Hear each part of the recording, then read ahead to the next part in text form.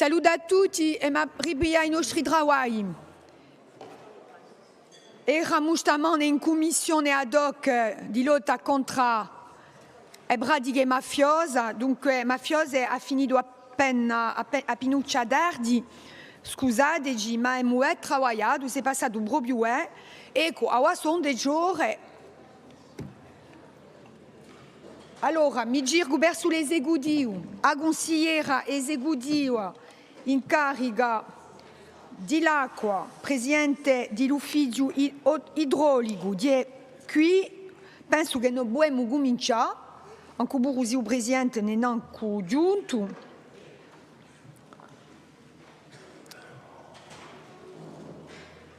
Saluto dai tribune il presidente della Camera regionale d'agricoltura, salute e gli agricoltori che sono qui. Dunque, avete la parola, principiate per il 321 o 314. La tarificazione. Dunque, avete la parola. Non c'è un dispositivo di sostegno al mondo agricolo, a differenziazione di tarificazione dell'acqua per le filiere che sono in tensione. Ecco. Ringrazio, signora Presidente. Et donc, ce rapport, c'est, je voulais le dire au préalable, un travail qui est co-construit entre l'Office d'équipement hydraulique, l'ODARC, la Chambre régionale d'agriculture, les représentants des filières, qui vise à établir, comme vous l'avez vu, une tarification qui soit plus équitable, plus fiable, plus soutenable pour l'avenir agricole et la préservation de la ressource. Je salue bien sûr la Chambre d'agriculture, les représentants et le président de la Chambre qui est présent aujourd'hui. Ce travail il va dans le sens de la délibération de 2023 sur la politica di l'acqua. Pourquoi? Parce que je vous rappelle que cette délibération, il y a deux pans. Il y a un pan sur les actions concrètes à réaliser sur des économies d'eau, mais aussi en résorbant le retard infrastructurel. Donc, je vous rappelle, 160 millions d'euros sur le retard infrastructurel, et aussi instaurer un contrat social et écologique autour de l'eau. L'eau bien commun, l'eau qui n'est pas une valeur marchande comme les autres, mais un patrimoine qu'il faut protéger, défendre et traiter comme tel, notamment pour éviter les conflits d'usage. Donc, la politica di l'acqua y intègre donc des mesures concrètes d'économie d'eau et de sobriété. Vous avez bien compris, on travaille sur le stockage, la distribution, mais aussi sur la protection de cette ressource qui est épuisable. Depuis 2022, depuis mars 2022, des réunions régulières réunissent l'ODARC, les représentants des filières agricoles, les chambres d'agriculture, puis la chambre d'agriculture et les syndicats agricoles qui ont été organisés par l'Office.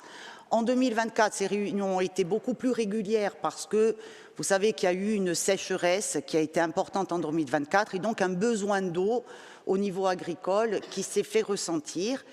Et ces réunions elles ont permis d'aborder la question d'une tarification incitative. D'ailleurs, en décembre 2024, après plusieurs échanges, a été décidé de déployer des dispositifs de comptage plus performants sur un échantillon de 100 agriculteurs en monoculture et de remplacer les compteurs qui étaient volumétriques jusque-là et qui comptaient peu et mal par des nouveaux compteurs en télérelève. Les résultats de ce comptage sur les 100 échantillons que l'on a fait ont été sans appel. Le test a démontré la nécessité d'accélérer ce processus de comptage plus fiable pour, bien sûr, la gestion de la ressource, l'économie d'eau, le paiement de la juste consommation et ce qui permet de réduire l'eau non facturée par manque de fiabilité des anciens compteurs. C'est donc poser la question de cette tarification et notamment de la charge fixe qui est sur le coefficient de révision en constante augmentation depuis 2017 face au changement climatique qui accélère et donc un besoin d'eau croissant pour les filières agricoles. Cette question elle a suscité des tensions et des inquiétudes pour certaines filières, notamment celles qui subissent une forte diminution de leur marge brute. Cette baisse de rentabilité s'explique en très grande partie par la hausse exponentielle de tous les intrants, c'est-à-dire l'énergie, l'engrais et la charge fixe de l'eau. Cette fragilité rend toute augmentation ou adaptation tarifaire particulièrement sensible pour ces filières. Vous savez que la tarification elle repose sur une redevance fixe dont le montant est fonction du débit installé multiplié par un coefficient de révision et sur la consommation réelle. L'objectif partagé est de faire baisser la charge fixe et de porter la charge sur la consommation réelle, compter juste, payer juste. Pour cela, il est proposé une baisse de la charge fixe pour toutes les filières, c'est-à-dire en fait une baisse de ce coefficient de révision des prix qui sera proposé au prochain conseil d'administration de l'Office d'équipement hydraulique. Pour autant, pour les filières fourrage, élevage et céréales, cette baisse de la charge fixe ne suffisait pas à réguler le coût. Donc, il fallait garantir, enfin, on a discuté et on est arrivé à le point d'équilibre de dire de garantir un coût cible d'irrigation à hauteur de 250 € l'hectare, c'est-à-dire un calcul de référence qui a été fait par la Chambre d'agriculture, par l'ODARC, sur un 30 mètres cubeurs avec une surface de 5 hectares en volume d'irrigation pour 6600 mètres cubes à l'hectare. Il y aura donc un déploiement des compteurs en télérelève avec une pause et une demande de débit souscrit qui sera validée par la Chambre et par l'ODARC pour éviter une surévaluation du débit souscrit ou une sous-évaluation du débit souscrit, avec une concertation annuelle qui sera élaborée avec les représentants des filières et la Chambre d'agriculture sur cette tarification forfaitaire mise, donc je le rappelle, pour les filières fourrage, élevage et céréales, un coût forfaitaire qui va de 0 à 20 mètres cubeurs pour 100 €, 21,50 pour 200, ainsi de suite, 300, 500 et 1000. Donc, ce qui vous est proposé, c'est d'acter le fait qu'on va baisser toutes les filières sur le coefficient de révision et d'acter cette nouvelle politique tarifaire sur les filières fourrage, élevage et céréales qui sera forfaitaire. Voilà. J'attends vos questions. Je vous remercie.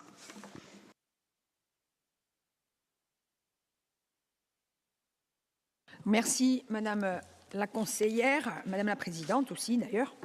Alors, nous avons sur ce dossier un rapport de la CDNAT.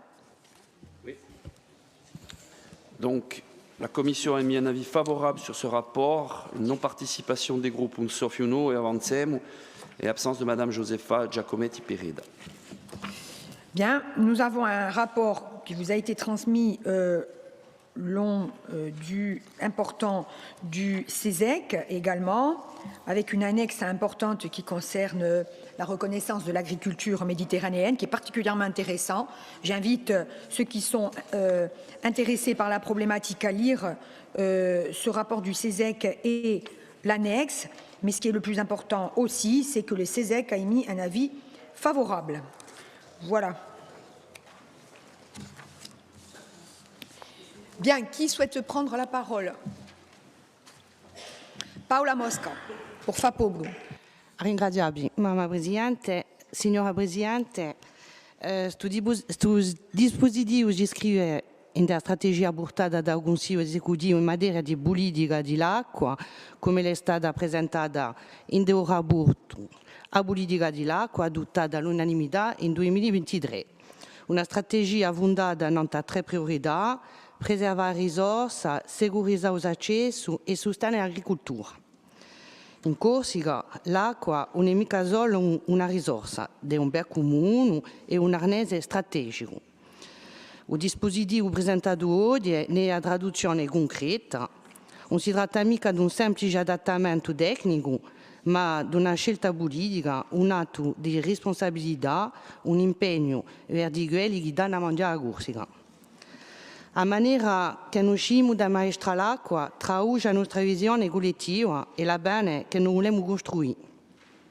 L'Assemblea di Corsica ha d'altronde già affermato che l'acqua fa parte di due comuni di un popolo corso e un bel comune, un nemico, una mercanzia, né una risorsa abbandonata alle sole logiche di un mercato e una ricchezza collettiva da proteggere e da sperte con sempre a mente la logica dell'interesse generale. La scelta fatta oggi si iscrive in de standardura e mette la sovranità alimentare al cuore delle nostre priorità. Senza agricoltura non ci sono mica territori vivi, estinto campagnolo. Oramai sono precisamente filiere che costituiscono il solco della nostra agricoltura, il vino, i cereali e l'aleo, che si trovano oggi fragilizzate dallo scambiamento climatico, dalla crescita delle cariche e dalla fragilità dei mercati. Quando il costo dell'acqua diventa più alto che i rivenuti che lo permette di produrre, si tratta più di una questione tecnica e un scopo politico maggiore. Il fatto che l'acqua sia scarsa impone scelte. La nostra responsabilità è di garantire che l'acqua andessi prima a quelli che producono e allevano. Di questa situazione, la collettività di Corsica, l'Ufficio Idraulico, l'ODAC e la Camera d'Agricoltura hanno ingaggiato un lavoro comune che porta oggi a un'evoluzione maggiore, a tarificazione differenziata, giusta e adattata ai filiere in difficoltà, che ripone a nanta solidarietà, a trasparenza e a corresponsabilità. Permette di alleggerire il costo dell'acqua per esploitazioni più esposte da 250 euro all'ettaro, quando spesso giungiano sino a 550 euro. Da accompagnare la sottrazione verso una gestione più efficiente delle risorse. Si tratta di un dispositivo evolutivo, concertato e fondato all'interesse generale. Preservare l'acqua e preservare il nostro bene. Gli agricoltori si sono impegnati in una immagine esemplare di modernizzazione e di ottimizzazione. La collettività di Corsica assicurerà ogni anno una contribuzione aggiustata in un quadro e costruito insieme. Il dispositivo presentato non è mica un regalo, ma di un patto tra l'abbondanza pubblica e quelli che lavorano, che producono, che resistono e che mantengono vivi i nostri territori. Questo rapporto si iscrive in una visione chiara, ribia la maestria delle nostre risorse, la terra, l'acqua, l'energia e consolida un modello agricolo durevole, resiliente e degno. La scelta che noi abbiamo oggi è una scelta di giustizia, di equità territoriale e da bene. Per tutte queste ragioni sosteniamo il vostro dispositivo. Ringrazio.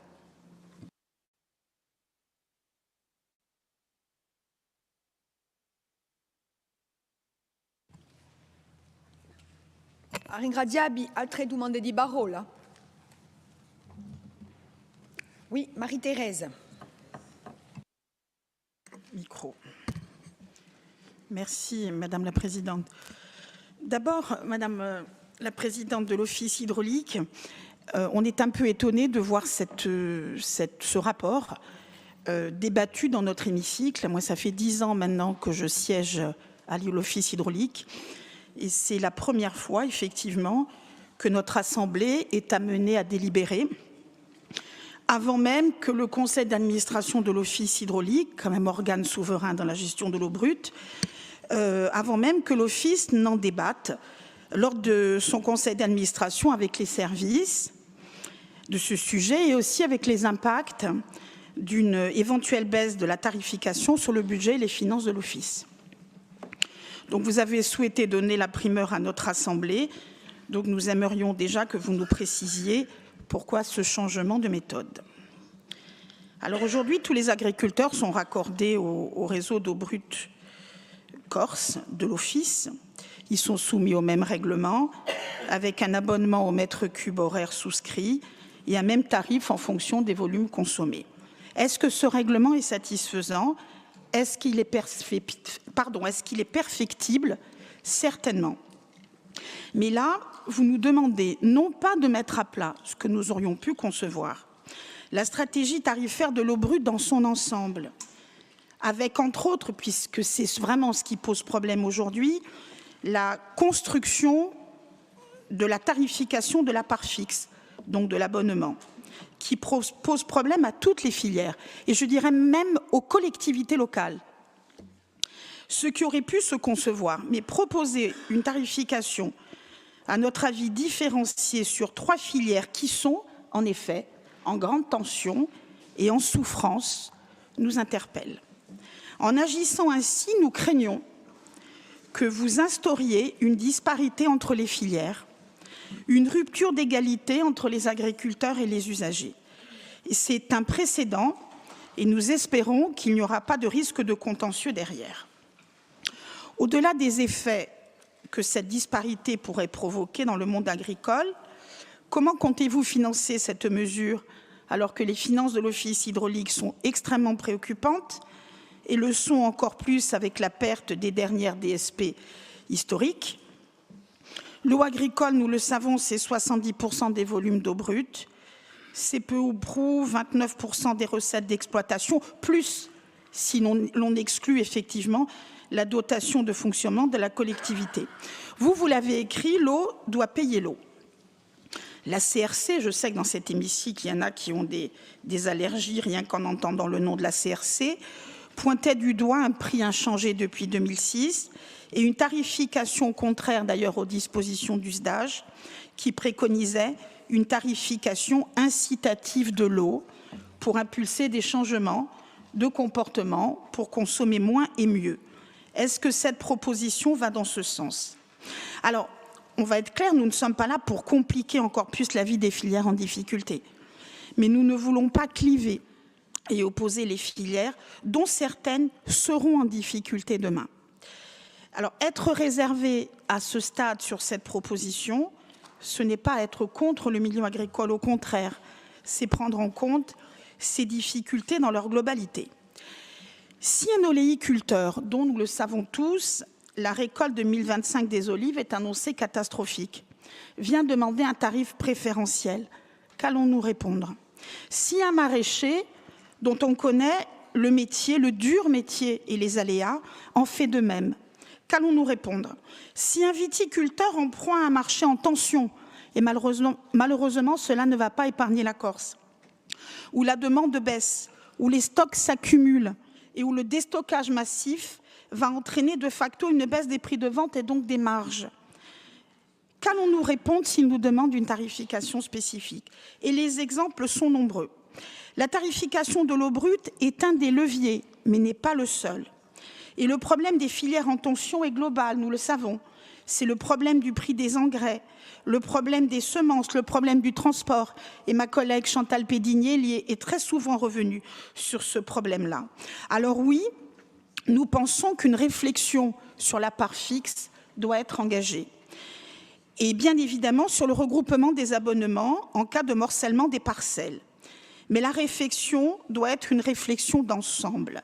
Vous l'annoncez dans ce rapport, mais nous n'avons pas l'ombre du début d'une réflexion. Alors nous voulons une agriculture prospère, bien évidemment, pleinement consciente des enjeux, à commencer par le changement climatique, qui demande une adaptation urgente des types de cultures et des systèmes d'irrigation. Alors, quelle agriculture, puisque vous en parlez très souvent dans cet hémicycle, pour une autonomie alimentaire? Face à ce dérèglement climatique qui fait que des filières qui irriguaient peu sont aujourd'hui, ou pas, sont aujourd'hui contraintes de recourir à l'arrosage. Quelle est votre vision stratégique de l'agriculture? On aimerait bien effectivement avoir un peu plus de visibilité là-dessus. On sait qu'il faut initier une réflexion sur les nouvelles essences à planter. Alors, je ne suis pas une experte, mais j'ai lu qu'il y avait le plan protéines végétales qui disposait de plusieurs dizaines de millions d'euros comme alternative à l'aliment pour le bétail. Sans compter, aujourd'hui, l'introduction de l'IA dans les pratiques agricoles. Où en sommes-nous? Parce que stratégie agricole et tarification de l'eau sont intimement liées. Nous vous proposons d'avoir une réflexion globale, d'accompagner nos agriculteurs tous nos agriculteurs, en pleine responsabilité, sans occulter, Madame la Présidente, la structure financière très fragile de l'Office et de la collectivité et des collectivités en général, dans un contexte quand même de raréfaction de l'argent public. Au-delà des compteurs, il faut cibler les rendements des réseaux, accélérer les investissements indispensables à la mise aux normes et au développement des infrastructures de stockage et de distribution, trop inégalement réparties sur le territoire. Et Chantal Pédinier il va compléter mon intervention.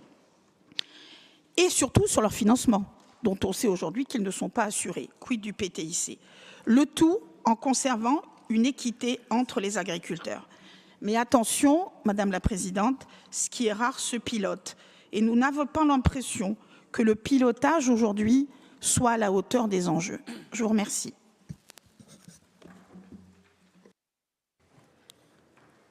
D'autres interventions? Oui. Je vous Chantal. remercie. Merci Madame la Présidente.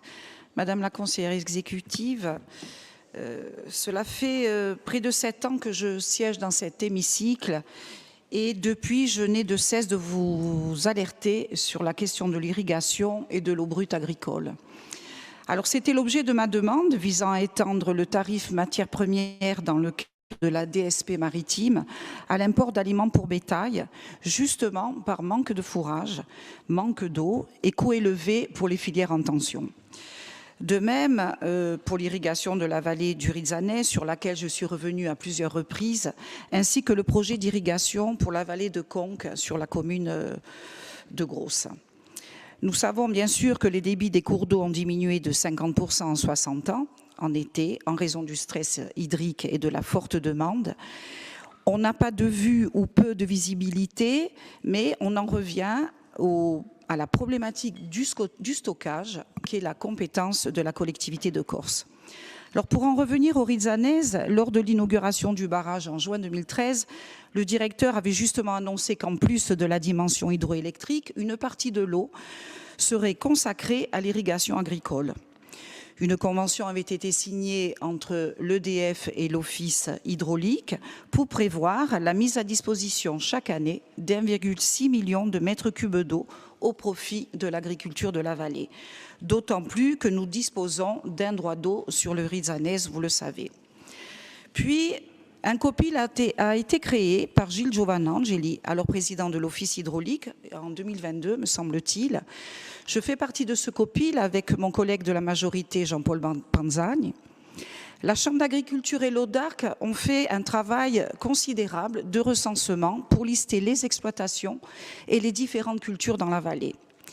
Malgré cela, depuis de nombreux mois, rien ne se passe et les réunions prévues ont été reportées à plusieurs reprises. Alors pourquoi je vous parle de ça aujourd'hui?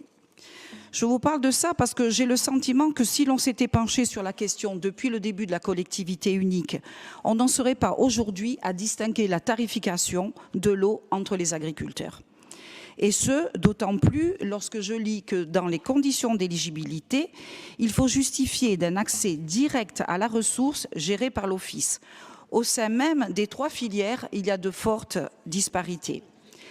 Si dans des territoires irrigués comme la plaine orientale, le réseau est dense, vous savez qu'il y a des territoires qui ne sont pas intégrés à ce maillage et qui attendent une politique volontariste de la part de la collectivité de Corse, et ça commence par le stockage.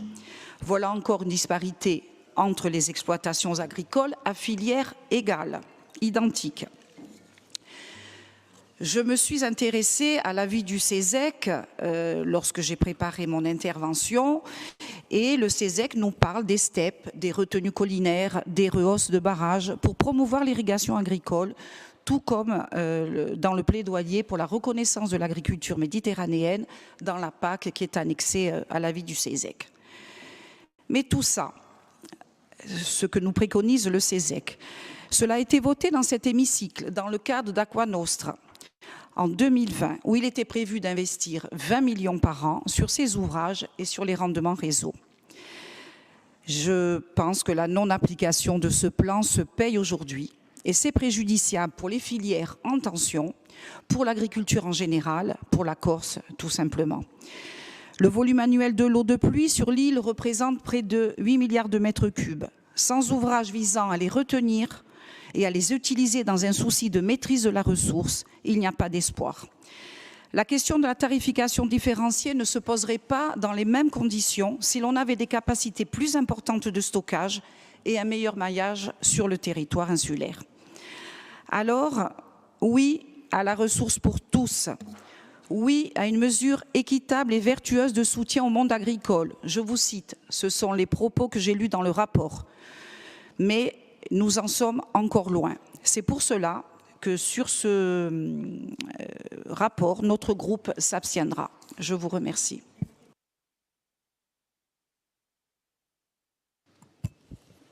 Bien. Paul Félix Benedetti. À partir du moment où on fait état d'un consensus entre l'organe public qui délivre l'eau et les usagers agricoles, je ne vais pas chercher à faire une coupe de cheveux supplémentaire. Je constate qu'on a abouti à quelque chose de cohérent, d'intégrer la notion de coût de production par rapport aux spéculations de filière, d'intégrer la notion de la difficulté d'avoir un parcellaire homogène et uniforme, car il n'y a pas eu de remembrement efficient au profit d'une reconcentration des surfaces agricoles pour des exploitations. Et il était navrant de constater que celui qui avait le plus de difficultés à travailler parce qu'il avait un parcellaire éclaté, qu'il avait besoin d'avoir une multitude de points de livraison d'eau, se voyait confronté à une deuxième peine, celle d'une tarification unique qui reposait sur le nombre de bornes qui étaient mises à sa disposition. Donc le fait de passer à une notion économique réaliste d'un coût à l'hectare, qui est lui son coût de revient réel, et d'un coût de facturation à l'hectare, c'est quelque chose de rationnel. Ensuite, la logique de faire une discrimination entre les filières sous tension, qui sont des grosses consommatrices d'eau, et les filières qui sont à plus forte valeur ajoutée, qui consomment moins d'eau, parce qu'elles ont atteint d'abord des niveaux de compétences techniques plus fortes peut-être que d'autres filières, qu'il y ait une différenciation, mais qui, in fine, ne va pas impacter le compte de résultat des exploitations. Je pense qu'on est dans la rationalité. Maintenant, je ne pense pas que le comptage électronique va résoudre la problématique de la non-facturation. Je pense qu'aujourd'hui, il faut qu'il y ait un pacte moral entre le monde agricole et l'Office d'équipement hydraulique. Puisque la tarification est validée et acceptée, la logique ne doit plus être la détérioration des dispositifs de comptage ou leur occultation complète. On doit être dans la transparence et on doit avoir, sur une rampe de 4 à 5 ans, une remontée du niveau des volumes facturés parce qu'il y aura une concorde entre les usagers et les exploitants techniques. On ne peut pas continuer à avoir un différentiel de 100% entre les 20 millions de mètres cubes qui sont plus ou moins facturés et les 20 millions de mètres cubes qui sont la part des anges. Ça n'existe pas. Donc, moi, je crois plutôt à un état d'esprit.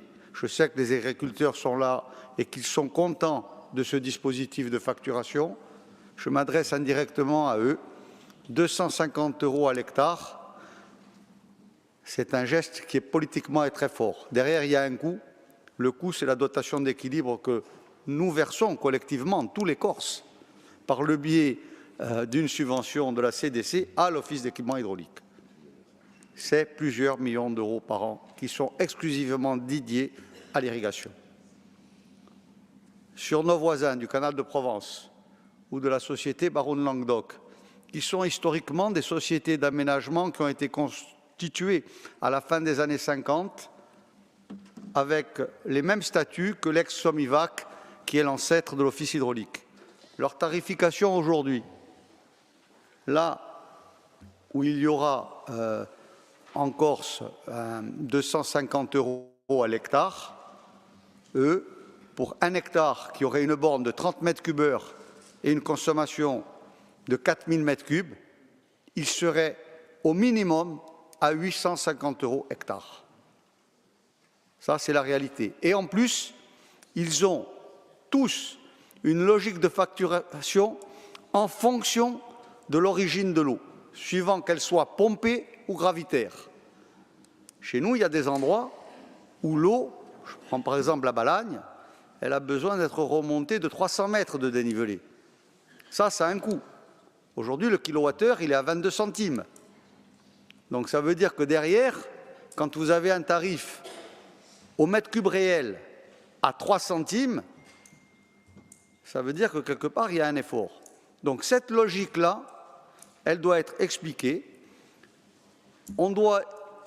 Ce tarif sera peut-être soumis à des ajustements. Il n'a peut-être pas tout vu. Moi, ce que je sais, c'est qu'il fait l'objet d'un esprit de concorde. Donc à partir de là, on doit demander le complément. Le complément, c'est de la rationalité dans l'usage de l'eau, et c'est que, bien entendu, tout va reposer sur les déclarations de surface. Donc il faut qu'elles soient réalistes. On ne va pas chercher à compter l'art planté, mais qu'on soit au moins à l'hectare près, qu'on n'ait pas là aussi une amplitude de déclaration qui soit, je dirais, à la minoration systématique des usages de l'eau. Donc, moi, je sais qu'on a aujourd'hui un monde agricole qui est dans une logique de reprise d'une souveraineté alimentaire. Ça passe par de la production, ça passe par de la rationalité et ça passe par une entente cordiale entre tous les opérateurs, qu'ils soient financiers, techniques ou commerciaux.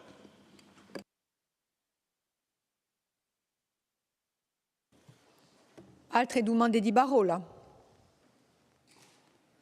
Oui, Jean-Jacques Lucchini.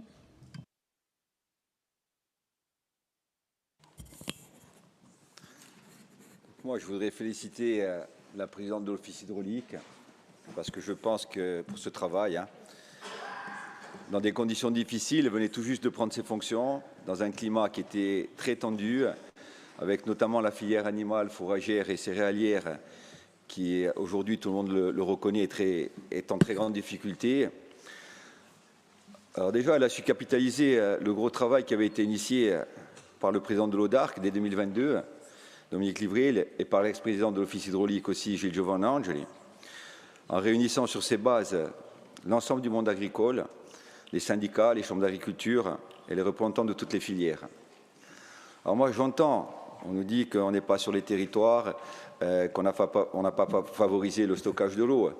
Je vous rappelle qu'on a quand même voté un plan à 10 ans, que pendant 30 ans, la seule retenue qui a été faite, c'est celle de Bassage, 2 millions de mètres cubes. Sur le plan à 10 ans, il va y avoir la réhausse des barrages qui est lancée. Il y a un plan sur le Ritzanese, chose qui n'avait jamais été évoquée. On a une réunion le 12 décembre avec EDF pour essayer de finaliser, parce qu'on est obligé de passer aussi par EDF.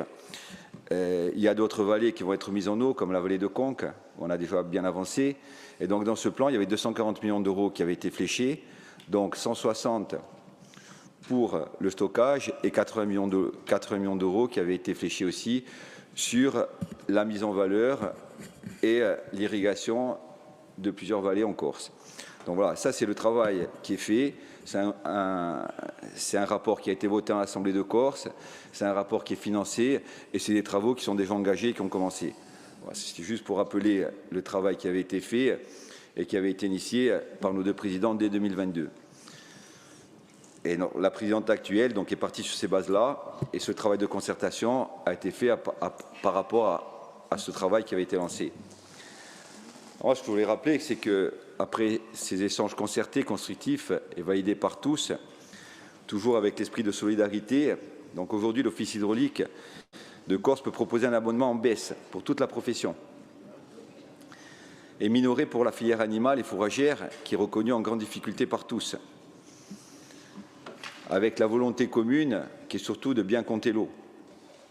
Parce que ce que rappelait tout à l'heure Paul Félix, la part des anges, c'est 20 millions de mètres cubes qu'à un moment donné, qui sortent dans les réservoirs, mais qui ne sont ni facturés et il va falloir qu'on sache exactement où il passe, parce que si demain on veut mieux compter, on veut mieux partager l'eau, le premier travail, ça va être celui-ci.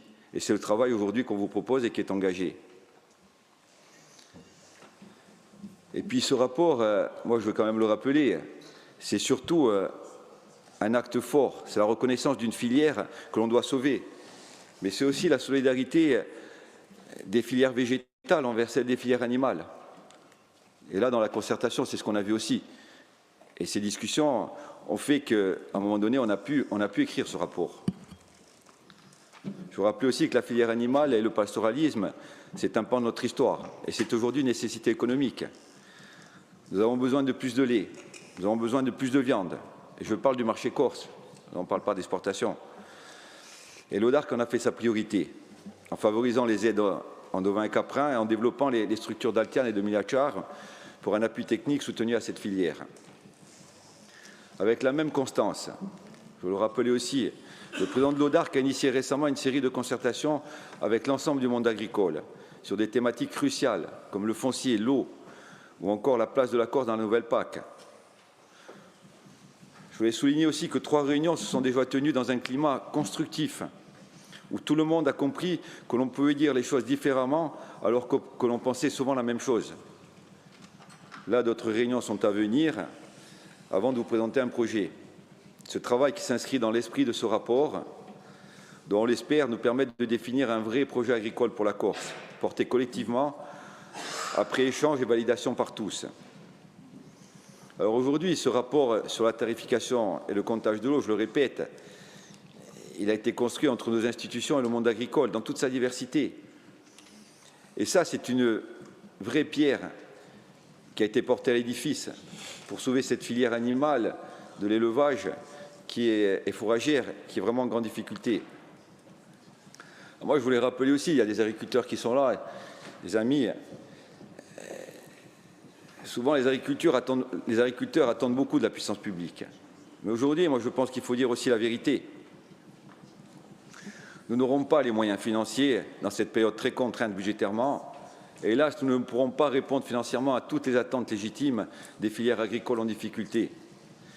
Mais nous accompagnerons et les soutiendrons dans une démarche de restructuration. Dans une période pas si lointaine où l'on arrachait la vigne, les vignerons, et Baptiste, je pense qu'il peut en parler, ont su se fédérer et organiser la filière viticole pour la sauver. Aujourd'hui, le vin de Corse est reconnu à l'international. La filière arboricole, avec la clémentine de Corse, était vouée à disparaître il n'y a pas si longtemps. Nos agriculteurs ont su se mutualiser et coopérer. Aujourd'hui, cette filière est un des fleurons de notre agriculture. Alors aidons la filière animale, fourragère et céréalière à s'organiser collectivement comme l'on fait si bien les filières végétales. Moi, je vais terminer par une anecdote. Chaque année, je me rends à la foire de Philitose. Et cette année, c'était les Basques qui étaient mis à l'honneur à la foire. Et j'ai échangé longuement avec un berger basque sur nos problèmes. Et on s'est aperçu qu'on avait souvent les mêmes problèmes. Et il m'a dit, nous avons résolu beaucoup de problèmes par le collectif. Et ce qui me choque ici, c'est que vous travaillez seuls les uns à côté des autres. Et il m'a cité un vieux proverbe basque. Et je pense qu'il faut méditer sur ce proverbe. Il m'a dit, si tu vas seul, tu vas plus vite. Mais si tu vas ensemble, tu vas plus loin. Et ce rapport, aujourd'hui, qui est partagé et validé par l'ensemble des filières, l'ensemble des syndicats, la Chambre d'agriculture et nos institutions, montre que quand on va ensemble, on peut aller vite et loin, avec toujours un souci d'équité, de solidarité et dans un cadre financier qui est assumé. Ringraziavi. Ringraziavi. Alors, altre domande di parola? No, dunque, Saverio Luciani. Merci, Présidente. Rapidement, moi, je crois que en saluant le monde agricole qui est très attentif à l'examen de ce rapport, venons aussi un peu, moi aussi, de ce monde-là. Je crois qu'on est surtout interpellé par le fait que ces filières qui sont ciblées aujourd'hui, ce sont des filières, notamment celle de l'élevage en particulier, qui est en voie de disparition.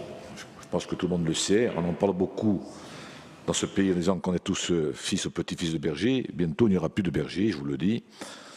Je fais le compte. Hein. Quand je vais dans les paysages que j'ai connus dans un autre temps, il y avait des dizaines de troupeaux. Aujourd'hui, ils se comptent même plus sur les doigts d'une seule main. Donc, alors, de là, je fais un bond vers cette question de l'eau sur laquelle j'ai passé quelque temps moi aussi, et avec d'énormes difficultés, parce que c'est un domaine qui est sensible depuis toujours, et pas simplement qu'avec les agriculteurs, y compris avec les collectivités. Ce matin, on sera consensuel. Il vaut mieux, parce que Guisonnage est un lieu de la contestation, vous le savez, et c'est forcément aussi un lieu qui a permis, certainement, je le dis, hein, le président Red est au-dessus de moi, qui a permis d'accélérer cette réflexion, même si et je rejoins en grande partie les propos de ma collègue Marité Mariotti, le processus n'est pas abouti du tout. On est dans l'intervalle, on est dans la transition, on est bien avant le grand questionnement.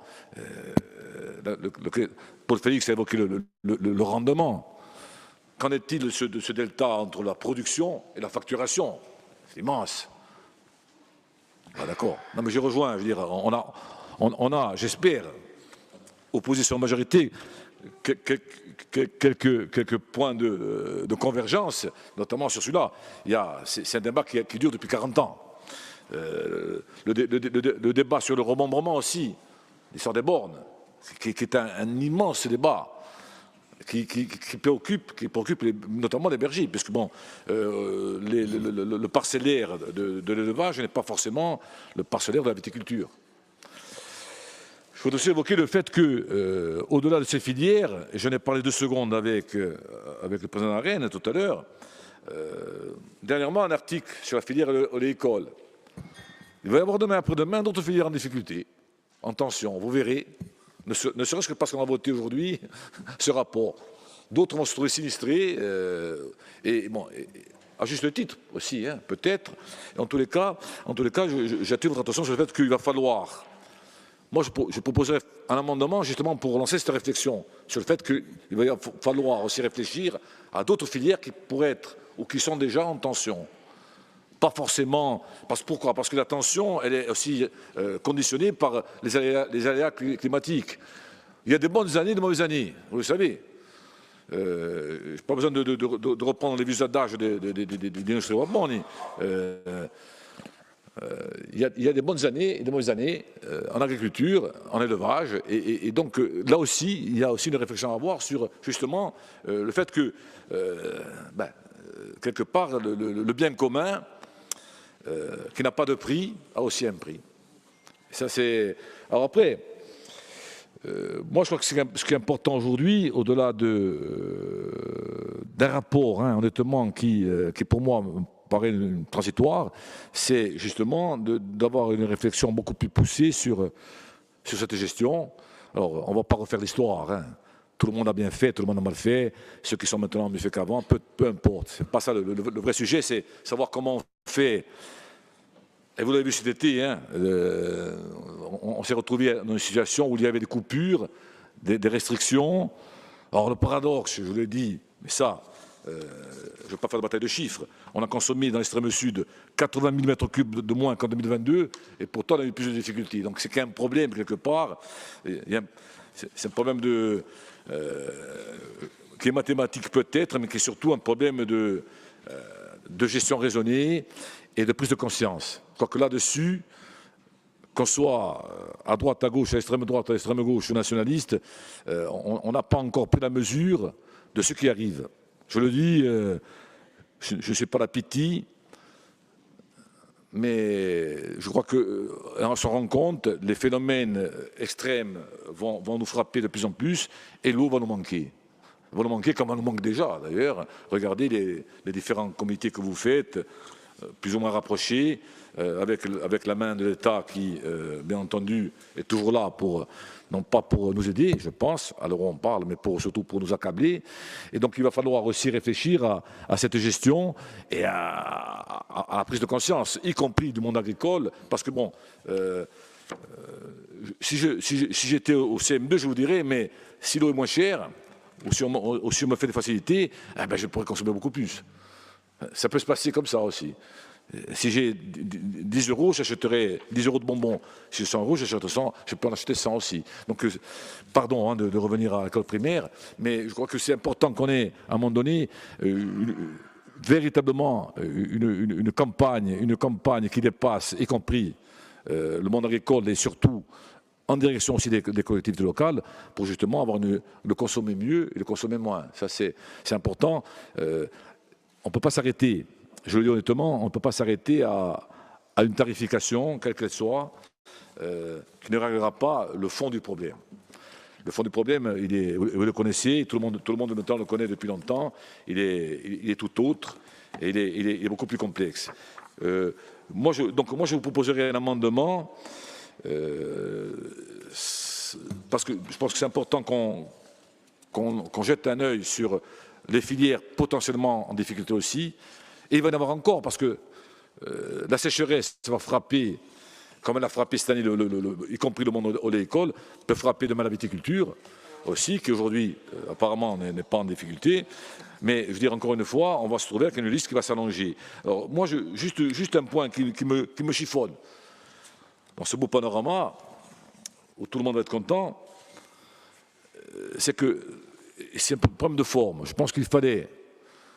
En tout cas, moi, je l'aurais fait, si j'avais été à votre place, et Marité l'a souligné, il aurait fallu peut-être que sur la forme, on passe par la souveraineté de l'Office hydraulique et son conseil d'administration, et non pas par l'Assemblée de Corse, parce que sinon, je vous dirais, méchamment, mais simplement, qu'on retourne à un service de la CDC, non pas à un office. Or, l'Office, il a la compétence, il a le devoir de mener une politique. Une politique, moi je me rappelle d'Aqua Nostra, comme on peut rappeler les autres plans successifs qui visent à la même chose et qui ne font que se copier les uns après les autres.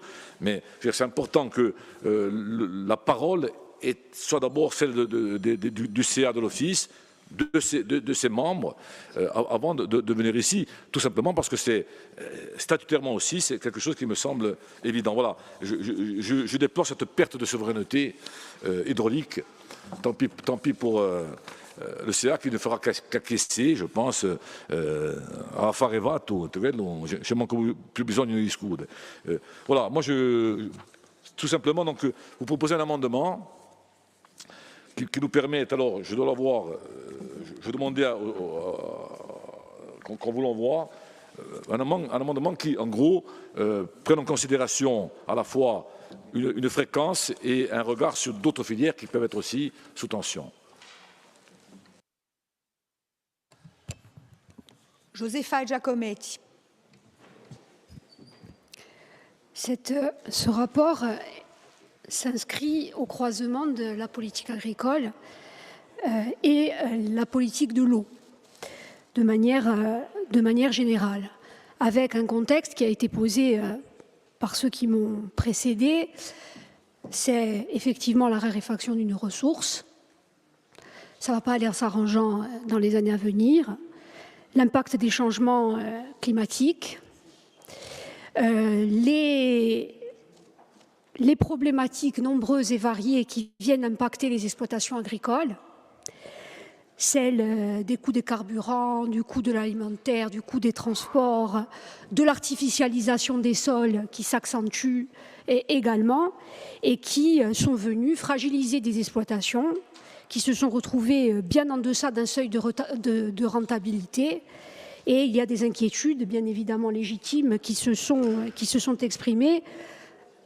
Mon collègue qui est à côté de moi évoquait Ghisonaccia et aiuta passare dall'altra parte di Ubonte, de mon lieu d'adoption, voilà, Morbu, et qui ont certainement aussi, cette inquiétude vive exprimée, permis aussi d'accélérer un certain nombre de choses, d'échanges. Et c'est heureux parce que je crois qu'aujourd'hui, on arrive à un travail qui a été fait en collaboration, à ce que j'entends, à ce que je vois et à ce que j'ai pu savoir, avec l'ensemble des agriculteurs, mais aussi des représentants du monde agricole. D'ailleurs, les représentants de la Chambre sont là. Un travail sur une part fixe, avec une approche qui, il est vrai, est plus rationnelle que celle qui précédait, puisque, effectivement, on affiche une approche beaucoup plus réaliste. Un diagnostic des filières qui sont réellement en danger, que vous avez qualifié de filières en tension.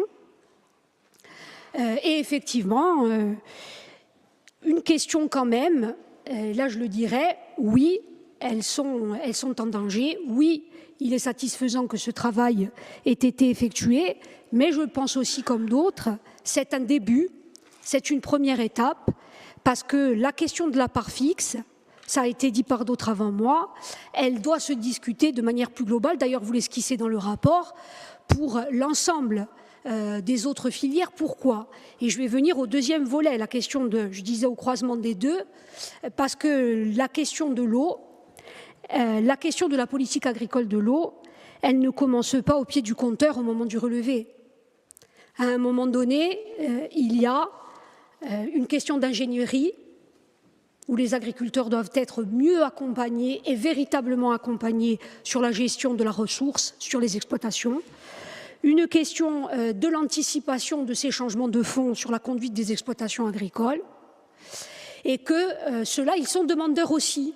Et tous sont demandeurs.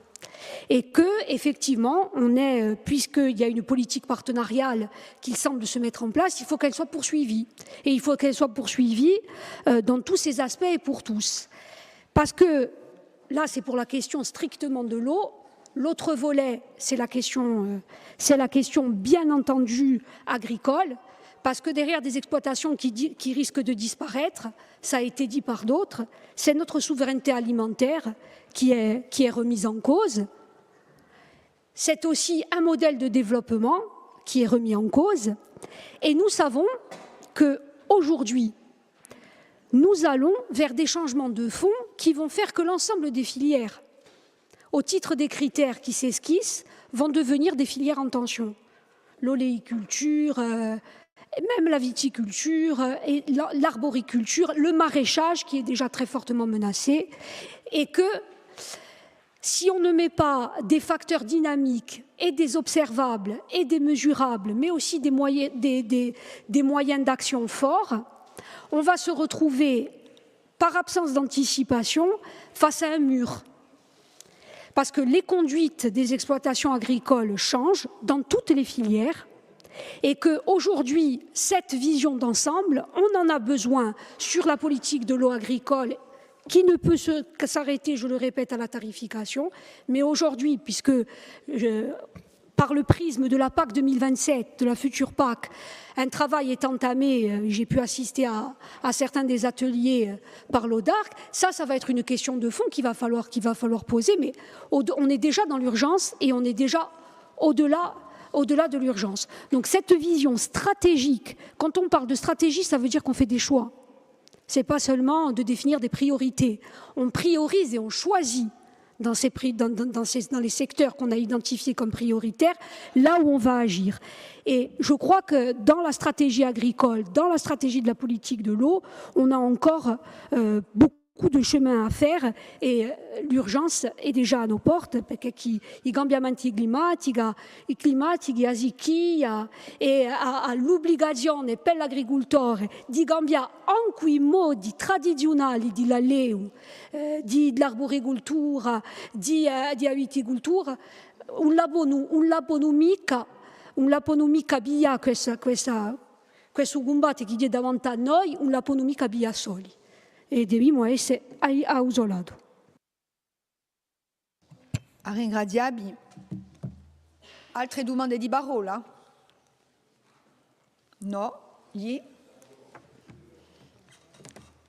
Aspetta. Est-ce qu'il y a d'autres demandes de parole pour les interventions? Non. Ensuite, il y a un amendement donc, qui a été annoncé, mais on en reparle après. Donc, je vais... il y aura un exposé de votre amendement, bien sûr, hein, on va vous donner la parole. Donc, je vais passer la parole à la conseillère exécutive. Et puis ensuite, il y aura présentation de l'amendement. Vous voulez qu'il y ait une présentation de l'amendement d'abord? Vous en avez pris connaissance? On va répondre à deux voix et je prends Ça va. Et après, on voit pour l'amendement. Je repasserai la parole à Sahuir, qui le présente, puisque c'est à lui de le présenter. Merci. Bon, je voudrais répondre sur quelques points en ce qui concerne le projet agricole et la vision politique, de l'agriculture. Nous, quand je suis arrivé aux responsabilités en 2021, on était au début du PSN et on a axé des orientations du PSN et le guide des aides avec pour objectif la production agricole. La production agricole, mais pas n'importe comment la production agricole. Une production agricole respectueuse de l'environnement et respectueuse des producteurs. On s'est rendu compte qu'il y avait des filières qui étaient plus en tension que d'autres. Déjà en 2021, 2022, des filières qui étaient plus en tension. Donc, dans le cadre du guide des aides, nous avons soutenu à hauteur de 80% les exploitations ovines et caprines, parce qu'on s'est rendu compte qu'il y avait quand même une baisse du nombre d'exploitations ovines et caprines et des personnes qui étaient, des bergers qui étaient en grande difficulté. Nous soutenons aussi à 80% les petites exploitations maraîchères. Les petites exploitations, c'est petit, mais c'est moins de 3 hectares. 3 hectares, c'est quand même une belle exploitation maraîchère dans le cadre d'un projet d'autonomie alimentaire. Hein, et nous avons mis en place un appel à projet en ce qui concerne le financement, un appel à projet protéique pour aider les exploitants à produire au sein même de leur exploitation leur fourrage, où l'on finance à hauteur de 80% et on l'a étendu aussi aux producteurs de fourrage. Alors bon, c'est vrai, hein, c'est vrai, peut-être qu'on n'en fait pas assez. Peut-être qu'on n'en fait jamais assez, peut-être qu'on n'a pas été assez loin. Là, on est en train de travailler sur la prochaine PAC. L'ensemble des élus qui siègent au conseil d'administration de l'ODARC sont conviés. Nous avons déjà tenu 3 réunions thématiques, comme l'a dit Josepha, qui a participé.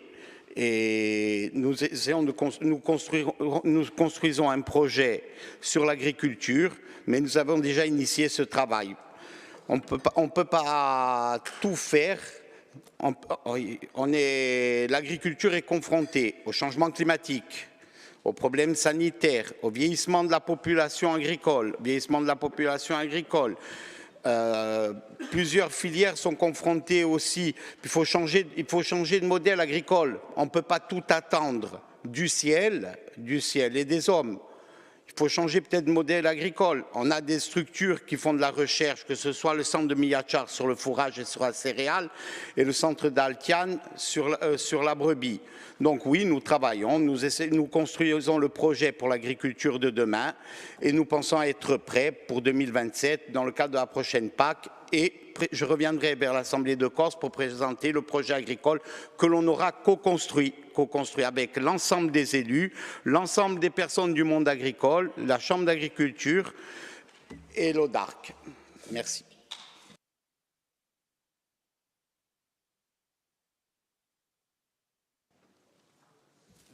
Merci. Donc moi, je remercie tout le monde pour les interventions. Je voulais revenir sur 2 points principaux. Premièrement, nous baissons toutes les filières. Mais, comme le dit Saverio Lugiani, c'est une prérogative du conseil d'administration de l'Office d'équipement hydraulique. Il n'y a pas de problème. On va présenter au conseil d'administration de l'Office hydraulique la proposition de baisser toutes les filières sur les charges fixes. Pour autant, même avec cette baisse de filières, il y a des filières qui ont une marge brute. Et quelles filières? L'élevage, le fourrage et les céréales. Qu'on a décidé de faire un forfait pour celles-là. Pourquoi est-ce que nous passons de Corse?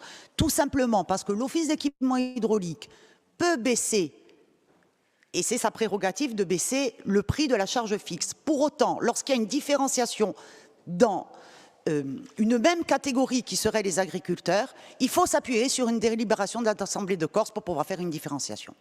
C'est ce que nous ont dit les conseils juridiques, c'est pour ça que nous sommes là, on est devant vous aujourd'hui. Donc là-dessus, nous on a suivi... mais voilà, donc l'amendement, on fera peut-être une suspension pour voir l'amendement. Je vais répondre à Madame Pédinier.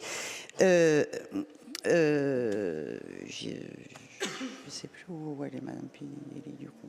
Donc, non, je voulais répondre à Madame Mariotti. Donc, voilà, sur la différenciation et pourquoi est-ce qu'on passe à l'Assemblée de Corse, c'est tout simplement pour pouvoir s'appuyer sur une délibération au sein de l'Office équipement hydraulique le 10 décembre et pouvoir faire une différenciation dans une même catégorie qui sont les agriculteurs entre deux tarifs différents, puisque l'Office hydraulique peut baisser le tarif, mais il faut qu'il soit uniforme. Ensuite, Madame Pédinier, on travaille sur le Ritsanese, on travaille sur Gros, ça, on a pris un peu de temps, on discute avec EDF, on reviendra vers vous. Il est vrai que ça a pris un peu de retard, mais le travail continue là-dessus. Sur le stockage, on n'oppose pas le rendement, et je vais répondre aussi à Saverio Luciani là-dessus, on n'oppose pas l'économie d'eau, elle y est là-dedans.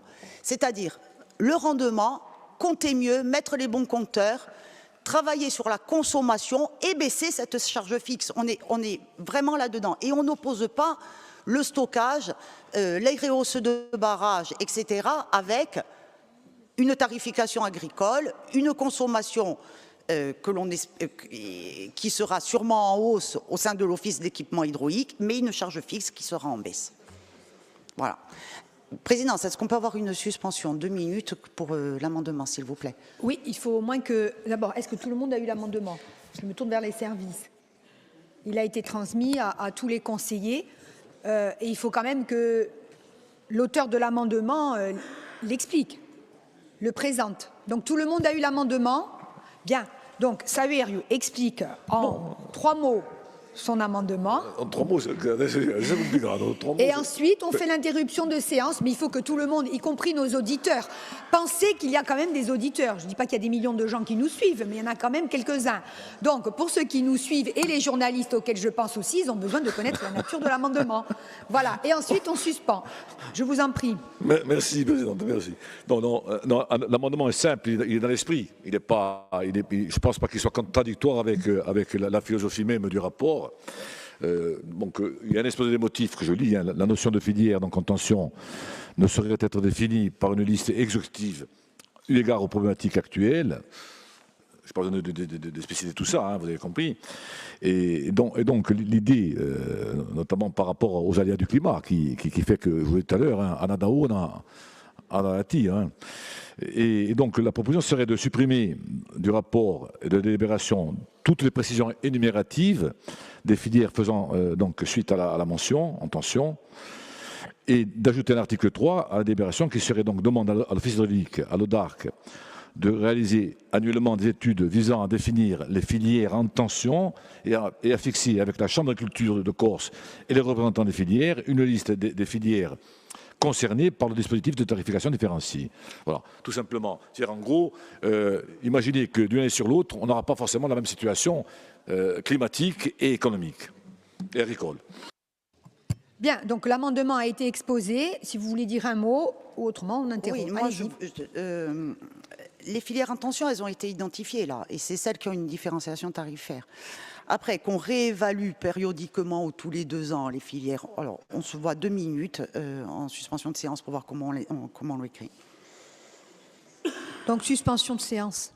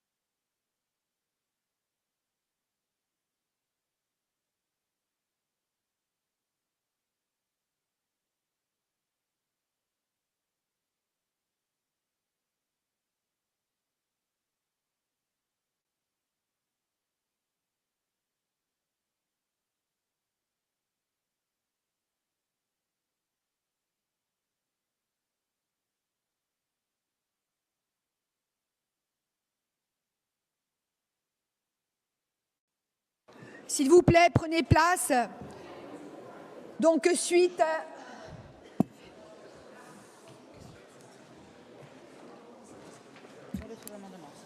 Donc nous sommes connectés, nous reprenons nos débats. Donc suite à l'échange entre l'exécutif et le groupe AWANSEM, je crois qu'il y a une proposition d'amendement. De sous-amendement, Présidente. De sous-amendement, voilà, très précisément, qui est proposé aux conseillers. Donc vous les avez reçus en version numérique. Je ne sais pas si vous en avez pris connaissance.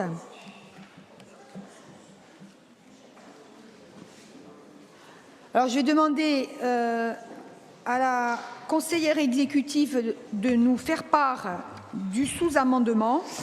Alors, merci, Présidente. Donc, on supprime le premier tiret, je dirais, le premier paragraphe, parce que si on supprime les filières, c'est tout le travail que l'on a entrepris qui tombe à l'eau, donc on l'enlève. Sur le deuxième, on dira paragraphe, ajouter un article 3 à la délibération comme suit, demande à l'Office, à l'ODARC, et là on rajoute à la Chambre d'agriculture de Corse et aux représentants des filières de réaliser de façon concertée, on enlève annuellement, on met tous les 3 ans, des études visant à définir les filières en tension, en distinguant les difficultés conjoncturelles des fragilités structurelles, et à fixer, on enlève donc, puisqu'on l'a mis plus haut avec la Chambre d'agriculture de Corse et les représentants des filières, par suite, une liste des filières concernées par le dispositif de tarification différenciée. Je vous remercie. Bien, bon, à titre personnel, cela me paraît bien convenir, mais est-ce qu'il y a des questions sur ce sous-amendement ou des interventions? Non, donc parfait. Donc, si vous en êtes d'accord, je vais soumettre au vote le sous-amendement qui vient de vous être énoncé. Qui est contre?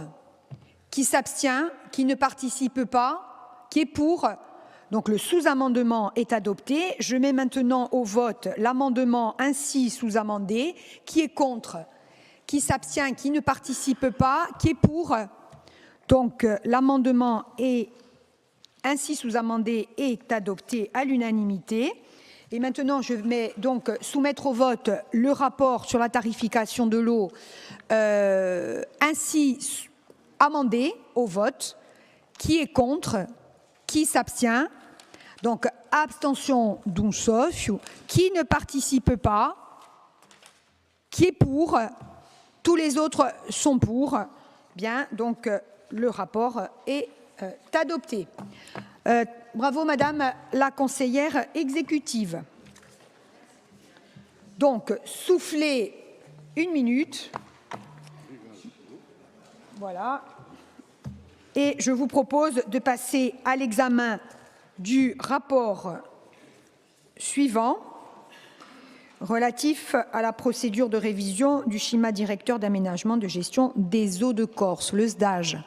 Je me permets de faire un petit point organisationnel pendant que Madame la conseillère exécutive est en train de s'organiser pour la présentation du rapport suivant.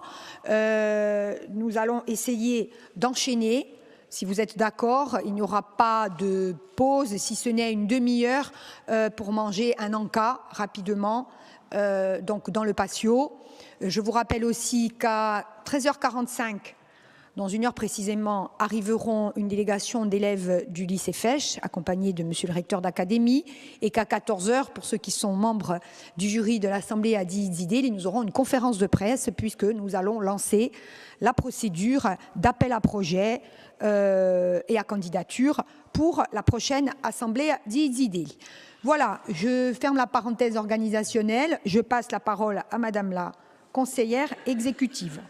Merci Madame la Présidente. Donc c'est une approbation de la procédure de révision du SDAGE. C'est une procédure obligatoire qui passe devant vous. C'est uniquement sur l'état des lieux et le calendrier. Donc révision du SDAGE à l'initiative de la collectivité de Corse, d'où l'objet de ce rapport, vise à préparer le SDAGE pour la période 2028-2033 qui devrait être approuvé avant la fin de l'année 2027. Les travaux ont déjà été engagés avec les questions importantes du bassin. enrichi des consultations des assemblées et du public, terminées en juin 2025, et les pistes de travail qui en découlent ont été adoptées par le comité de bassin du 1er octobre 2025. Il y a aussi la mise à jour de l'état des lieux, adoptée par le comité de bassin en octobre 2025. Donc sur l'état des lieux actualisé, présente une analyse approfondie du bassin, des pressions qui existent et du risque de non-atteinte des objectifs environnementaux à l'horizon 2033, ainsi que l'état des masses d'eau grâce à des méthodes améliorées et des données consolidées, mais aussi à une sécheresse croissante. Ce diagnostic gagne en précision et en fiabilité. Il ressort que 33% des masses d'eau présentent un risque de ne pas atteindre le bon état, soit une hausse de 8% par rapport à 2019. La principale pression identifiée en progression concerne les apports en nutriments urbains et industriels. L'assainissement demeure donc un enjeu majeur. Viennent ensuite les altérations morphologiques, les interruptions de continuité écologique et les prélèvements dont le niveau sont stables. Concernant l'état des masses d'eau, bien que toujours en bon ou très bon état dans une très forte proportion, une légère dégradation des eaux superficielles est constatée, liée à des facteurs multiples. Cependant, les années 2021-2023 ayant été particulièrement sèches, la situation appelée à devenir plus fréquente, cette dégradation pourrait résulter des effets de la baisse des débits et de la réduction de la capacité de dilution des cours d'eau. 83% des masses d'eau de surface sont en bon ou très bon état écologique et 94% en bon état chimique. Les eaux souterraines conservent un excellent niveau avec 100% en bon état chimique et 87% en bon état quantitatif. Le calendrier donc, qui prévoit l'approbation de l'état des lieux et de la procédure d'élaboration d'usage par l'Assemblée de Corse aujourd'hui, l'adoption du projet de SDAGE à l'été 2026, l'avis de l'autorité environnementale à l'automne 2026, puis la consultation des assemblées du public jusqu'en mai 2027, pendant 4 et 6 mois, l'adoption finale par le comité de bassin et l'approbation par l'Assemblée de Corse entre juillet et novembre 2027 pour une publication au journal officiel avant le 23 décembre. La révision se déroulera parallèlement à celle du plan de gestion du risque d'inondation, le PGRI, et du document stratégique de façade, le DSF, Méditerranée.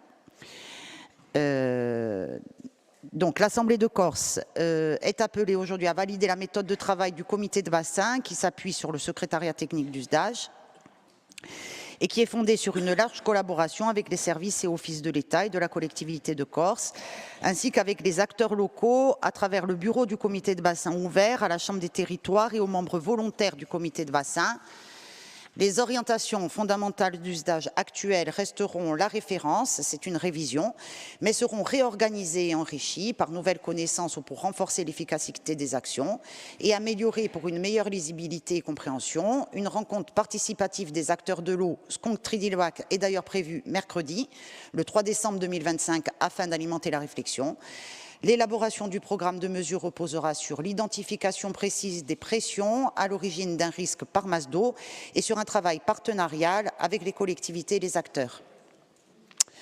Il semble aussi important de rappeler que l'élaboration du SDAGE soit menée en cohérence et complémentarité avec les travaux de mise à jour du PADUC, en cours de révision également, puisque c'est le souhait de l'Assemblée de Corse. Je vous remercie.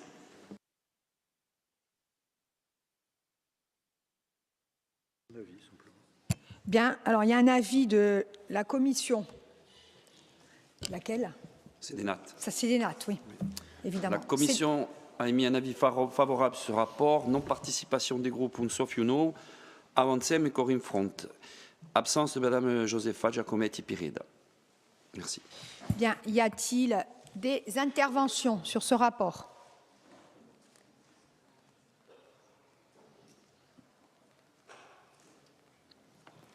Pierre Giunga.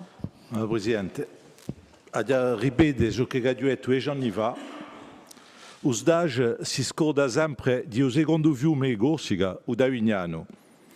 O Davignano ha 89 km di lungo come il Golo e forse chissà causa è il fatto che EDF l'ha castrato nel 1978. A parole forte ma di vera.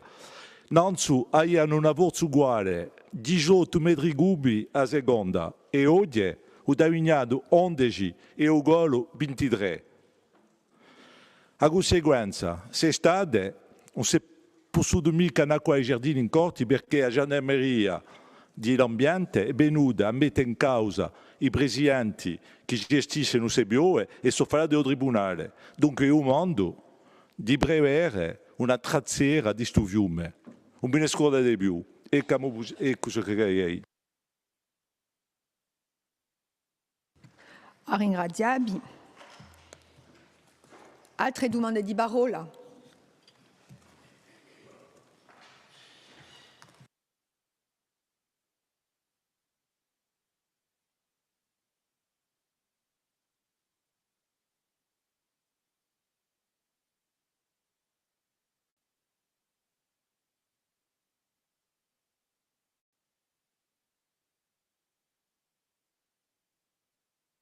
Madame la conseillère exécutive, est-ce que vous voulez intervenir?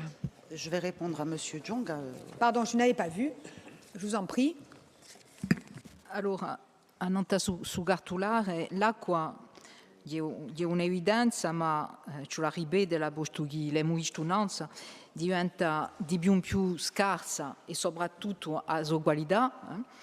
Dunque, è un fondame di amadrige di aida l'acqua. E dunque ciò ha portato a mettere tutti i nostri sforzi perché la sia di qualità a più buona possibile. Allora, è sicuro quando non c'è mica vita. E noi acqua ne abbiamo a Buzefu. E di sicuro non facciamo mica sempre caso a nostra qualità, ma ora che il cambiamento climatico è qui, siamo obbligati a avere un altro sguardo all'acqua. Abbiamo visto che c'è una crescita di 8% a qualità dell'acqua che sminuisce. Dunque, è quantunque un pensiero per noi. Eravamo a una percentuale di 21% 6 anni fa, ne siamo a 33%. 8% non è mica nulla. Vuol dire che c'è un occhio particolare e una dinamica in giro che sia a più fattiva possibile. Dunque, noi pensiamo che in giro c'è soprattutto gli sforzi da portare a un risanamento e soprattutto perché chi oggi è già di sicuro i paesi più grossi, anche quelli che sono appena meno grossi, hanno tutte le stazioni di risanamento, ma non basta mica. Ci sono tutti i basciali, le hameaux, tutti i basciali che non sono mica tutti i basciali noi, ci sono i basciali storici importanti e che oggi non sono mica attrezzati da un risanamento. Vuol dire che c'è un'evoluzione di adar e dunque di l'acqua dopo, un impatto che si può misurare. Dunque noi pensiamo che gli sforzi devono portare a continuare la traziera nei paesi e soprattutto nei basciali di un risanamento. Ci abbiamo in che solo un piano di misure, un programma di misure solo 40% sono utilizzate. Vuol dire che ce n'è 60% non sono mica utilizzate. Perché? Proviamo a sapere perché. Forse perché manchiamo e le attività mancano di ingegneria, può essere una regione, dunque ci lavora di più e si sa che questa ha l'aiuto, l'accompagnamento e noi abbiamo tutto perché lo ci sia questo accompagnamento, soprattutto a livello di presa in carica finanziaria di quelle attività, si sa, ma ci continua su sforzo, c'è questo aspetto giusto. C'è l'aspetto che siamo sotto l'agenzia Rhône Méditerranée Corse di sicuro l'orientazione strategica non corrispondono mica tutte alle nostre orientazioni. Dunque, abbiamo misurato che se abbiamo un programma specifico a Corsica, c'è quantunque un scarto tra i nostri bisogni e quello di un continente gerario. Dunque, questo a lavorare di più a una misura che sono adatte al nostro territorio e poi c'è di noi di sicuro a debolezza di personale. Manchiamo di animazione a Nantauderen, faccio che tutte le collettività, una mica le collettività e mica solo le collettività, ci sono piccoli industriali, eccetera, che hanno bisogno di noi di essere accompagnati. Dunque, questa animazione manca in noi. Dunque, tutti questi punti, portuguesimo a nostra revisione, c'ho a averli a mente perché li gisiano una prossima volta e poi penso di noi che c'è una problematica di un calendario. Allora, di sicuro di una direttiva a 96 anni e una direttiva europea. Dunque, abbiamo poca è difficile di far cambiare cose a livello dell'Europa. Ma quando si sa che un progetto di regola si va a Nantabarecchiani, si principia a Nanta un ciclo di 6 anni di geradio N-1, perché chi fa un stato e qualcosa non va mica. Dopo il tempo di cartolare amministrativo, eccetera, eccetera, si via nei pochi anni, 2 o 3 anni, e è raro, proprio raro, che a tempo il progetto e i risultati si possano misurare a un solo ciclo. Questa è una problematica in noi. Allora, sapesse lo giovedì più a 6 anni mica, ma è una problematica secondo me di fondo, perché misuriamo male l'impatto di lavori sono fatti e finanziati da collettività e da Stato e noi, posto che ci sono 2 in sviluppo, ma si misuriamo male a un ciclo se l'operazione, l'azione portata è efficace o no. Dunque questa è una problematica. E l'ultima problematica è questa, forse che un cambiamento di statuto torna una volta e torna a Bignale, ma è sempre così. O fatto che diamo €1 allo Stato, ce ne rende €1. Perché che ci sono, quando noi abbiamo un cartolare, c'è la domanda a tempo allo Stato e a tempo alla collettività? Facciamo che lo sia una sola in sviluppo e che ogni portatore di progetto che lo possa domandare a una sola caixa e così penso che forse è collettività di noi avere un progetto semplificato e sarà meglio per tutti. Dunque cerchiamo a tempo la semplificazione, cerchiamo l'efficacità, dunque tutti questi punti penso che la revisione ce l'era a tenere conto. Vi ringrazio. Ringraziabi. Altre intervenzioni? Saverio. Merci, Présidente. Non, rapidement, sur le calendrier, il n'y a rien à dire. Je crois qu'on est dans une procédure répétitive depuis des années. Il n'y a pas de... Bon, après, il y a quelques questionnements quand même. Je pense qu'il faut attirer l'attention de l'Assemblée sur quelques points importants.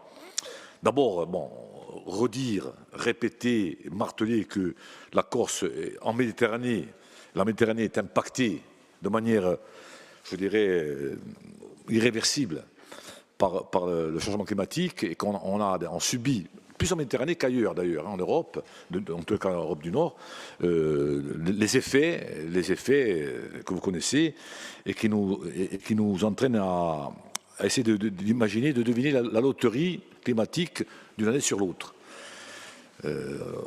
Tantôt, Jérémy Gouzi, on évoquait la Sardaigne avec une gestion pluriannuel. En gros, la Sardaigne peut, malgré l'eutrophisation, malgré les cyanobactéries, malgré des reliefs moins avantageux que les nôtres, et des remplissages donc aléatoires, elle arrive quand même à calculer et à gérer 2 années de consécutives de sécheresse. Nous, on n'y est pas encore. Donc, la question du stockage s'est posée, se reposera, mais ce n'est pas l'objet de mon intervention. Rapidement, comme ça, on a quand même, et c'est un bon point pour nous, un état des eaux qui est quand même exceptionnel par rapport à la France, on dirait comme ça, puisqu'on est entre 83 et 100%. Y compris même des eaux souterraines. Donc, sur ce point-là, finalement, le vrai débat qui se pose entre la Corse et le reste, bon, je n'évoquerai pas la gouvernance, qu'il va falloir aussi reposer, puisqu'elle a été posée 50 fois, mais il va falloir qu'on en reparle. La question de la gouvernance, parce qu'aujourd'hui, on doit avoir justement les moyens de gouverner et donc de décider, y compris financièrement, de nos investissements. Le programme des mesures, je crois qu'il y a une réflexion à mener sur le programme de mesures qu'il va falloir peut-être infléchir. Pourquoi? Parce que, paradoxalement, je prends la Loire-Atlantique, Nantes, la qualité des eaux, elle est à peu près, par rapport à la Corse, il y a un différentiel de 60%. Donc il y a en gros 80% de pollution dans certaines zones. La Corse est privilégiée. C'est-à-dire que le programme de mesures qu'on propose ici ne peut pas rentrer dans une résilience, mais plutôt dans un aménagement du territoire. Finalement, c'est ça qu'on doit faire, nous. On doit renverser, quelque part, le financement et le mettre à disposition de la préservation et de la valorisation, plus que de la résilience. Ailleurs, ils sont obligés de dépolluer. Nous, on a quelques problèmes encore d'assainissement, mais je crois que ce qui est important aujourd'hui, c'est, moi je reviens sur le plan de bassin d'adaptation au changement climatique et sur les délibérations de l'Assemblée de Corse qu'on avait prises à l'époque, notamment une où on lançait une réflexion. Alors je lance à la réflexion là aussi, hein. Il y avait notamment la question du dessalement. Vous avez vu que cette année on dessale aussi à Porto Vecchio, on dessale dans le Cap Corse. Cette question du dessalement, elle doit imprégner notre réflexion, parce que ça risque d'arriver ailleurs et assez rapidement. Il y avait eu à l'époque l'idée d'une étude d'opportunité. Bon, tant pis, apparemment, elle n'existe pas. Il y avait aussi une réflexion à mener. Alors, peut-être que je serai un peu hors sujet, mais je ne pense pas. La question de la réhute. La réutilisation des eaux usées, dans ces schémas-là, elle est aujourd'hui fondamentale. Notamment pour l'agriculture, puisqu'on parle du prix de l'eau, tant qu'à faire, allons-y. La question aussi des projets, pardonnez-moi de le redire, mais bon, il y a quand même un peu de retard, des projets de territoire de gestion de l'eau. Bon, il faut absolument qu'on arrive aujourd'hui à mettre en place dans des régions vulnérables, le Cap, c'est fait, l'extrême sud, c'est pas fait. Après, il y a la Balagne, il faudrait le faire aussi. Au moins déjà avoir des projets de territoire sur ces gestion de l'eau qui avancent un peu, parce que ça vient vite. Et après, bien entendu, il y avait un point qui me paraissait à l'époque essentiel, c'était aussi l'état des réserves souterraines, des nappes souterraines. Le Cap, par exemple, était pollué parce qu'il y a l'antimoine, référence aux mines d'antimoine de Tomine ou de Méria, etc. Donc les nappes souterraines, dont on sait que certaines sont en mauvais état, notamment celle du Fumeau, parce qu'il y a des prélèvements peut-être trop importants et des biseaux qui, à un moment donné, risquent d'altérer l'ensemble des nappes. Donc toute une réflexion là-dessus, parce qu'il va falloir qu'on fasse l'état des lieux de ce qu'on peut au moins déjà mettre à disposition en cas de malheur. Quand j'ai en cas de malheur, en cas de sécheresse, à l'heure où on parle, on n'a pas encore de sécheresse à répétition, 2 années consécutives, mais si ça arrive, et ça va arriver, on va parler autrement. Et vous le savez, donc j'attire votre attention là-dessus. Donc sur l'idée de relancer parallèlement à ce calendrier, qui est un calendrier donc, sur lequel on n'a pas de prise, en dehors du plan de mesure peut-être à modifier, mais avoir une réflexion sur la réutilisation des eaux usées, sur le dessalement, parce que ce sont des problématiques qui vont se poser rapidement à la Corse. Merci.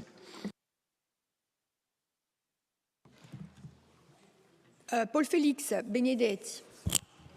Bon. ne voulais pas intervenir, mais j'avais oublié quelque chose d'important. Je vais faire un petit rappel pour les décideurs et pour beaucoup de palabreurs. Il y a un document important qui est en annexe. C'est l'inventaire et le rapport 2025. Et il a 135 pages. Mais il y a une seule page importante. C'est la page numéro 12. Il y a un petit tableau, vous l'avez mis en tout petit. Mais c'est l'historique des précipitations annuelles depuis 1959. Alors, je vais simplement vous le commenter. Le cycle de sécheresse le plus important, il est sur la séquence 1985-1991. 7 années en déficit cumulé. Le pic de sécheresse le plus important, où il y a moins 40% par rapport à une année moyenne, c'est 1966, et j'arrive pas bien à lire, et 1970. Et là, on a effectivement un cycle sec qui a débuté en 2020 et on est encore dans le rouge en 2024 et je pense qu'on ne doit pas l'être en 2025. Bien qu'il y ait eu des cycles secs, mais on a eu des hivers pluvieux. Ce qui veut dire quoi? Ça veut dire que la situation générale de la Corse, elle est la même depuis 60 ans. Et ce qui a imposé la prise de conscience des constructions de barrages dans les années 85-90. Elle a amené des équipements structurants conséquents, mais qu'aujourd'hui sont insuffisants. Et on doit revenir à une vision qui est la vision réelle des précipitations qui sont sur des cycles. Vous regarderez hein, les taches bleues, les taches rouges. C'est quelque chose d'assez simple. Donc, moi je dis, il faut arrêter de blaguer. Il y a un réchauffement climatique mondial, tant qu'on veut, mais encore s'il pleut pareil. Quasiment pareil. Sauf qu'il pleut de manière différenciée sur les saisons et qu'il faut stocker. Mais elle n'est pas si différenciée que ça. Là aussi, il faut arrêter de blaguer. Il faut donner des données statistiques sur les écoulements, sur les étiages et autres. Pareil, il n'y a aucun observatoire d'écoulement qui publie des documents de manière réelle. Hein. Donc, dans ces conditions, si on a été amené à faire du stockage pour qu'aujourd'hui, on puisse disposer de 4,1 millions de mètres cubes, ça a été les conséquences d'un constat. Sinon, on ne les aurait pas fait. On aurait continué à faire des prélèvements au fil de l'eau, que ce soit pour l'agriculture ou pour l'eau potable. Donc, la logique du SDAGE, elle ne doit pas être qu'éco-environnementale. Elle doit être construite sur une logique industrielle, éco-industrielle.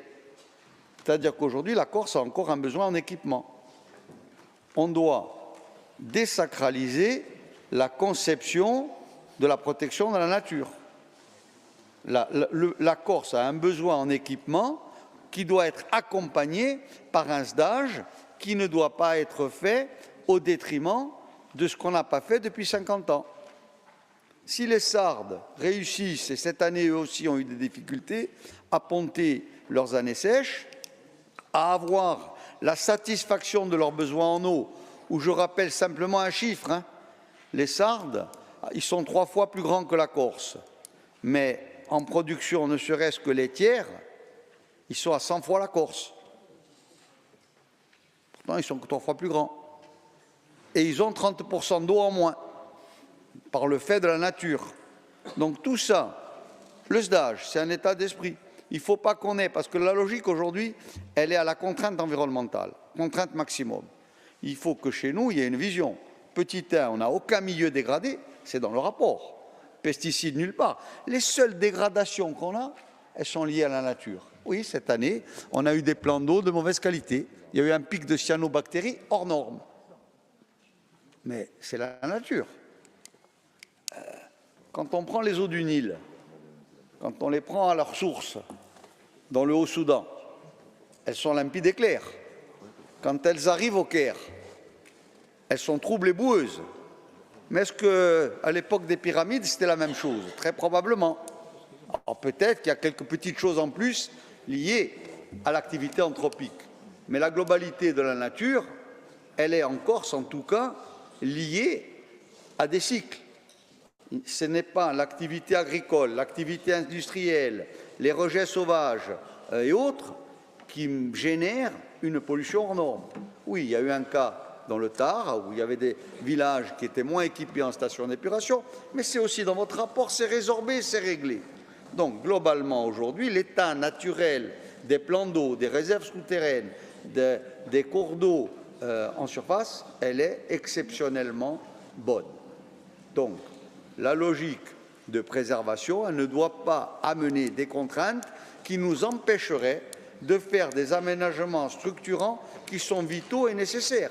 On ne peut pas demander de reprendre une logique de production, d'autonomie alimentaire, de planter un peu plus, de produire un peu plus pour qu'on ait une exploitation rationnelle de ce que la nature nous a donné, à savoir une terre qui naturellement a toujours été vivrière, mais qui aujourd'hui ne l'est plus parce qu'il y a incapacité technique à produire, parce qu'entre autres, il n'y a pas l'eau qu'il faut, mais on doit faire attention à ce que le SDAGE ne soit pas piloté par des techniciens qui, chacun individuellement, a du bon sens, mais par une doctrine politique qui est une doctrine d'aménagement basée sur de la préservation et de la rationalité. Mais attention à l'euphorie ambiante qui va à l'interdiction de tout.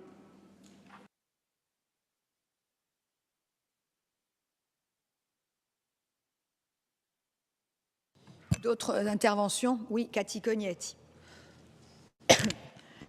Merci Madame la Présidente. Merci pour ce rapport qui me permet de rebondir sur les difficultés que rencontrent les petites communes.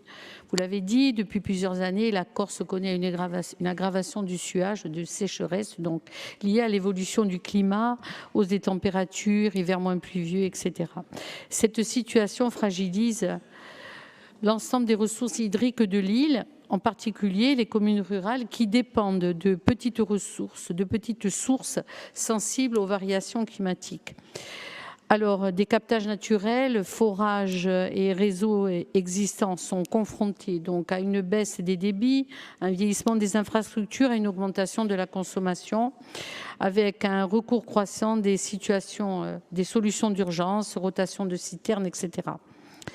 Ces éléments mettent sous pression l'approvisionnement en eau potable et obligent à maintenir une vigilance permanente lors notamment des différentes analyses que l'on fait. Les conséquences pour les communes, surtout les petites communes comme par exemple la nôtre, qui rencontrent plusieurs difficultés, notamment au niveau des contraintes techniques pour assurer une distribution continue malgré la fragilité des captages, d'entretenir et de rénover les réseaux anciens, et de gérer rapidement des situations de crise, parfois avec des baisses de débit.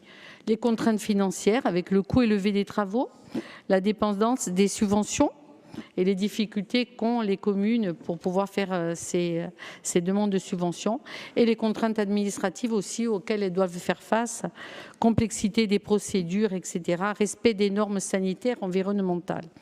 Les contraintes humaines, vous l'avez dit aussi, une forte mobilisation des élus et des agents, particulièrement sur les périodes estivales. Les perspectives d'action et les axes qui pourraient aider ces petites communes, une optimisation aussi au niveau de la gestion, une diversification au niveau des ressources.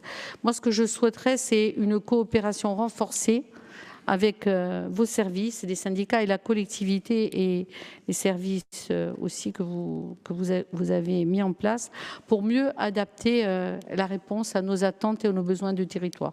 Il y a un partenariat qui est déjà fait, mais je voudrais qu'il soit beaucoup plus accru parce que dès qu'il y a une variation climatique, les communes se retrouvent parfois avec des analyses qui sont à la limite, qui les mettent fortement en difficulté avec leur population. Voilà ce que je souhaite. Et je souhaitais vous faire part. Je vous remercie pour ce rapport, mais surtout d'augmenter le partenariat avec les petites communes qui sont souvent confrontées à ces problèmes. Merci. Oui, merci. D'autres interventions? Non, apparemment non. Juste un point, parce que c'est d'abord un élément que j'ai évoqué hier lorsque j'évoquais la situation de la Méditerranée, les travaux du plan bleu. Oui, le changement climatique, il a des impacts en Méditerranée et en Corse en particulier, des impacts qui sont différenciés dans l'espace et dans le temps. Ce n'est pas l'augmentation de la température ou la diminution des précipitations de manière linéaire au même endroit et en même temps, pas du tout. Par contre, oui, l'eau, je suis d'accord avec Paul Félix, l'eau va continuer de tomber, en particulier s'il fait très chaud. De toute manière, il va y avoir de la vapeur d'eau et des précipitations, mais comment va-t-elle tomber? C'est ça la question. Et où va-t-elle tomber? C'est ça la question, parce que si on a des grosses précipitations d'un coup sur un bassin versant, rien de l'autre côté, il est clair qu'il nous faut des modes de réaction et de gestion dynamiques et adaptés. Et ça, c'est pas forcément évident. Et ce que je dis là n'est pas du tout contradictoire avec ce qu'a pu dire la conseillère exécutive ou suite à l'intervention de Paul Félix Benedetti. Donc, je voulais juste apporter, et d'ailleurs, il y a les cartes du plan bleu aussi qui sont convergentes avec ce qui a été présenté par la conseillère exécutive dans l'annexe. Bien, s'il n'y a pas d'autres interventions, je repasse la parole à la conseillère exécutive. Merci Madame la Présidente. Alors, je vais essayer de répondre. Si je commence par la fin, Madame Cognette, oui, bien sûr. Bien entendu, on est pour un renforcement et une coopération renforcée avec les petits territoires. Sur Monsieur Djonga, aujourd'hui on est en procédure d'élaboration. Il n'y a pas de détail du plan, mais oui, on peut l'intégrer. Oui, bien sûr. Bien sûr aussi, d'accord avec le diagnostic, d'accord avec le diagnostic de Madame Di Vagioni, sur un constat partagé sur une faiblesse d'ingénierie, sur le calendrier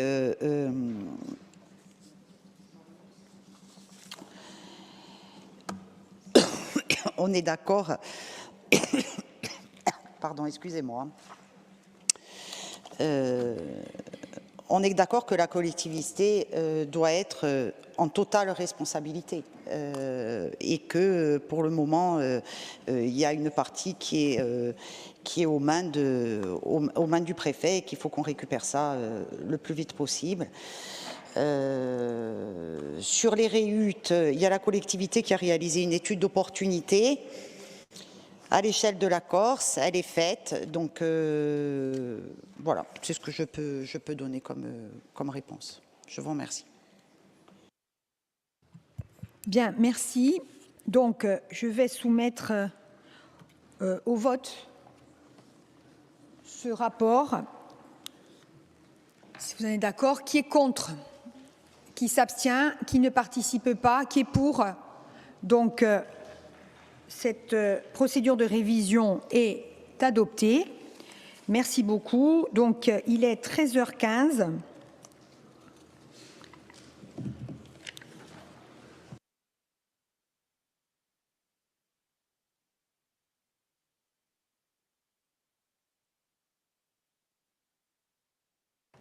Donc, il y a deux autres rapports, le DOB et le rapport sur le carrefour de Mitsane, ou le rond-point, pardon, le rond-point.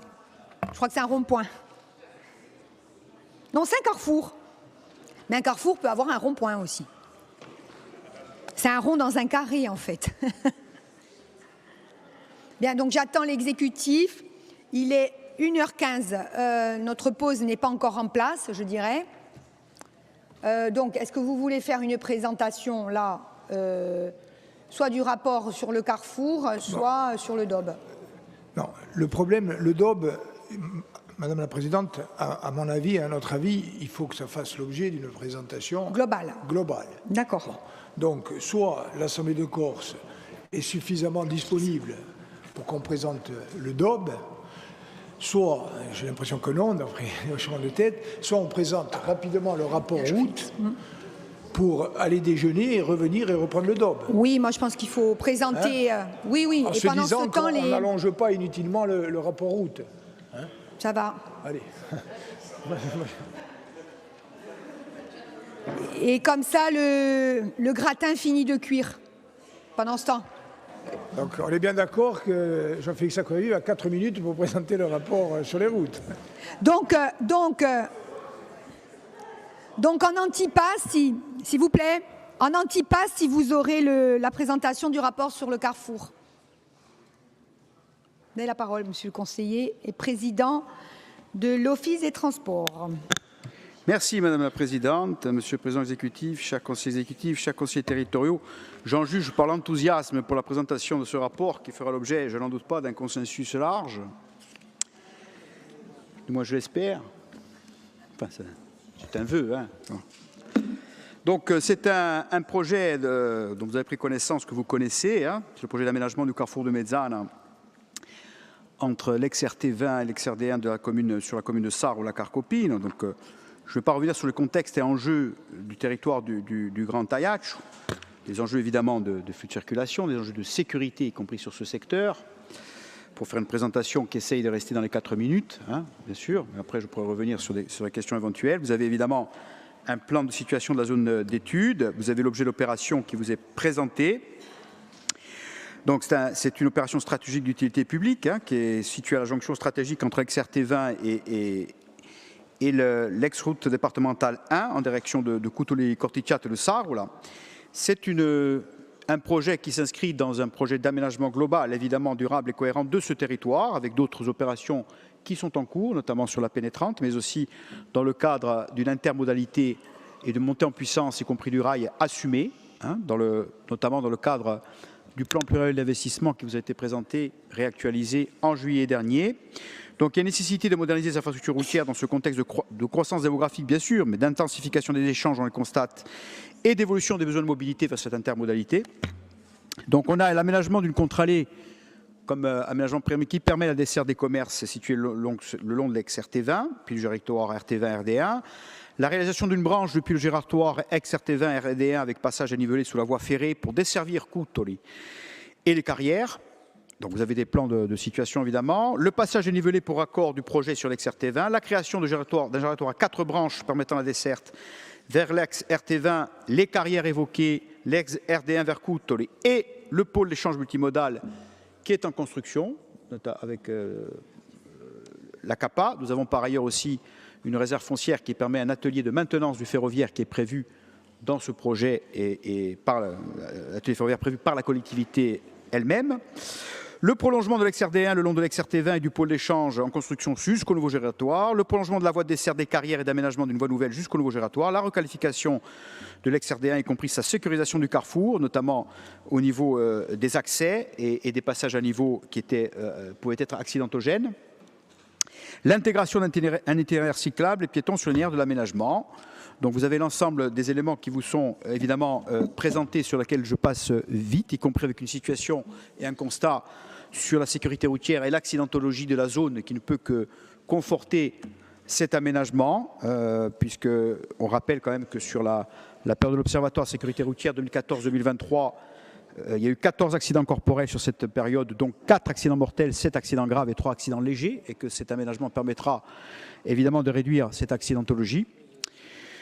Vous avez évidemment aussi le respect des contextes urbains et paysagers de la zone qui vous sont évoqués. Donc évidemment, il s'agit de sécuriser les échanges, améliorer les conditions de circulation, optimiser la desserte du territoire, bien entendu, favoriser l'intermodalité en créant un nœud d'échange structurant connecté à la gare ferroviaire et au futur pôle d'échange multimodal qui sont évoqués, en assurant une continuité fonctionnelle entre ces différents modes de transport. Donc on est vraiment dans un ouvrage qui va vers la multimodalité aussi, routier, mais qui se connecte à la réalité de la montée en puissance, notamment des futurs tram-trains lorsqu'il y aura acquisition, et valorisation, requalification sur le plan paysager. Donc vous avez les coupes et les aménagements et les états actuels et futurs projetés. Je passe dessus même si j'ai dépassé les 4 minutes, comme le voulait le président l'exécutif. Vous avez compris les suppressions de passage à niveau et la rénovation de la gare qui sont évoquées.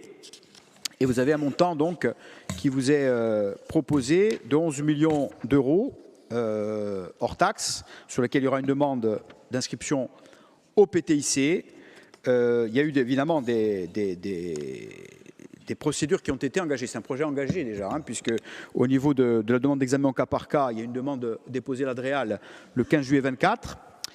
Donc, à l'issue de l'instruction, la décision préfectorale a conclu à l'exonération du projet d'étude d'impact.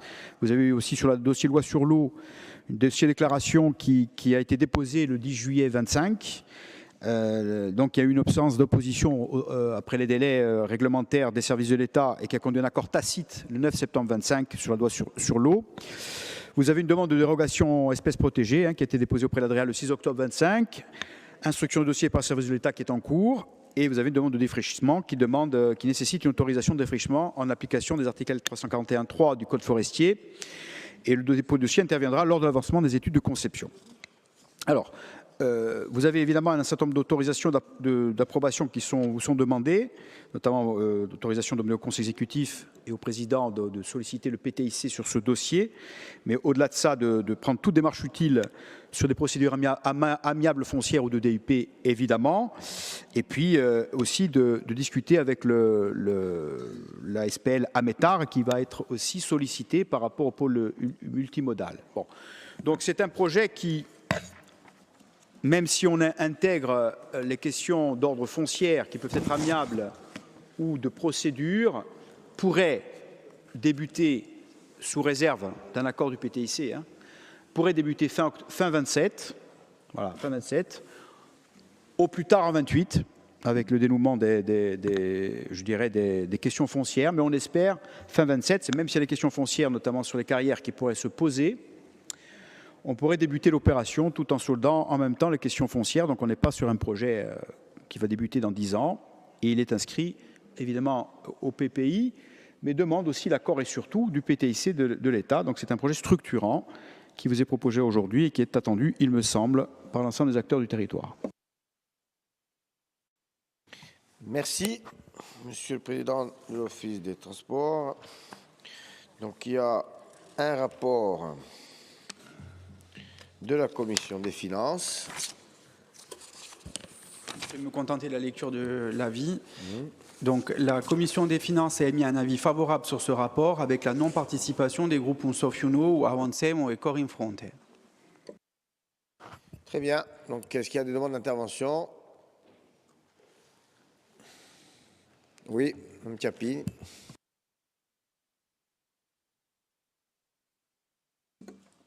Oui.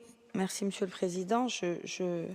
Comme tous les collègues de la CAPA ont été obligés de sortir, je vais donc juste vous poser quelques questions. Un petit rappel, donc c'est un dossier qui date, nous avons tous en tête l'engagement et l'amendement de Xavier Lacombe dans cet hémicycle pour inscrire ce projet dans des délais raisonnables. Les impératifs de désengorgement et de sécurisation de ce tronçon l'exigeant. Alors, sur ce projet, bien sûr, le consensus tombe sous le sens.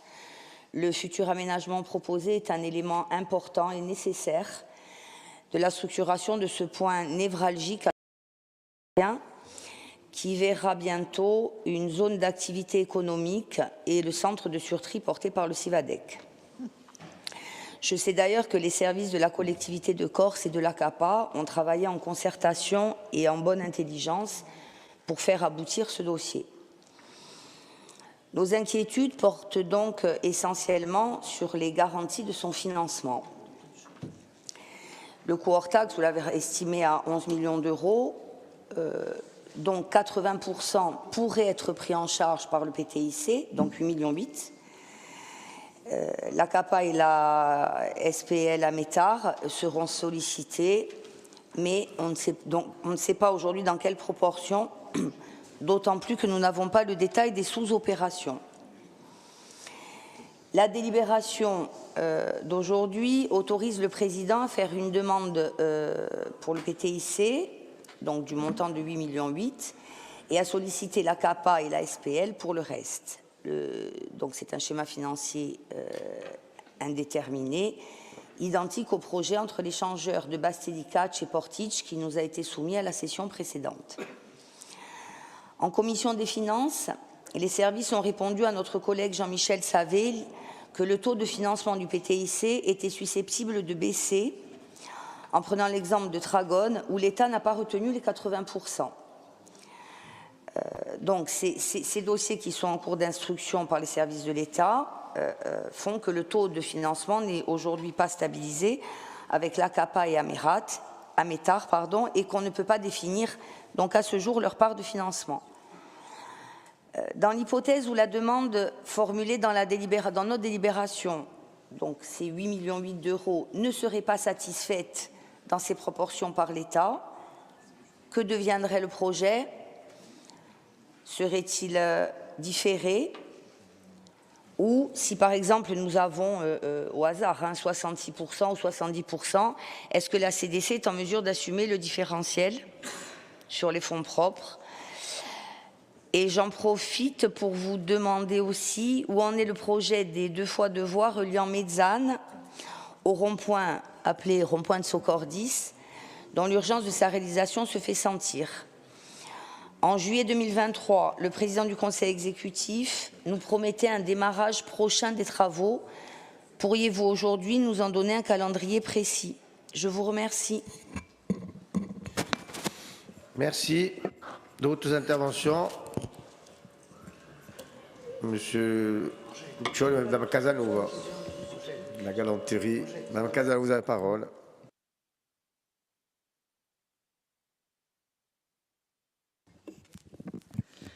Alors, Monsieur le Président, vous parliez tout à l'heure de sécurité dans votre compte-rendu et de risque d'accidentologie. En ma qualité de représentante à l'Assemblée de Corse, au Conseil d'administration du Collège de Baleone, je souhaiterais vous sensibiliser à la nécessité d'intégrer la réhabilitation des abords du Collège dans le cadre des travaux à venir sur ce tronçon routier à l'entrée du Grand Ajaccio. Alors, peut-être que ça ne doit plus s'intégrer dans le PPI tant attendu sur les EPLE, mais je pense qu'il faut vraiment prendre en compte l'importance des risques d'accident aux abords de l'établissement et réaliser des travaux pour renforcer la sécurité.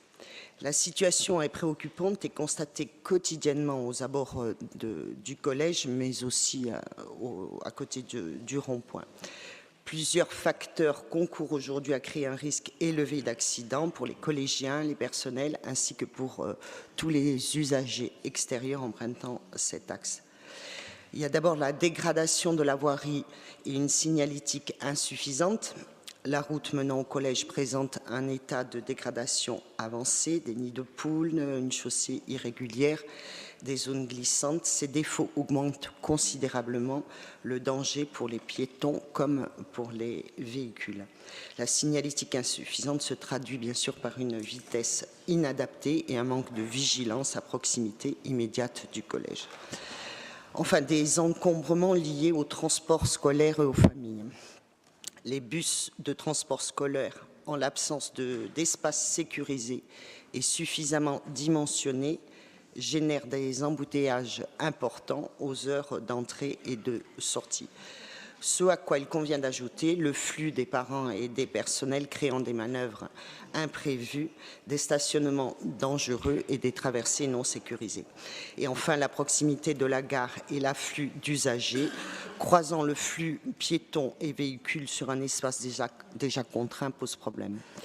Il serait opportun, pas forcément dans ce rapport même si c'est lié par la localisation et par la voirie, mais assez rapidement tout de même d'évaluer les conditions de circulation, d'engager des travaux de réfection de la chaussée, de renforcer et rendre plus visible la signalétique et bien sûr d'étudier des solutions d'aménagement, zone des pauses minutes, élargissement des zones de circulation, sécurisation des zones piétonnes par la pose de barrières sur les trottoirs, organisation de stationnement pour les bus et plus largement de mettre en place un plan d'amélioration durable de la sécurité des usagers aux abords du collège.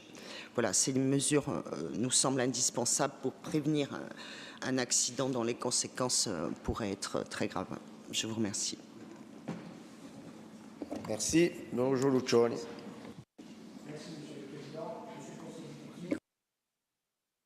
Oui, merci Monsieur le Président. Monsieur le Conseil exécutif, Monsieur le Président, chers collègues, vous l'avez dit dans votre présentation, le projet d'aménagement du carrefour de Mezzana est un projet structurant, stratégique, qui est attendu et très attendu, non seulement par les habitants de la commune de Coute-les-Gourticiato, mais aussi par l'ensemble des usagers de la route d'Ajaccio, du Grand Ajaccio, du pays ajaccien, de la Graonne et de la Corse. Puisque vous l'avez dit, c'est un aménagement qui se situe au croisement de la route départementale 1 qui dessert Coutule et Sarola-Garcopino, mais c'est aussi un aménagement qui se situe sur l'un des principaux axes, sinon le principal axe routier de Corse, celui reliant Ajaccio à Bastia, en passant bien sûr par Corti et l'intérieur. Donc, un aménagement attendu, stratégique, et je disais attendu, et je vais convoquer un petit peu la mémoire du dossier, malgré ma qualité de benjamin de l'Assemblée de Corse, et notre collègue amie Marie-Hélène Casanova-Servas ne m'en voudra pas de parler de Coutuli. J'ai eu Jean Biancucci au téléphone, le maire de la commune de Coute-et-Gourticiato, il y a quelques heures, et on évoquait l'histoire de ce rapport.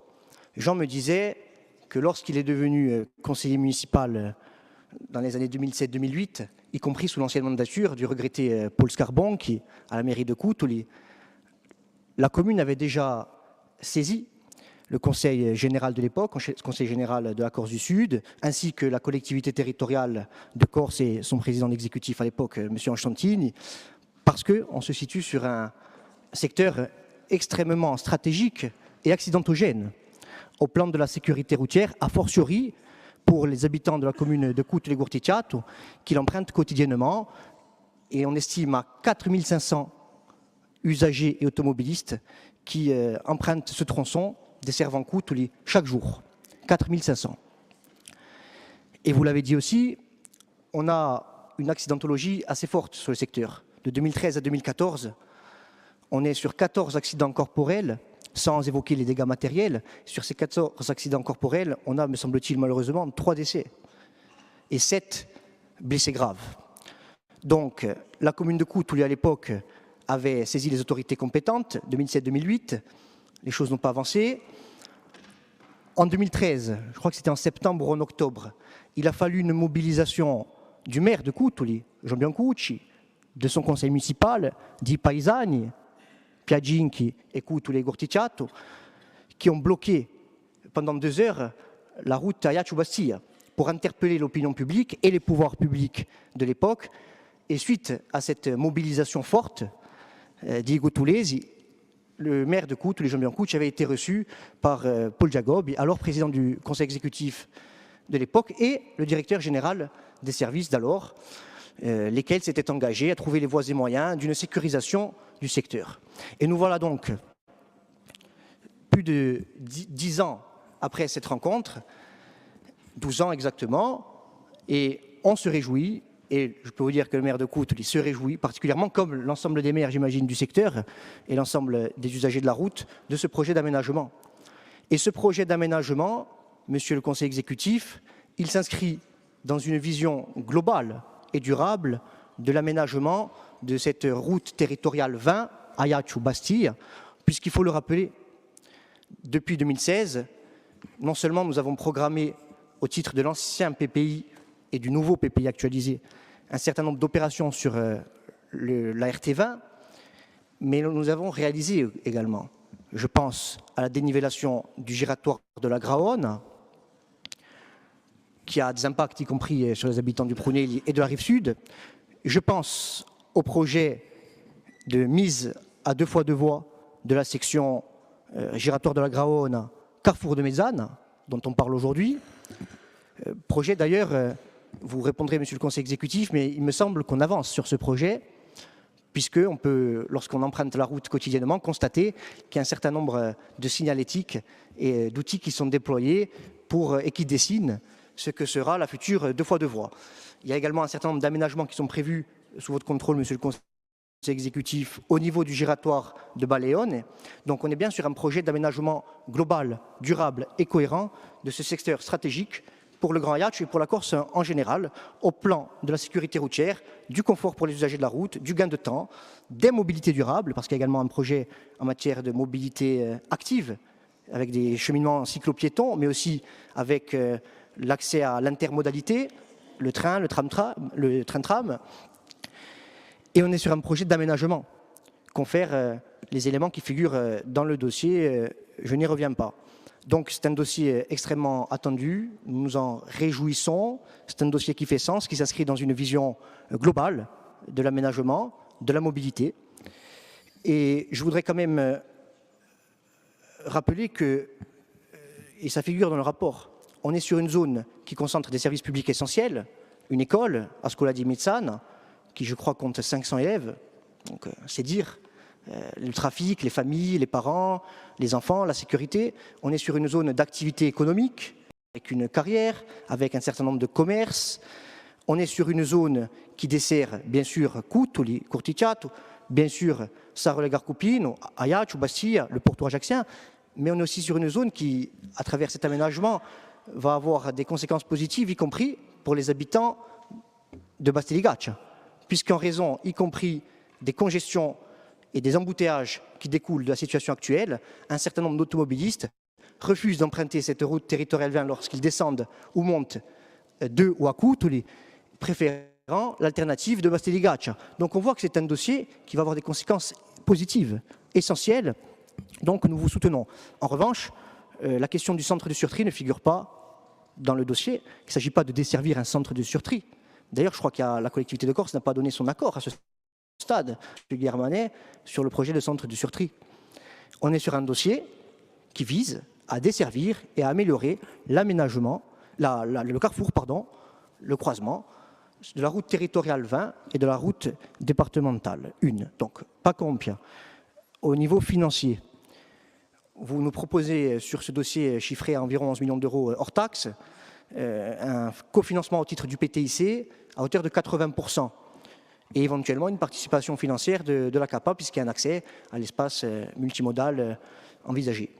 Mais je veux dire là aussi, au nom du groupe FAPO-Ponicem, et vous connaissez la doctrine de la majorité territoriale sur la question du PTIC, que si nous avions, et ça fait écho à la question de Mme Angèle Ciappini, si nous avions une gouvernance différente du PTIC, basée, comme pour le PUI précédemment, sur le principe de codécision associant la collectivité de Corse et l'État, si nous avions, j'écoutais Gilles Anand à la radio ce matin, une vision pluriannuelle des investissements sur des projets globaux au titre du PTIC, et non pas une gestion au cas par cas, au coup par coup, décidée unilatéralement par l'État, peut-être que ces questions ne se poseraient pas. Et là aussi, les interrogations qui émanent, y compris de bancs de l'opposition, confirment et confortent notre vision d'un PTIC à repenser dans sa gouvernance, y compris de façon à associer la collectivité de Corse qui a compétence d'aménageur principal et de façon à créer les conditions d'une visibilité à long terme sur des projets fixés pluriannuellement. Voilà, nous accueillons très favorablement ce projet qui s'inscrit dans des opérations générales qui concernent la route territoriale 20. En tant que conseiller à l'Assemblée de Corse, a Iacine et en Cucutuleso, je m'en réjouis à plus d'un titre, et di sicuro vi accompagneremo in dei sous-progetti e tanti progetti a Vena che traducono il piano pluriannuale di intervenzioni di agricoltura di Corsica. Ringraziabili. Ringraziabili. D'autres interventions? Oui. Merci, Monsieur le Président. Non, juste une précision. Puisque mon intervention a été citée, d'abord pour remercier notre collègue Donjo qui a dit beaucoup mieux que moi le retard qu'a pris ce projet, puisqu'il a souligné à plusieurs reprises qu'en fait que depuis 2023 ça fait 12 ans. Et ensuite pour le centre de surtri, j'ai simplement dit que la route servirait au centre de surtri. Je n'ai pas du tout parlé d'une autorisation ou pas de l'Assemblée de Corse. Hein. Je ne me serais pas permise. Voilà, merci. Merci. D'autres interventions? Oui, Josépha. Oui, au détour d'un rapport donc, sur un projet d'aménagement stratégique qui est effectivement stratégique et important pour ce secteur ce secteur de Mezzane, les villages qu'il dessert, est effectivement la RT20, et on sait le caractère accidentogène également de cette zone. Alors, des éclaircissements ont été apportés, parce qu'on voit qu'au détour d'un rapport d'aménagement, souvent, les projets d'aménagement routier courent après les projets des différents promoteurs, de toutes sortes, je dis promoteurs au sens large du terme, et parfois ils les rattrapent. Ils tentent de les rattraper, et puis parfois ils les anticipent. Donc ici, et je crois que ça a été reprécisé, et c'est heureux, il n'est pas question d'avoir une approbation tacite en votant le rapport d'aménagement de Mezzane d'un projet de centre de surtri, voilà, d'aucun d'entre nous. Ça n'a rien à voir, mais c'est mieux de le dire quand le projet de centre de surtri s'invite dans le débat au détour des différentes interventions sur le projet d'aménagement routier de Mezzane. Parce que là, le projet d'aménagement de centre des déchets, on aura à se prononcer. Pour ma part, je l'ai déjà fait à plusieurs reprises. Et donc, il est important de préciser que l'approbation de l'aménagement de Mezzane ne vaut pas, très certainement pas, approbation, je serais tentée de vous dire bien au contraire, du projet de centre de surtri qui viendrait mieux être desservi et pourrait permettre un passage facilité. Merci. D'autres interventions? Non. Monsieur le conseiller exécutif. Merci, Monsieur le Président. Merci pour l'ensemble des interventions. Bon, ça a été rappelé par Don Jolucciol, c'est un vieux dossier qui a fait l'objet de revendications, notamment de la part de Jean Biancouch, Lecout, Tolly et d'autres, sur l'aspect mobilisateur, sur un endroit et une entrée qui méritait que l'on avance. Je rappelle qu'il était déjà inscrit dans ses principes au premier PPI que nous avons adopté en 2017, donc nous avions déjà acté politiquement dans un outil budgétaire de pluriprogrammation cette possibilité. Alors, un plan pluriannuel d'investissement, c'est un pilotage opérationnel, administratif et financier, ce qui fait qu'il peut bouger, c'est l'intérêt d'un PPI, peut bouger, et ce PPI a bougé en fonction des recettes que nous avons eues sur notamment le PUI pour les routes départementales. C'est pour ça que cette opération a pris un peu plus de temps. Néanmoins, aujourd'hui, à travers ce rapport, il est important de vous dire que nous sommes les services, la volonté politique, techniquement prêts. Techniquement prêts.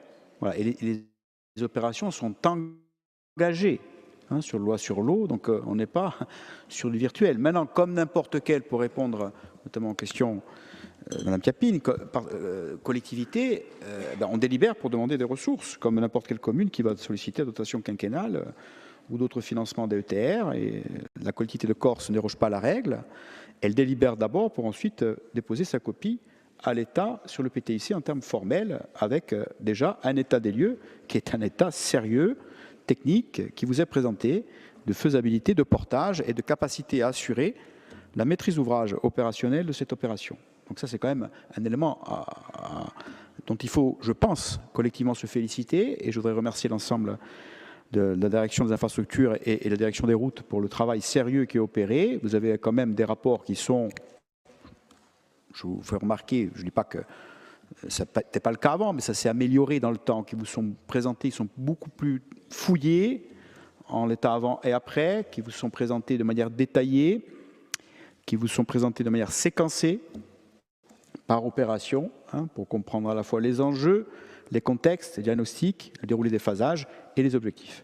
Néanmoins, évidemment, c'est confronté à la question du PTIC. Alors, je ne peux qu'acquiescer le fait que le PTIC a une gouvernance pilotage exclusif de l'État, ce qui ne nous convient pas, vous le savez déjà. Je ne vais pas revenir sur ce qu'a dit le président du Conseil exécutif et d'autres de nombreuses années. Donc la question de la priorisation des projets vus d'un côté ne correspond pas forcément à la priorisation des projets vus de l'autre. Et si nous avons réalisé un plan pluriannuel d'investissement réactualisé en juillet 2025, nous y avons introduit notre vision prioritaire, puisqu'elle devient la nôtre, celle de l'Assemblée de Corse, Ce n'est pas celle simplement Jean-Félix Accoyer aujourd'hui, c'est celle de l'Assemblée de Corse, avec un fléchage des PTIC par opération sur ce tableau du plan pluriannuel d'investissement. Donc, ce qui veut dire que nous avons ordonné nos priorités calendaires de demande vis-à-vis de l'État.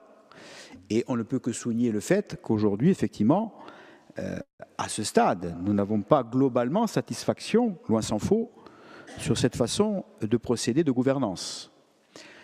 Donc ça, c'est un point important, parce que nous avions déjà dit en juillet que c'était un PPI de combat, et ça le reste, et qu'il faut dire la vérité aux élus, aux Corses, sur notre volonté, mais aussi sur les limites et les contraintes juridiques à droit constant et réelles aujourd'hui, de ce qu'est le PTIC et comment il est utilisé par ailleurs. J'ai souvent précisé que choisir, c'était renoncer. Nos choix à nous, PTIC, d'autres majorités, mais je sais que c'est partagé par d'autres, c'est déjà les infrastructures de base. C'est les routes, le ferroviaire, c'est l'eau, ce sont l'éducation. Voilà, ça, c'est nos choix politiques. On le dit, on le redit. On ne peut pas vouloir le beurre et l'argent du beurre et distribuer ou se laisser avoir un pilotage centralisé qui distribue au fur et à mesure, qui saupoudre. Puis après, il n'y a plus d'argent pour les routes. Puis après, il n'y a plus d'argent pour l'eau. Puis après, il n'y a plus d'argent pour les lycées, les collèges. Je le dis parce que c'est un point politique. Et c'est un point politique important. Et on vous dit comment on raisonne. Donc, il y a un plan pluriannuel d'investissement qui permet de dérouler. Et c'est un PPI de combat par rapport à ces contradictions-là, qui sont les contradictions de notre point de vue mortel, du point de vue du développement économique ou de la commande publique, si elles n'étaient pas résolues du point de vue de la façon de voir les choses. Je précise aussi, ça a été souligné, mais que ce n'est très certainement pas, pour reprendre un propos évoqué, une validation à travers ce projet du centre de surtri. Le projet technique Tecte-Portée existait avant, a poursuivi sa route de manière autonome, et il est conditionné pour des raisons centrales qui sont évoquées dans le rapport, qui sont évoquées, liées au flux, liées à la sécurité. Donc nous aurons à débattre, effectivement, par ailleurs de cette question, mais ce n'est pas un sujet qui fait l'objet, ou du moins qui est moteur de la présentation de ce rapport. Voilà. Ce rapport a suivi la voie technique et politique du plan pluriannuel d'investissement et de la nécessité d'avancer sur le territoire ajaccien avec d'autres opérations qui sont en cours et qui sont débutées. Je vais revenir dessus. Donc en complément, y compris du développement d'autres actions sur le rail sur lequel je peux revenir et qui font l'objet du déroulé. Bien. Donc ensuite sur la question de ce Cordis et des travaux. Donc aujourd'hui, il y a des travaux d'archéologie préventive qui sont lancés en décembre, donc ça continue, ce sont cours. Il y a des travaux de terrassement qui sont prévus en janvier. Donc l'opération suit son cours normalement. Les crédits de paiement sont affectés. C'est une opération qui est financée au PEI. Donc oui, elle se déroule de manière inéluctable, inexorable, et elle ira jusqu'à son terme. Voilà, donc ça c'est important de le dire. Pour le collège de Baleone, et l'ensemble des remarques sont intégrées dans la 2x2 voies entre Socordis et Mezzane, dans les travaux prévus. Donc ce sont des éléments qui sont intégrés, avec notamment la dénivellation du gératoire des Fricots.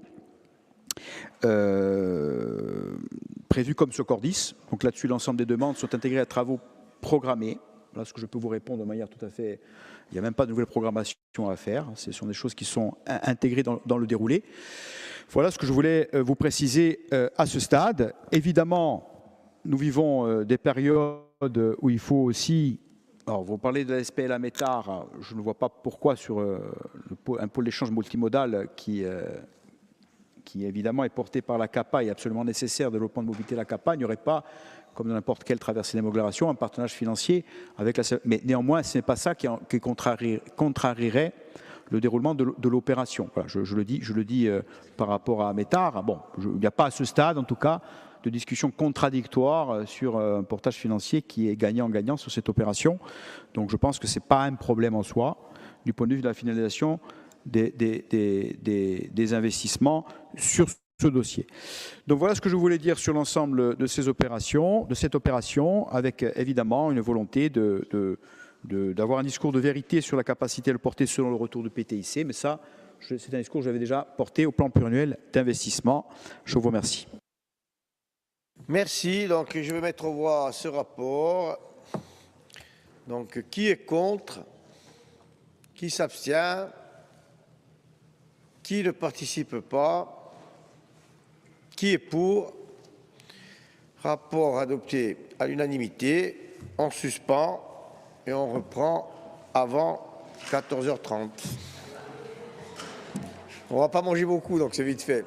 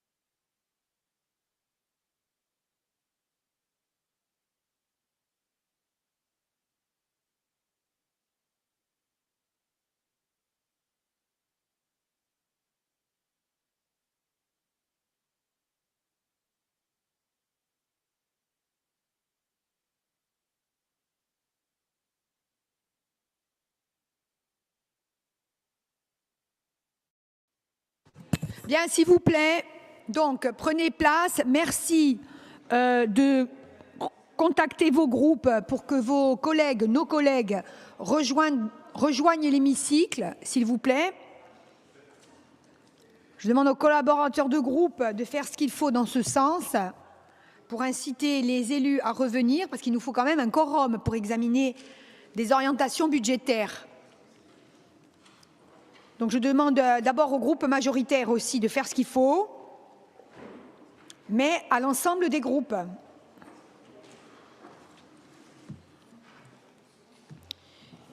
Plus nous commençons tard, plus nous partirons tard.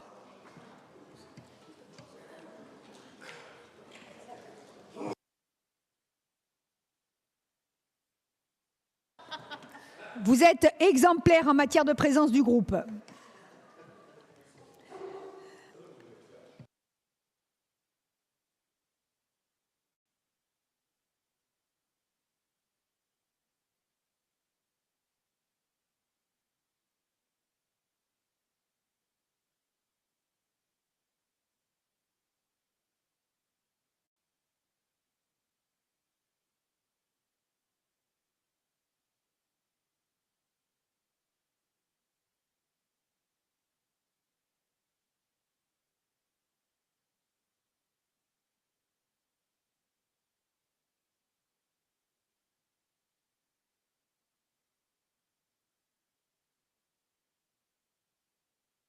Bien, alors, tous les groupes sont représentés, puisque on Strada est désormais représenté.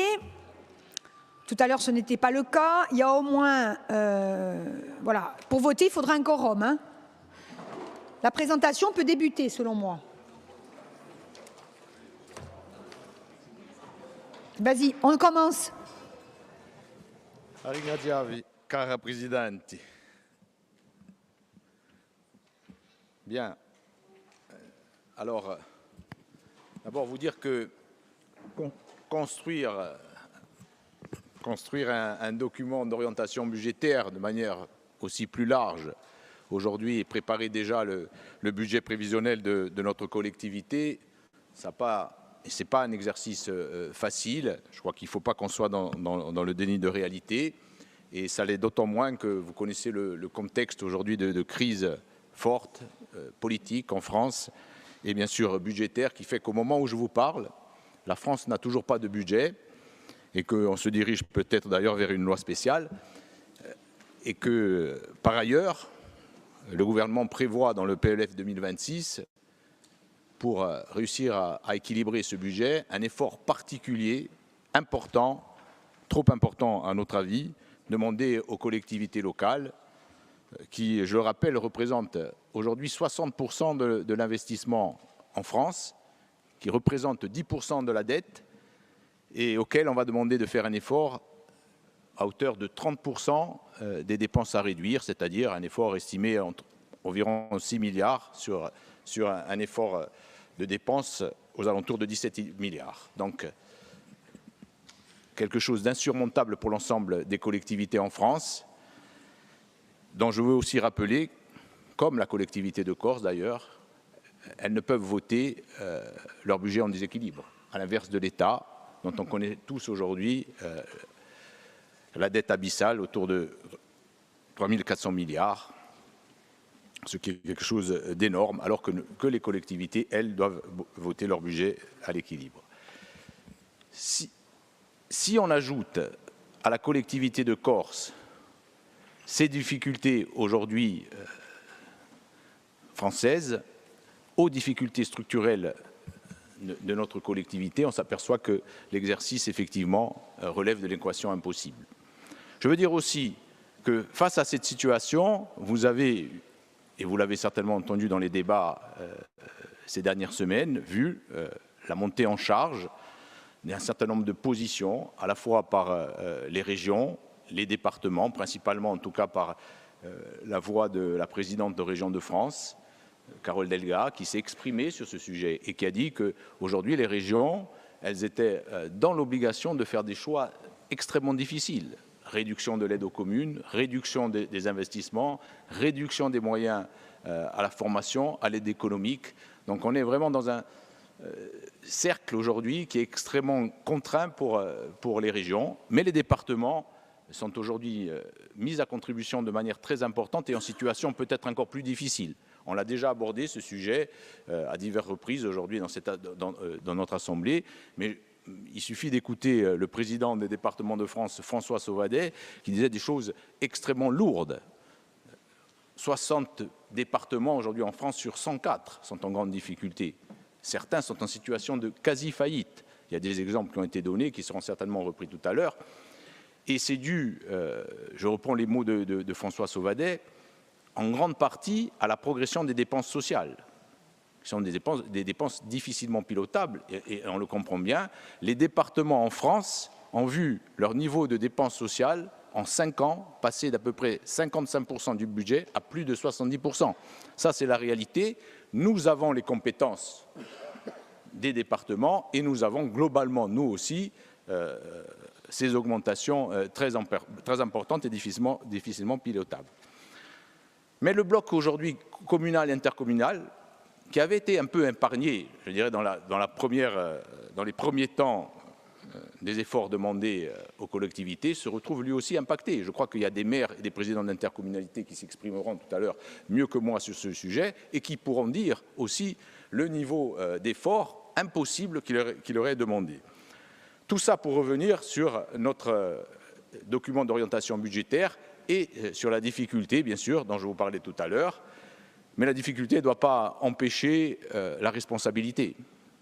Et donc, en responsabilité et avec sérieux, nous vous présentons ce DOB avec cette trajectoire budgétaire pluriannuelle, 26, 27, 28, avec 2 obligations qui nous ont conduits à l'élaborer et à vous le présenter. La première obligation, c'est celle de préserver les équilibres et sécuriser au mieux la trajectoire financière de notre collectivité. La deuxième obligation, c'est celle, pour autant, de ne pas renoncer aux objectifs qui sont les nôtres, aux objectifs de notre projet, de notre programme politique, mais plus largement aux besoins impérieux des Corses qui nous en font la demande, et en particulier dans un moment où on sait très bien que le niveau de précarité et de pauvreté frappe brutalement la Corse et ses territoires. Donc c'est sur ces 2 obligations que nous avons travaillé. Sur la première, sur la préservation des équilibres budgétaires. 5 axes. Le premier, et il va de soi, ou sinon je n'aurais pas employé le mot de responsabilité et de sérieux, c'est la maîtrise de nos dépenses.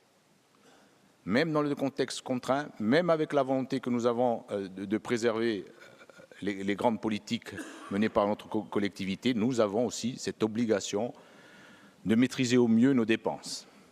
Nous l'avions fait déjà en 2025. Si on regarde la trajectoire de nos dépenses sur ces 5 dernières années, on était sur l'ordre d'une croissance de 2,5 à 3%. Même 4% sur 23 et 24. En 25, on a fait un premier effort important, puisque, rappelez-vous, au CFU, qui vous sera présenté, mais les éléments que l'on possède aujourd'hui pour travailler sur l'arrêté des comptes 2025 prouvent bien que nous aurons un niveau de dépenses autour de 1,4%, c'est-à-dire au niveau de l'inflation. La projection sur 26, 27, 28 se fera à ce niveau-là, c'est-à-dire autour de 1%, ce qui est un effort considérable au regard des besoins qui sont les nôtres. Et je vous prends un exemple, parce que c'est souvent l'exemple qui fait parler, celui du 0,12, celui des effectifs. Aujourd'hui, nos effectifs, ils n'ont pas évolué entre 24 et 25. J'ai même envie de dire qu'ils ont un petit peu diminué. C'est à peu près une quarantaine d'agents en moins dans notre collectivité entre 2024 et 2025.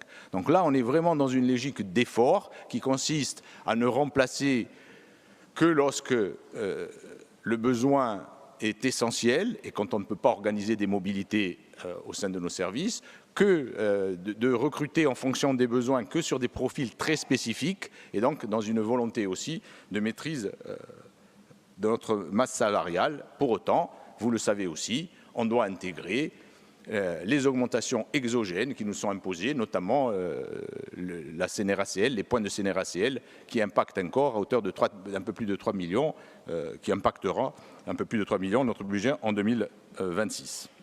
Donc, premier niveau, c'est la maîtrise des dépenses, le premier axe. Deuxième axe, c'est la question des recettes. Et c'est le maintien d'un niveau de recettes suffisant pour pouvoir financer nos politiques. Et c'est un sujet, puisque je vous le disais précédemment, dans le contexte actuel, on voit bien que l'État se désengageant, les collectivités en France de manière générale et la collectivité de Corse aussi voit son niveau de recettes diminuer.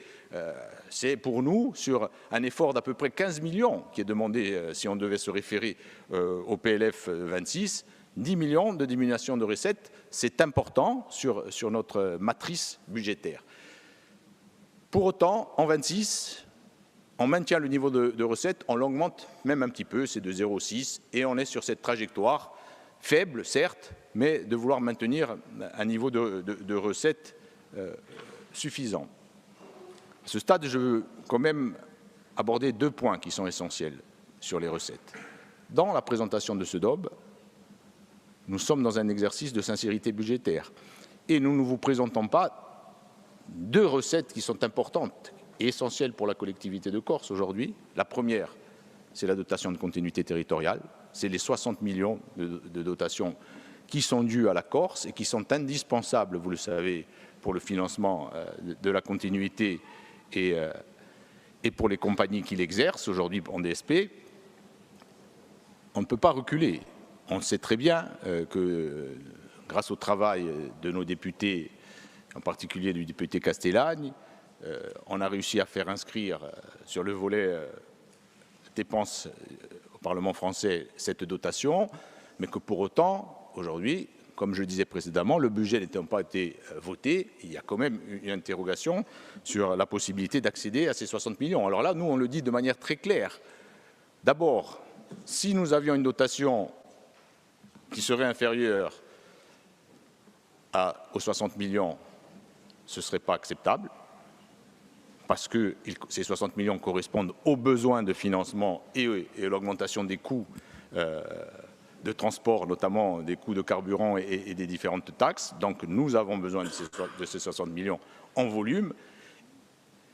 Si, dans une hypothèse encore plus pessimiste, le Parlement français ne votait pas les 60 millions de dotations de continuité territoriale, on serait là dans une situation inenvisageable, intolérable pour la Corse et qui au-delà d'avoir des problèmes budgétaires pour notre collectivité, provoquerait, vous le savez tous, une crise économique, sociale extrêmement profonde et on ne peut à ce stade-là même pas l'envisager et bien sûr on demande à l'État de respecter les engagements qui ont été pris. Je vous rappelle que cette dotation de 60 millions, c'est une dotation ponctuelle que l'on demande chaque année et que nous demandons par contre qu'elle soit inscrite de manière pérenne, notamment à l'intérieur du pacte fiscal et budgétaire que l'on devra négocier et qu'elle soit indexée sur la TVA qui paraît être le meilleur niveau qui nous permettrait de garantir le bon niveau de recettes. Le deuxième point important, la deuxième recette que nous n'avons pas inscrite, c'est celle du PTIC. Alors ça a été abordé ce matin, je crois à plusieurs reprises, à la fois par le conseil exécutif Jean-Félix Akouavi et par un certain nombre de conseillers de l'opposition et de la majorité territoriale. Là aussi, vous le savez, on a un problème de méthode et par rapport à la gouvernance de ce plan. Nous le disons depuis plusieurs années. Je ne parlerai que pour la part réservée à la collectivité de Corse, les 250 millions. Vous savez qu'aujourd'hui, sur ces 250 millions, il nous reste 190 millions à consommer. Ça fait à peu près, en volume de projet, 80 millions par an. C'est un peu la discussion que nous voulons et que nous avons soumis à l'État. Et que nous avons fait des propositions à l'État sur la base de projets, d'une vision globale, de projets structurants et d'une démarche pluriannuelle en intégrant aussi, bien sûr, en plus, une méthode aussi en termes de thématique. Moi, je prends 3 exemples qui sont précis. L'exemple de la PPI transport, l'exemple des EPLE et l'exemple de l'agriculture. Sur ces 3 thématiques-là, nous avons fait des propositions à l'État et nous attendons des réponses. Et on ne peut pas imaginer aujourd'hui que l'on s'enferme dans une relation où, à une vision structurante et globale, on nous oppose une vision projet par projet avec un caractère annuel. Ce n'est pas acceptable et moi je pense que ce n'est pas respecter cette Assemblée, ce n'est pas respecter la collectivité de Corse que de ne pas nous associer à la codécision sur ces grands enjeux stratégiques pour la collectivité de Corse. Donc à ce stade, nous n'avons pas inscrit la recette PTIC. Pour autant, et c'est le troisième axe, nous vous proposons à travers cette démarche d'orientation budgétaire le maintien d'un haut niveau d'investissement. 315 millions par an, 945 millions sur 3 ans. Lors des derniers débats, j'avais expliqué à plusieurs reprises que nous envisagions un niveau d'investissement autour de 310 millions. Nous sommes légèrement au-dessus, mais c'est un choix politique. C'est un choix politique assumé, parce que les besoins sont énormes, et qu'en réalité, quand on se compare, y compris aux années précédentes, en 23, en 24, on était à 360 millions. Donc vous voyez bien le gap de 360 millions. Nous sommes aujourd'hui à 315 millions. L'année dernière, nous étions à 325 millions. Donc nous savons que globalement, il nous manque 30, 40, 50 millions sur l'investissement qui nous serait nécessaire pour financer nos politiques. 315 millions, c'est donc 5% de moins que l'année dernière. Là aussi, comparaison avec les autres régions, les régions de France ne sont pas à ce niveau, elles sont à moins de 10%. Donc on a une volonté de maintenir ce niveau d'investissement, mais c'est un revers. Et là aussi, c'est un choix assumé. Le revers, c'est que pour financer ce niveau d'investissement, on est obligé de faire appel à un emprunt supérieur à celui de l'année dernière. 110 millions l'année dernière, prévu en 2026, 115 millions, 5 millions de plus. Choix politique, assumé, mais choix raisonné du point de vue budgétaire. Ce n'est pas parce qu'on fait 115 millions d'emprunts qu'on met en fragilité notre structure budgétaire. Il faut qu'on se le dise, il faut qu'on le répète, parce qu'on entend beaucoup de choses autour de la dette. La dette, elle s'élèvera en 2026 à 1 168 millions.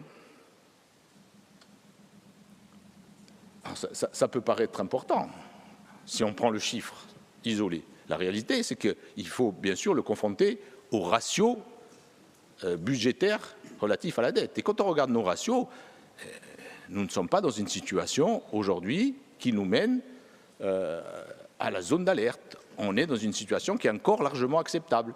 Cette année, en 2026, de capacité de désendettement. 8 années en 2028.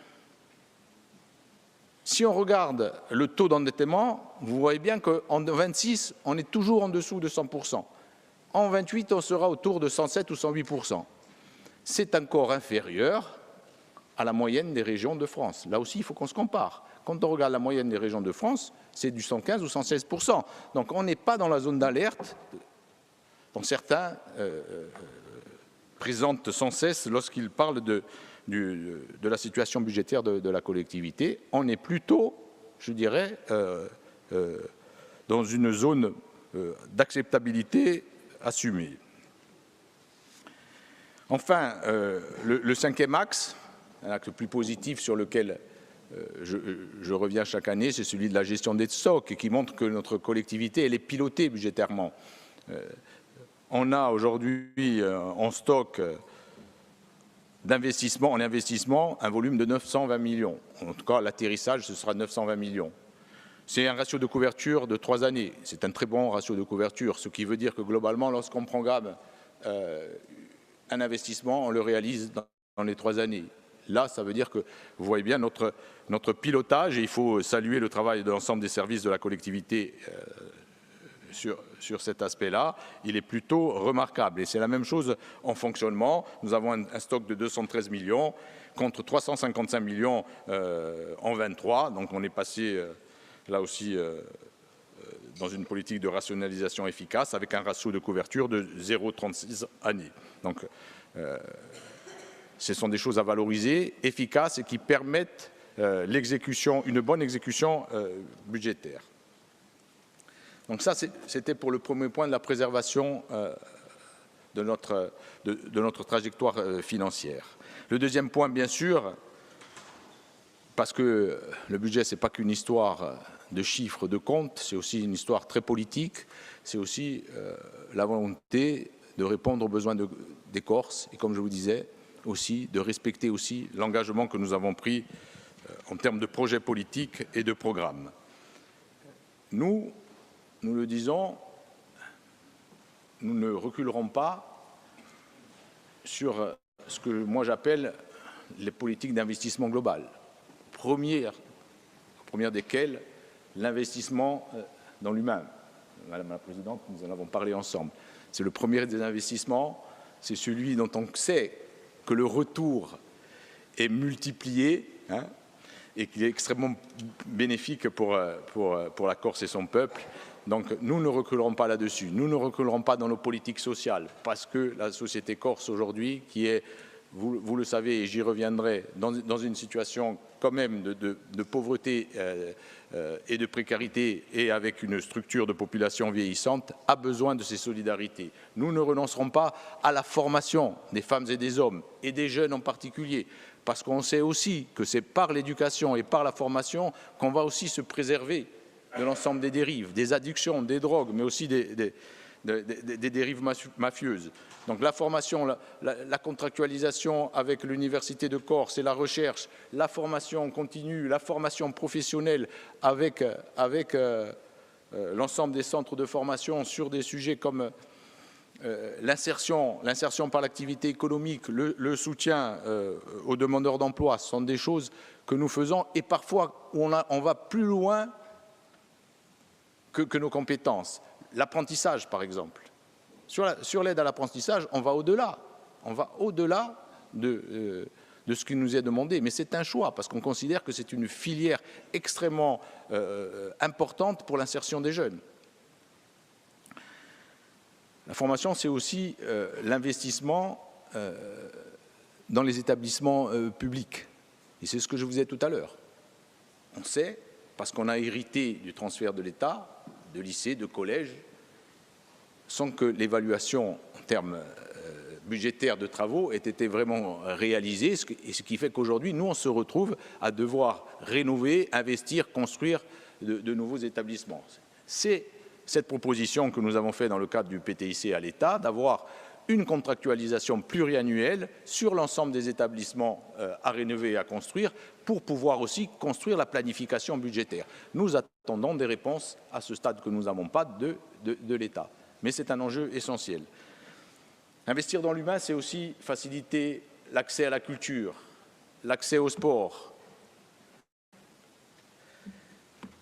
l'accès, bien sûr, à ce qui nous est essentiel, à une politique linguistique assumée et réussie. Vous en avez parlé, je crois, encore hier en commission. J'y reviendrai tout à l'heure sur les axes forts de 2026. Mais ce sont des enjeux importants. Et je veux le dire parce que là aussi, on se démarque quand on se compare le nombre de collectivités françaises, et principalement des régions, qui se désengagent face à la contrainte. Les choix majoritaires des régions en France, c'est de baisser les budgets de la culture, par exemple. Nous, cette année, nous allons augmenter notre budget de la culture, tant en fonctionnement qu'en investissement. Choix politique. On peut nous le reprocher, on peut ne pas le comprendre, mais nous l'assumons parce que c'est un marqueur politique de cette majorité et nous voulons le dire et l'assumer. Investir, c'est aussi investir dans les infrastructures, bien sûr. J'en ai parlé tout à l'heure, c'est indispensable, un rattrapage historique fort, principalement, on le sait, dans les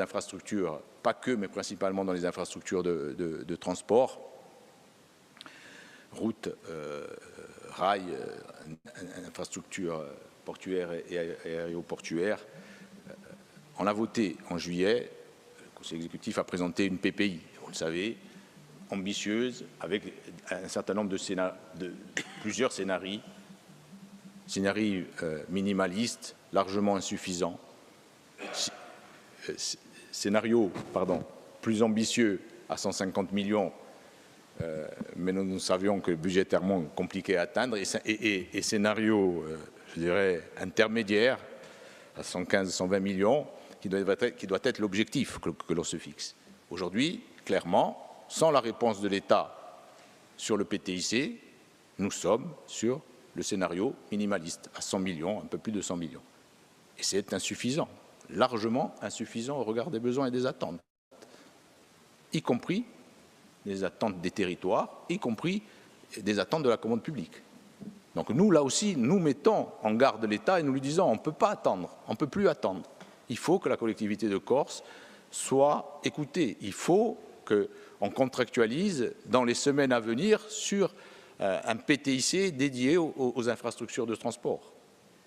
C'est une nécessité parce que les territoires en ont besoin et parce que l'économie de la Corse en a besoin. On peut faire toutes les cellules économiques du monde si on ne prend pas en compte en premier niveau les besoins de la Corse et la commande publique dont on sait très bien qu'elle est un levier important de l'économie et de l'emploi de la Corse. Sur les infrastructures, et sur la politique de manière plus générale, ça a été dit hier puisque nous en avons débattu, la création de l'établissement public Chambre de commerce et d'industrie de Corse, c'est bien sûr pour nous une très grande réussite.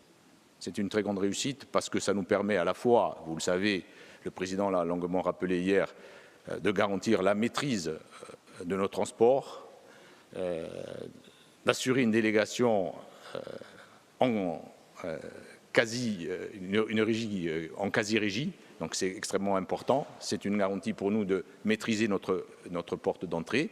Mais cet établissement public, c'est aussi pour nous l'intérêt d'assumer une gouvernance co-construite avec les chambres consulaires et, ça a été aussi dit hier, avec une représentativité majoritaire des élus, parce que c'est cette représentativité majoritaire qui nous permet aussi d'avoir la quasi-régie, le fonctionnement en quasi-régie. Et enfin, ce nouvel établissement, il va nous permettre aussi de travailler sur une PPI et de travailler sur une concession qui nous permettra d'aborder le financement de cette PPI avec des logiques de partage. Partage de la valeur en entrée, le Président l'a rappelé tout à l'heure, et puis partage aussi en termes de choix et de modalités de financement de ces investissements. Enfin, investir, c'est investir dans le soutien au territoire. Et ça, c'est important, là aussi, on est une forme d'unicité dans ce choix politique assumé. Il n'y a pas d'autre exemple. En tout cas, si on se compare là aussi aux régions françaises, qui ont fait le choix de cette intervention massive comme nous le faisons nous. En 2026, dans une période de contraintes budgétaires, Julien Paolini le présentera le mois prochain, nous allons présenter un nouveau dispositif ou règlement d'aide aux communes, avec une volonté, maintenir le niveau d'aide, mais aussi organiser la transversalité et les solidarités. Je pense que c'est le moment, on en parle souvent. On ne peut pas être que dans une solidarité verticale, il faut aussi que la solidarité elle soit transversale.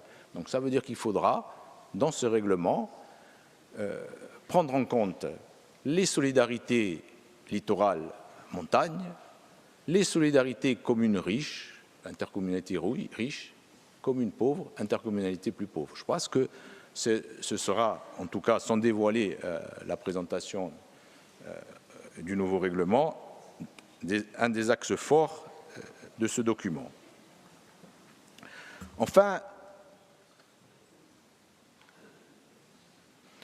construire, préparer l'avenir et l'autonomie, c'est d'abord travailler sur l'autonomie des secteurs stratégiques de la Corse. Vous le savez, là aussi, c'est une revendication de notre collectivité. Nous y sommes très engagés, à la fois sur le volet énergie, avec la nécessité maintenant de signer, on espère que l'État signera la PPE dès 2026, qui va permettre de monter en puissance en termes d'investissement, mais de notre côté aussi, la nécessité de s'organiser en termes de maîtrise. C'est pour ça que nous travaillons, il y a une réflexion, action sur les sociétés d'économie mixte ou l'économie mixte de manière plus générale, et que l'énergie sera certainement un des secteurs où la collectivité s'organisera en termes d'économie mixte. L'autonomie hydraulique, bien entendu, la présidente en a parlé ce matin, j'y reviendrai pas, mais là aussi, nous avons pour le coup déjà un opérateur public remarquable qui est l'Office d'équipement hydraulique de la Corse, et avec un plan d'investissement à hauteur de 260 millions, 240 millions, ça a été rappelé par la présidente ce matin, 160 millions sur les grandes infrastructures, mais l'augmentation, parce que là aussi on entend toujours beaucoup de choses sur le stockage, 15 millions de capacité de stockage de plus à l'horizon 2025 à 2035, je crois que c'est un effort significatif et qui nous met dans la bonne trajectoire. 80 millions sur les réseaux en général, mais surtout sur les réseaux agricoles. Et là aussi, c'est un besoin du monde agricole qui a été exprimé ce matin. On l'a aussi abordé. Et nous le faisons parce que, et je passe à la troisième autonomie, nous voulons aussi construire l'autonomie alimentaire, même à l'horizon peut-être 2050 en partie, mais en tout cas avec cet objectif ambitieux. C'est une ambition du temps long, nous le savons, mais nous voulons le faire avec, bien sûr, le travail qui a été fait les 10 dernières années, notamment grâce au PADUC et à la sanctuarisation des espaces stratégiques agricoles. Il s'agira maintenant de réfléchir et de travailler à la mise en production.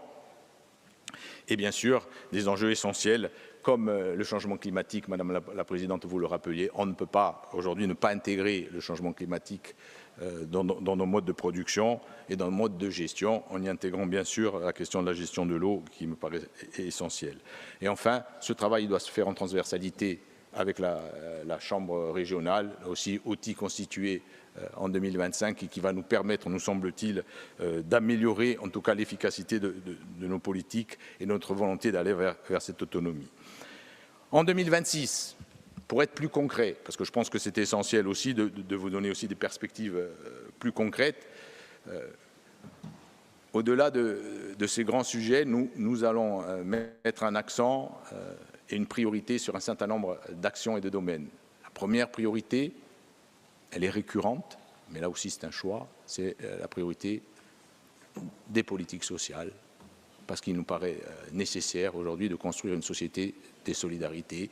Nous le disons souvent, et là-dessus, il ne peut pas y avoir de renoncement, de reculade. Parce que la Corse, d'abord, je l'ai dit, elle est pauvre. Elle a un niveau de pauvreté qui est, quand on se compare, malheureusement pour ce coup,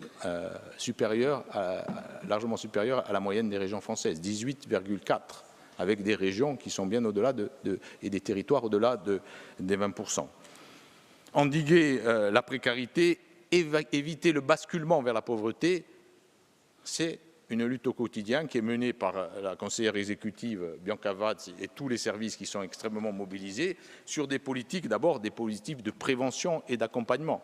Elles sont nécessaires et indispensables. Et notamment, ces politiques-là, elles s'appuient aussi sur le tiers secteur, sur le secteur associatif, qui est indispensable. Donc là, il y a une aide qui est apportée, qui est forte et qui sera maintenue. Même si, des fois, on a des choix, on demande des efforts, on demande des contreparties. Il n'empêche que nous sommes extrêmement présents sur ces politiques. La politique, bien sûr, en faveur des bénéficiaires du RSA. Vous le saviez, on en a à peu près, les allocateurs du RSA, c'est à peu près 5500 personnes aujourd'hui en Corse. Et on est là aussi sur une tendance qui devient haussière, alors qu'on était sur une situation de stabilité. Donc, on voit bien le niveau de précarité aujourd'hui de notre société. Les accompagner, ce n'est pas que leur verser un revenu, c'est aussi les accompagner dans leur logique, dans leur parcours d'insertion. Et il y a aussi énormément de moyens, puisque c'est 40 millions sur la politique du RSA qui est mise en œuvre par la collectivité de Corse. Enfin, la politique en faveur de l'enfance.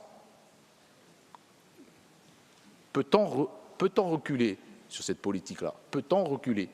Peut-on diminuer les budgets sur la politique en faveur de l'enfance où on y met 30 millions dans une société qui se paupérise, constituée de nombreuses familles monoparentales, souvent et majoritairement des femmes avec enfants. Donc on ne peut pas, voilà, ce n'est pas de faire de l'humanisme, comme j'ai entendu hier, c'est se heurter à un principe de réalité et faire un choix politique fort que de maintenir ce niveau d'engagement. La Corse, elle a aussi une population vieillissante. Et ça aussi, c'est une réalité aujourd'hui. 29% de la population en Corse a plus de 60 ans. En projection, ce sera 34% à l'horizon 2030. 128 000 personnes n'auront plus de 60 ans en 2030. Je pense que là aussi, vous comprenez aussi les besoins sociaux que cela va engendrer. Et déjà aujourd'hui, on voit bien comment les besoins annuellement augmentent sur une politique que l'on connaît tous, qui est celle de l'APA, avec là aussi une intervention dimensionnée et des choix politiques forts, les choix du maintien à domicile, les choix du soutien aux EHPAD, les choix des résidences autonomie, tout ça a un coût, c'est 155 millions d'euros par an, plus de 155 millions d'euros par an sur la politique de l'APA et la politique de la PCH sur l'aide au handicap. Donc, politique sociale forte et en même temps aussi, dans le même esprit, la volonté d'avoir des politiques qui protègent aussi. Et c'est là aussi que nous faisons un effort, et un effort particulièrement important, pas que financièrement, dans la philosophie politique, c'est le soutien à la sécurité et au secours, à travers les conventions qu'on a avec les services de secours et d'incendie de Corse. Là aussi, on est à la fois dans une vision de politique sociale, comme je disais, de secours à la personne, surtout dans des zones rurales aujourd'hui, parce que les IS, leur force, c'est aussi leur maillage territorial et leur capacité d'intervenir au plus près des populations, notamment en zone rurale où il ne reste plus rien et peu de services publics, et c'est aussi justement le maintien d'un service public fort. Et ça, c'est aussi un choix politique assumé par notre collectivité, comme nous assumons dans un autre domaine, la sécurité sanitaire et environnementale, le fait que nous avons la chance d'avoir 2 laboratoires d'analyse, même s'il y a un travail de rationalisation qui est mené pour les fusionner, mais c'est un avantage stratégique extrêmement important, parce qu'aujourd'hui, à l'heure du réchauffement climatique, à l'heure des enjeux de sécurité environnementale, il est important qu'on ne laisse pas partir au privé, seulement, en tout cas au seul privé, le travail sur ces enjeux de sécurité essentiels. Alors, société des solidarités, société qui protège, mais pour autant, ce n'est pas antinomique. Et j'ai envie de dire même que pour pouvoir protéger, pour pouvoir mettre en sécurité, il faut aussi une économie forte, résiliente, équilibrée, durable et qui sait redistribuer et redistributive. Ça fait beaucoup de choses, ça fait beaucoup de strates. Mais là aussi, c'est une volonté politique. Nous, on défend l'économie parce qu'on est de ceux qui pensent que c'est par l'économie que peut venir aussi beaucoup de solutions aux problèmes de la Corse, et on ne peut pas imaginer demain une Corse autonome sans un secteur économique privé fort et qui maille le territoire. En 2026, nous ferons un effort particulier sur une politique que l'on connaît tous, c'est la politique du tourisme, parce que c'est quand même aujourd'hui, il faut le moteur de l'économie de la Corse, et qu'il y a une politique qui a été engagée notamment par la conseillère exécutive, d'une vision d'un tourisme plus durable et mieux équilibré, à la fois dans l'espace et dans le temps. La question de l'achat des flux aériens qui vous a été présenté rentre dans cette stratégie de désaisonnalisation du tourisme. Elle est essentielle. Elle est essentielle. D'abord, ce qui est proposé à travers l'achat de flux aériens, c'est la possibilité de faire venir plus de 200 000 touristes hors saison. Donc avec un coût, bien sûr, qui est à peu près estimé à plus de 2 millions, mais aussi avec des retombées économiques fortes dans les territoires. On est sur minimum fois 10. Donc c'est quelque chose d'important et d'essentiel, et c'est pour ça qu'on vous propose ce dispositif dès 2026. Mais une économie plus équilibrée, je l'ai dit aussi, ça ne peut pas reposer, et ça va de soi, sur une seule monoactivité. Ça doit aussi pouvoir se reposer sur d'autres piliers. Et le pilier du développement agricole, j'y reviens, il est essentiel parce qu'il nous paraît, y compris, être le pendant de l'économie touristique. Soutenir l'agriculture, permettre aux exploitants et aux agriculteurs, ça a été vu ce matin, de vivre décemment de leur travail, travailler vers l'économie, l'agriculture de production, mais aussi une agriculture nourricière, c'est extrêmement important, parce que produire c'est bien, nourrir son peuple c'est encore mieux. Et en 2026, donc, nous allons travailler sur 3 points essentiels au service de cette agriculture. 2, appelle aussi le PTIC. J'en parlais tout à l'heure dans mes propos introductifs. Le premier, c'est l'outil de portage foncier, parce que l'enjeu du foncier, les ESA, la mise en production, la nécessité d'acquérir du foncier pour le mettre à disposition des agriculteurs, en particulier des jeunes. 10 millions, pourtant un projet de 10 millions pour cet outil de portage foncier, avec une demande, me semble-t-il, légitime de participation de l'État dans le cadre du PTIC. Nous attendons des réponses. Et on ne peut pas, là aussi, imaginer que la réponse tarde, au pire, soit négative. Deuxième sujet très important que l'on a demandé d'inscrire au PTIC parce qu'extrêmement structurant, la volonté de renforcer la capacité d'abattage. Et c'est le sujet des abattoirs aujourd'hui. À la fois en termes de rénovation des outils existants, à la fois en termes de création et de construction de l'abattoir petit ruminant en plaine orientale, essentiel pour la plaine orientale et pour les éleveurs au vin caprin, vous l'avez compris. Et enfin, la construction du nouvel abattoir de Portivecchio, qui est aussi essentiel pour les éleveurs de l'extrême sud aujourd'hui, mais qui sous-tend aussi la mise à disposition d'un terrain par la commune. Stratégie déposée auprès de l'État dans le cadre du PTIC sur une vision globale. Enfin, le troisième sujet concernant l'agriculture, il a été largement abordé ce matin, c'est bien sûr l'accès à l'eau dans un contexte de réchauffement climatique, et la présidente de l'Office hydraulique vous a présenté la nouvelle tarification avec bien sûr 2 aspects. Le premier aspect, c'est bien sûr garantir un prix soutenable. Le deuxième aspect, c'est aussi une volonté aussi de préservation de la ressource. L'économie, c'est aussi, dans ce contexte, son financement. Le financement des entreprises, bien sûr, dans le contexte d'instabilité financière dont on parle, dans le contexte de raréfaction des subventions, il faut, il nous semble-t-il, imaginer de nouveaux outils, construire de nouveaux outils de financement. Et l'outil dont on a parlé régulièrement ici, le plus adapté, c'est celui de la Banque territoriale d'investissement. Banque territoriale qui pourrait à la fois, en tout cas c'est la volonté et le résultat des premiers travaux que nous menons, intégrer l'ensemble déjà des outils existants portés par la collectivité de Corse. On a voté un projet sur le soutien à l'économie de 54 millions, mobilisant notamment du FEDER, de 2026 à 2030. On pourrait intégrer l'ensemble des outils.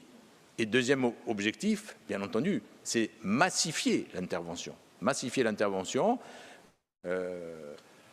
en générant de nouvelles recettes, en tout cas, pour pouvoir le faire, qui pourraient passer, bien sûr, par des emprunts auprès des banques, par la mobilisation de la BEI. C'est un sujet, le président pourrait en parler. Nous avons eu la chance de pouvoir rencontrer les responsables de la Banque européenne d'investissement et qui sont ouverts à la discussion sur ce sujet. Et bien sûr, par la mobilisation aussi de subventions ou de fonds européens de manière optimisée. Et enfin par la mobilisation de de l'épargne populaire, dont vous le savez, c'est un sujet qui nous tient à cœur et que nous pourrions mobiliser dans le cadre de cette banque territoriale d'investissement. Sur ce travail-là qui a été engagé, je sollicite y compris l'Assemblée, Madame la Présidente, sur le fait que nous proposons, enfin le Conseil exécutif propose que dès le début de l'année 2026, les commissions puissent prendre en charge la deuxième partie, j'ai envie de dire, de ce travail. Et une fois qu'on aura présenté l'état des lieux et les scénarios envisagés, puissent elles aussi travailler, faire une co-construction avec le Conseil exécutif s'ils le souhaitent, pour pouvoir arriver à l'été 2026 à avoir une proposition stabilisée afin de passer la deuxième partie de l'année 2026 à la mise en opérationnalité de ce projet qui nous paraît, nous, essentiel à la fois pour l'économie de la Corse, mais aussi pour les collectivités, parce que cette banque, elle aura aussi vocation de financer les collectivités locales et les projets publics d'infrastructure. En 26, enfin, on continuera, on accélérera la révision du PADUC. La révision du PADUC, qui est bien sûr menée par le conseiller Julien Paolini, qui bien sûr aura une dimension de document d'urbanisme, on le sait, c'est souvent de longs débats sur ce sujet-là, et donc le PADUC, outil privilégié de lutte contre la spéculation foncière et immobilière, c'est une vocation importante, mais c'est pas que ça, et les sujets que je viens d'invoquer aujourd'hui, notamment les sujets de l'économie, devront être intégrés au PADUC, qui aura pour ambition à la fois de réinterroger l'ensemble des politiques qui ont été inscrites dans le PADUC actuel, mais aussi d'intégrer, bien sûr, les grands enjeux et défis, on en a parlé, l'enjeu démographique et l'enjeu de la transition, l'enjeu climatique et de la transition écologique. Il aura aussi bien entendu, le PADUC, la nécessité d'être un outil de préservation des biens communs, les espaces naturels, la protection des sites, la préservation de la ressource, on a parlé de la ressource en eau, et bien sûr, la sauvegarde de notre identité collective. Je crois que c'est un sujet important aujourd'hui, et ça passe, et c'est dans le débat, et ça passe naturellement par la promotion de notre langue, et je crois que c'est le levier, le facteur indispensable aujourd'hui à la construction d'une identité ouverte, et notamment ouverte sur la Méditerranée.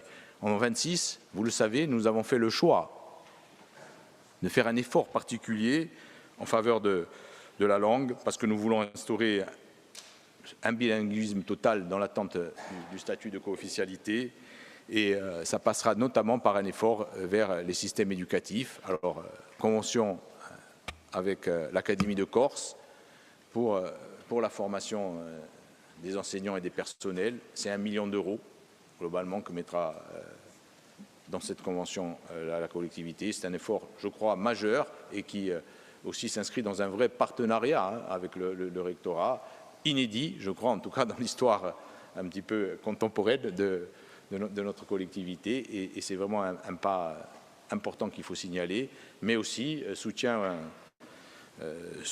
au système éducatif privé. Je crois que c'est important aussi parce qu'il a été précurseur et qui continue au contraire à se développer. Moi, je pense à Scola Gours, mais aussi au Gaz et la Lingua. Je pense qu'il faut aussi, et ce sont en tout cas des structures et organismes qui ont fait toutes leurs preuves et qui ont une grande réussite aujourd'hui en termes d'opérationnalité et que nous continuerons bien sûr de soutenir. Voilà un petit peu les axes essentiels de 2026, mais pour les réaliser de manière générale, il faut aussi dire une chose, c'est qu'on a besoin d'une administration, on ne dira pas de combat, mais efficace et peut-être réorganisée, et c'est ce que nous avons fait depuis 2025. Nous avons travaillé à l'adaptation de notre administration à ce projet, mais de manière aussi plus stratégique à l'autonomie que nous souhaitons tous, que nous voulons construire. Réorganisation qui a pris est fait en 2025 et qui continuera en 2026. Création de 6 DGA, Direction Générale Adjointe, au lieu de 9, et aussi mise en œuvre de 3 délégations stratégiques qui ont été mises en place. C'est important, hein, dans cette vision justement stratégique, de préparer la suite et de préparer l'autonomie. Une première délégation Lingua Europa Mediterranea Internazionale. C'est là cette délégation très importante puisqu'elle a vocation aussi de replacer la Corse dans sa dimension méditerranéenne et internationale. Je crois que c'est important et que du point de vue de sortir d'une vision du seul angle de partenariat financier dans nos politiques de coopération, mais d'intégrer plus de transversalité. Une deuxième délégation, planification stratégique et transition, on en a parlé, notamment un travail important sur le PADUC, hein, sur la transition écologique et économique, numérique et autres. Enfin, une troisième délégation, relations publiques, partenariat stratégique. Là aussi, il nous semblait qu'il était important à travers cette délégation de retravailler, de réinventer aussi la forme de nos partenariats, à la fois dans la sphère de la collectivité de Corse, autour de l'ensemble collectivité de Corse, c'est-à-dire partenaires CESEC, Chambre des territoires, Assemblée d'Adjuvantou, mais aussi avec les acteurs institutionnels, les communes et les intercommunalités. Alors, pour terminer, pour conclure, une synthèse de tout ce qui a été dit, Monsieur le Président. Oui, nous sommes conscients, hein, des contraintes qui sont les nôtres, et c'est dans le cadre de ces contraintes que nous avons travaillé à la construction de ces orientations budgétaires. Oui, nous assumons aujourd'hui la dégradation financière, mais maîtrisée. Non, nous ne sommes pas en situation d'asphyxie financière. Non, nous ne sommes pas en risque aujourd'hui budgétaire. Nos ratios restent largement acceptables. Et non, nous n'abandonnons ni nous ne renonçons à ce qui fait notre ADN, je vous l'ai dit tout à l'heure, la volonté d'être au plus près des Corses, des besoins, de la nécessité d'un rattrapage infrastructurel, mais pas que, politique sociale, économique, écologique, toujours efficace. Et nous vous le proposons avec une vision pluriannuelle, une vision budgétaire à 3 ans. Et je crois que c'est important de le dire pour terminer, parce que aujourd'hui, que ce soit une collectivité ou même une entreprise, si on se projette dans le secteur privé, être capable de se projeter à 3 ans dans la société qui est la nôtre, aujourd'hui la société de l'immédiat, avec le niveau de contrainte que l'on connaît en termes de crise, je pense que c'est une garantie aussi de fiabilité. Et ce qu'on vous présente aujourd'hui, c'est une situation qui, en 2028, sera budgétairement largement acceptable. Je pense que c'est important. Et l'enjeu, vous le savez tous, parce que la solution à ces problèmes, à ces contraintes, à cette nécessaire politique, chaque fois un peu d'acrobatie de gestion pour arriver à boucler les choses. La solution, on la connaît tous, c'est le chemin vertueux vers l'autonomie. On a un pas de temps, 26 jusqu'à fin 28, pour avancer résolument. Sur ce chemin. Nous sommes persuadés que l'autonomie, le pouvoir législatif, le pouvoir fiscal vont nous permettre de changer de paradigme. Nous en avons donné des exemples, je ne vais pas y revenir, mais l'exemple de mobilisation de recettes par la surtaxe sur la spéculation immobilière, l'exemple demain de la possibilité de mobiliser plus de transferts de fiscalité liés à la TVA, ce sont 2 exemples qui nous montrent bien que l'on pourrait mobiliser des dizaines de millions supplémentaires en matière de recettes. Et ça, nous le disons en Corse. La solution, elle est ici. On a 3 ans pour l'obtenir. Et c'est pour ça qu'on demande à l'État, dès aujourd'hui, de travailler sur un pacte budgétaire, fiscal et financier pour s'inscrire dans cette démarche. Elle est essentielle à la réussite. Je dirais pour terminer, ce sera mes derniers mots, que le combat qu'on mène pour l'autonomie, en plus aujourd'hui, il n'est pas opposé, au contraire, il est complémentaire à ce qui est en train de se passer en France. Regardez ce qui se passe en France. Les régions, les départements, les communes, les intercommunalités demandent à l'État, à travers leurs représentants, plus de pouvoir, plus de compétences, plus de pouvoir financier, plus de pouvoir fiscal, plus de transfert de fiscalité. Tout ce que nous demandons, dans le cadre différent, puisque nous, on a une autre singularité, celle d'être la Corse, un peuple, une terre, une langue, une culture, un combat historique et aussi un conflit à solder de manière définitive. Mais les autres régions, ou les régions françaises, aujourd'hui, emboîtent le pas de la décentralisation. Et on entend, y compris des voix au plus haut niveau, je le disais ce matin, de l'État, le Premier ministre, mais d'autres, y compris le président de la République sur ce chapitre-là, il a bougé. Je prends l'exemple des positions de Jean-Louis Borloo qui sont assez innovantes en la matière. On voit bien qu'aujourd'hui, le débat, y compris en France, il est sur la table. Et ce sera certainement un des débats forts des présidentielles de 2027. Donc, nous sommes sur la bonne trajectoire. Sur cette trajectoire-là de responsabilité des peuples et des territoires, nous ne sommes plus isolés. Je crois qu'on peut raisonnablement faire état de l'optimisme de la volonté. Ringraziavi. Ringraziabi. Buongiorno Presidente. Allora, c'è questo rapporto importantissimo, un avviso di commissione di evidenze.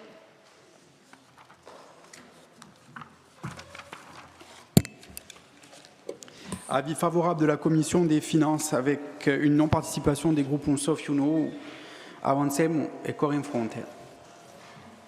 Bien, vous avez tous accès au rapport du CESEC, qui a pris acte de ces orientations budgétaires. Il y a quelques suggestions, voilà, mais je ne vais pas tout lire.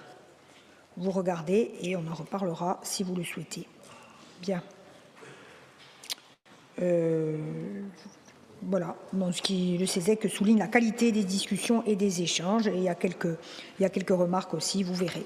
Bien, alors, qui souhaite prendre la parole? Collègue qui veut les barres là? Who want to speak? Allez, Georges Mel, in English. In English, it's very difficult. Fire. You have the floor, Mr. Mel. Non, merci Madame la Présidente. C'est pas feu parce que le Conseil exécutif a été volontiers disert sur le sujet, même s'il s'agit que du document et du DOB qui nous intéresse aujourd'hui. Et il a été jusqu'à parler même de l'abattoir. Alors j'ose espérer que ce n'est pas le chemin qui nous a tracé et il ne va pas tous nous y emmener. En tout cas, c'est à espérer. Alors je vais être volontiers concis et le plus possible parce que j'ai l'impression d'être redondant sur la question budgétaire. Alors je ne voulais pas continuer d'embêter davantage l'auditoire. Mais j'ai écouté avec attention la présentation du conseiller exécutif. Comme j'ai entendu son plaidoyer en commission des finances, même si je n'y ai pas participé pour cause, je n'ai pas pu, qui se résume à dire, et ça a été encore affirmé aujourd'hui, oui, la collectivité de Corse est dans une situation budgétairement contrainte. Oui, cette situation est subie et l'État est en grande partie responsable. Jusque-là, rien ne nous interpelle, mais que l'exécutif ne renoncera pas pour autant à ses engagements et à ses idéaux politiques. Ce comportement, il a un nom. Il s'appelle la quadrature du cercle. On ne peut pas faire plus avec moins sans faire de choix. Sur l'augmentation des dépenses sociales des départements, il est lassant de devoir rappeler à chaque fois que c'est votre famille politique qui a tenu absolument à les absorber. Peut-être que cette victoire historique est aujourd'hui regrettée. En tout cas, elle est par quelques maires et de nombreux Corses. Sachez-le. Comme d'habitude, vous fustigez la structuration des recettes. Et vous nous indiquez envisager, mobiliser et optimiser les fonds européens, le PTIC, pour limiter le recours à l'emprunt. La question est de savoir pourquoi vous ne l'avez pas fait plus tôt.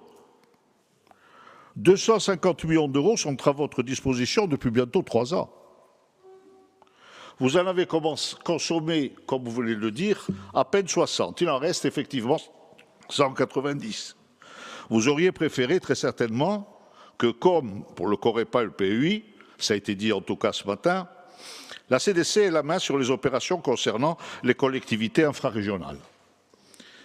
Il n'en a rien été, nous le savons. Mais vous avez alors eu une réaction simplement d'amour-propre, puisque vous l'avez boudé, ce PTIC. Et je crois que c'est une attitude irresponsable lorsque l'on connaît le peu de moyens financiers dont on dispose. Cet été, vous nous avez présenté dans le sillage d'un PPI que l'on a réclamé pendant des années un volume de 80 millions de projets au préfet dont on attend toujours la réponse. Permettez-moi de faire référence au rapport routier dont nous avons parlé ce matin sur la plaine de Coutts, on l'y inscrit pour cette session. Vous savez bien qu'il est rare que le PTIC couvre 80% d'un montant d'un investissement. Il faudra que nous ayons, côté collectivité de Corse, les moyens de la participation restante pour boucler les différents financements. Alors bien sûr qu'il faut mobiliser le PTIC, ce n'est pas nous qui allons vous dire le contraire. La seule chose que nous allons vous dire, c'est qu'il fallait commencer avant. Il ne reste que 3 ans pour le faire. Vous avez expliqué en commission, et c'est un point que je partage, que par souci de sincérité budgétaire, vous l'avez même rappelé tout à l'heure, le PTIC sollicité n'apparaissait pas dans l'attente d'une réponse se traduisant par un accord contractualisé. Vous utilisez la même logique pour la dotation de continuité territoriale, puisque vous écrivez que la mesure du projet de loi des finances la plus attendue est la majoration de 60 millions de ces dotations, sans laquelle le rapport, et vous le dites, la situation deviendra intenable. Alors, n'est-ce pas l'occasion de revoir le mode de gestion? Le tableau prospectif qui nous est présenté en page 11 résume bien la situation budgétaire de la collectivité de Corse. Le niveau d'investissement, comme vous l'avez dit, stagne à 315 millions d'euros. Mais pour le financer, l'emprunt passe de 115 millions en 2026 à 123 millions en 2027 à 129 millions en 2028. La capacité de désendettement passe de 7,1 années en 2026 à 8 années en 2028, seuil d'alerte atteint, et le taux d'épargne brute baisse de 14,2% à 13%. Vous nous dites que les ratios ont toujours un bon niveau, ils sont tous au vert. Pourtant, l'indice volumétrique d'endettement, qui est un élément important, montre que la dette contractée sur les recettes réelles de fonctionnement est alarmant. On peut lire sur le tableau les pourcentages suivants, et vous les avez rappelés. 95% en 2025, 98% en 2026, et là on franchit le cap des 100. 102 en 2027, 106 en 2028. Ça veut dire quoi exactement? Mais que lorsque ces pourcentages sont supérieurs à 100%, ils génèrent forcément 2 conséquences. Un risque de non-solvabilité si la collectivité continue de s'endetter, ce que nous sommes en train de faire, sans améliorer la capacité de financement à générer des recettes, compte tenu des difficultés qui sont les nôtres, et une dette en 2027 supérieure aux recettes annuelles de fonctionnement, ce qui limite considérablement sa capacité à investir dans de nombreux projets ou à répondre aux besoins courants. Alors on le voit bien aujourd'hui, la dette devient structurelle, car on emprunte toujours plus pour un même temps d'investissement quasi constant. Souvenez-vous des interventions de notre collègue Xavier Lacombe, qui dès 2021 appelait l'exécutif à la vigilance en argumentant et disant que à la fin de la mandature, nous serions dans le rouge. On souriait face aux pancartes qu'il brandissait lorsqu'il affichait une dette qui dépassait le milliard. Et pourtant, elle avait vu juste. En termes de recettes, le DOB mise sur un regain des 2 MTO qui passerait de 80 millions à 92 millions d'euros, 2 millions d'euros en plus sur les tabacs et sur les transports. 4 millions en plus sur les cartes grises et bien sûr sur la revalorisation de la dotation de continuité territoriale de 60 millions d'euros. Notre collègue Annette Pierre y reviendra de façon beaucoup plus précise sur les DMTO. Pour contenir les dépenses, et vous l'avez dit, les dépenses de fonctionnement à 1% comme prévu en 2026, l'augmentation du 0,12 doit se limiter au GVT et à la CNRACL. Alors il faut dès à présent limiter le remplacement automatique des départs à la retraite en 2026 et organiser des redéploiements de services, chose pour lesquelles vous vous étiez déjà engagé. La structure des effectifs représentant 4 368 agents doit être à nouveau étudiée. Quid des maladies et des remplacements suite au départ à la retraite? Ne pensez-vous pas qu'un audit sur la gestion RH s'impose? Cela pourrait nous aider à mieux comprendre, mais également et surtout vous aider à mieux gérer la masse salariale. Sur le 011, je vous rappelle qu'il y a des efforts à faire sur les charges locatives et le patrimoine immobilier de la collectivité de Corse. Nous attendons toujours votre inventaire et vos propositions. Pour résumer, les indicateurs définissent une trajectoire morose. Et ce n'est pas faute de vous alerter depuis plusieurs exercices.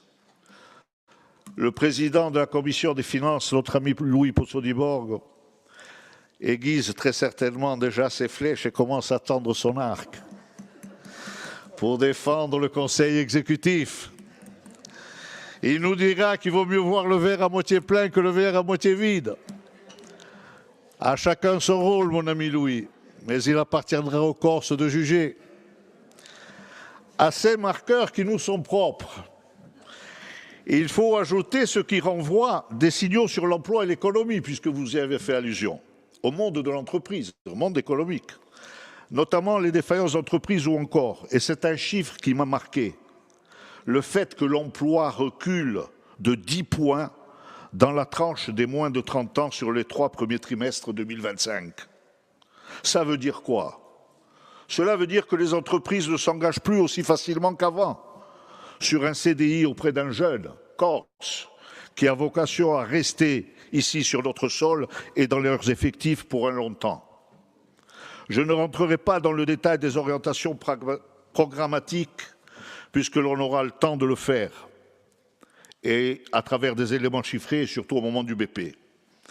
Sur la partie développement des territoires, rien ne transpire concernant le futur règlement d'aide aux communes que nous aurons vraisemblablement en décembre. En tout cas, c'est ce que vous nous avez dit dans votre intervention. Mais vous entendez comme nous les retombées négatives du terrain concernant l'exercice 2025, qui aura été une année blanche qui ne dit pas son nom, avec la mise à mal du principe d'accompagnement aux communes tel qu'il existait jusqu'alors. C'est donc un débat d'orientation budgétaire qui conduira très certainement à un budget primitif qui ne sera en aucun cas à la hauteur des enjeux et des besoins des Corses. Nous l'avons dit et redit, et vous-même, vous l'avez dit. Il nous faut impérativement innover sur des recettes nouvelles, car nos recettes fiscales sont faibles et nos dépenses sont bien au-delà de nos moyens. Cette collectivité ne pourra continuer d'exister que si des choix courageux sont faits. Et vous le savez, pourquoi ne les faites-vous pas? Qu'ils plaisent ou pas, c'est votre rôle de les faire. Car gouverner, c'est à la fois prévoir. Et décider, c'est renoncer. Je vous remercie. Y a-t-il d'autres interventions? Oui, Annette Pierre. Il reste 4 minutes. Non, plus. Il y a doublement des temps de parole. Oui, oui, c'est vrai. Je vous en prie, Agnette. Mais, voilà, merci. Merci, Madame la Présidente. Donc, Monsieur le Président, Monsieur le Conseiller exécutif, alors dans le prolongement de l'intervention générale de mon collègue Georges Mel, je voulais attirer votre attention sur les droits de mutation à titre onéreux et surtout sur la fiscalité des biens. On voit bien la dépendance budgétaire de la collectivité puisque ses ressources sont liées au tabac et aux droits de mutation à titre onéreux. Alors des chiffres qui sont parlants. En 2024, on enregistrait 80 millions de droits de mutation à titre onéreux. En 2023, on était à 95 millions. En 2022, on était à 109 millions de droits de mutation à titre onéreux.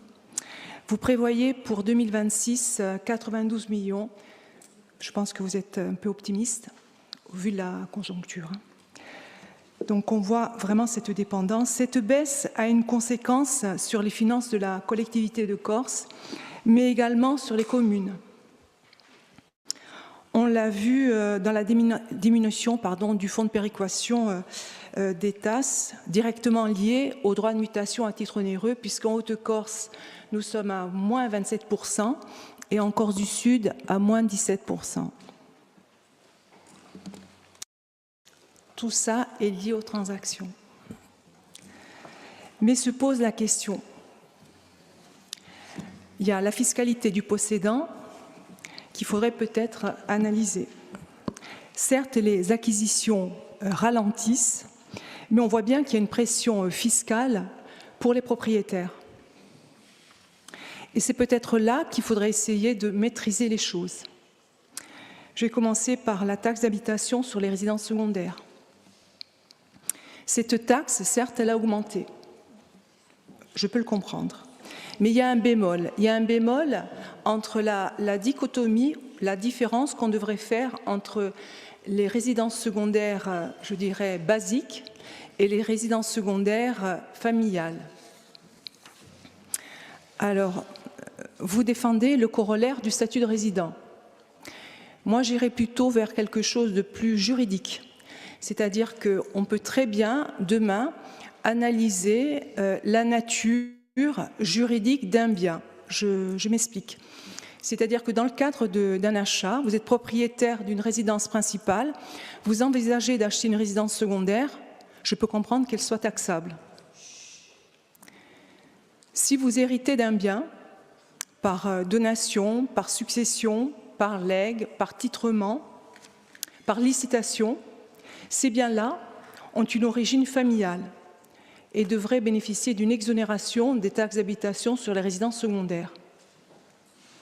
Et on pourrait aller peut-être jusqu'à circonscrire la zone sur laquelle s'exercerait cette exonération, dans le cadre d'une ZRR par exemple.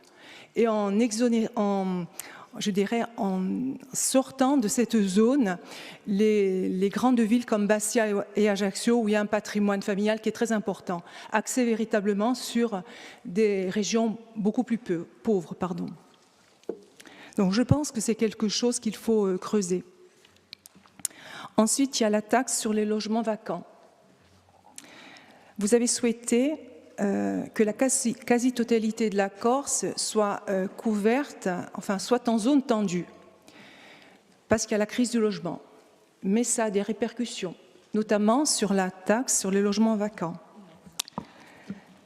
La conséquence principale, si vous voulez, c'est que les gens qui sont propriétaires de biens qui ne sont pas meublés et qui n'ont pas fait leur déclaration sur leur site gouvernemental sont automatiquement taxés sur les logements vacants. Donc là aussi, vous voyez que, en fait, le fait d'avoir mis la totalité de la Corse, à l'exception de 7 villages, je crois, il y a Vescovat ou j'avais la liste, excusez-moi, Bizinc, Casabianca, Giunca, Giupere, Rusio, Rutalo et Vescovat. La totalité de la Corse est en zone tendue. Ça fait en fait s'asseoir ces deux taxes, la taxe d'habitation sur les résidences secondaires, mais également la taxe sur les logements vacants. Donc c'est une idée, il faudrait réfléchir là-dessus, puisque c'est une pression fiscale pour les Corses. Donc oui, la fiscalité ne peut être un mécanisme automatique qui s'abat sur les communes et sur les propriétaires. Ça ne peut pas être quelque chose qui est pris comme ça à l'aveugle. Il faut que ce soit réfléchi et pensé. Je pense que la Corse, elle mérite mieux que des décisions qui sont prises comme ça en disant on va pour lutter contre. C'est vrai que l'idée au départ, c'est de dire il y a une crise du logement. Je comprends, mais de classer la Corse en totalité en zone tendue, ça a les répercussions que les Corses aujourd'hui se trouvent taxés sur les résidences les résidences secondaires, qu'elles soient patrimoniales ou qu'elles soient basiques, mais également sur les logements vacants. Voilà, merci.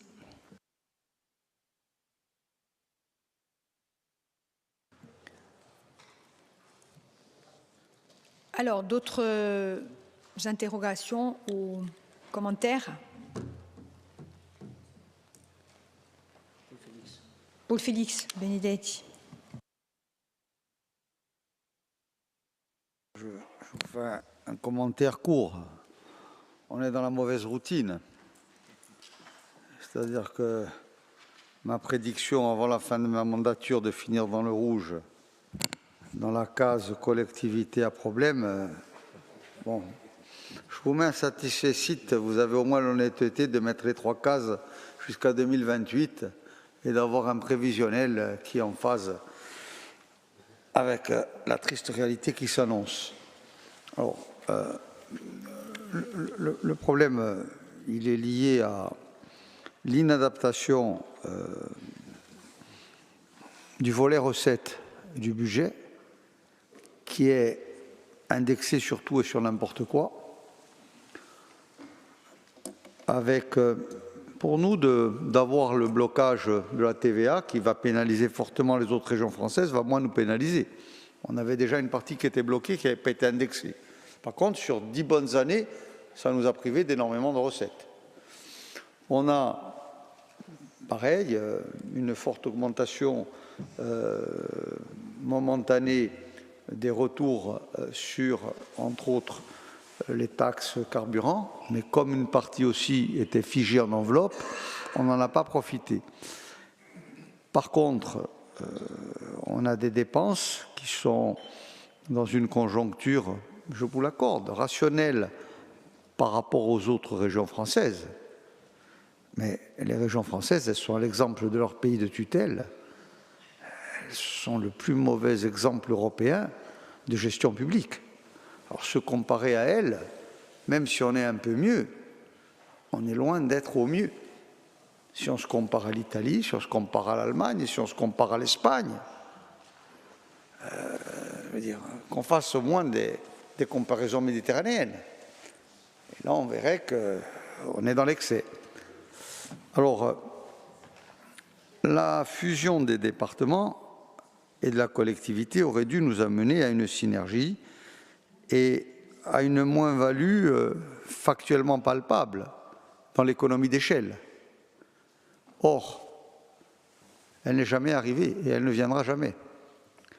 On a superposé les tâches, on a superposé les charges et on a ajouté un quantum de charges pour gérer la superposition. La réalité crue est celle-ci.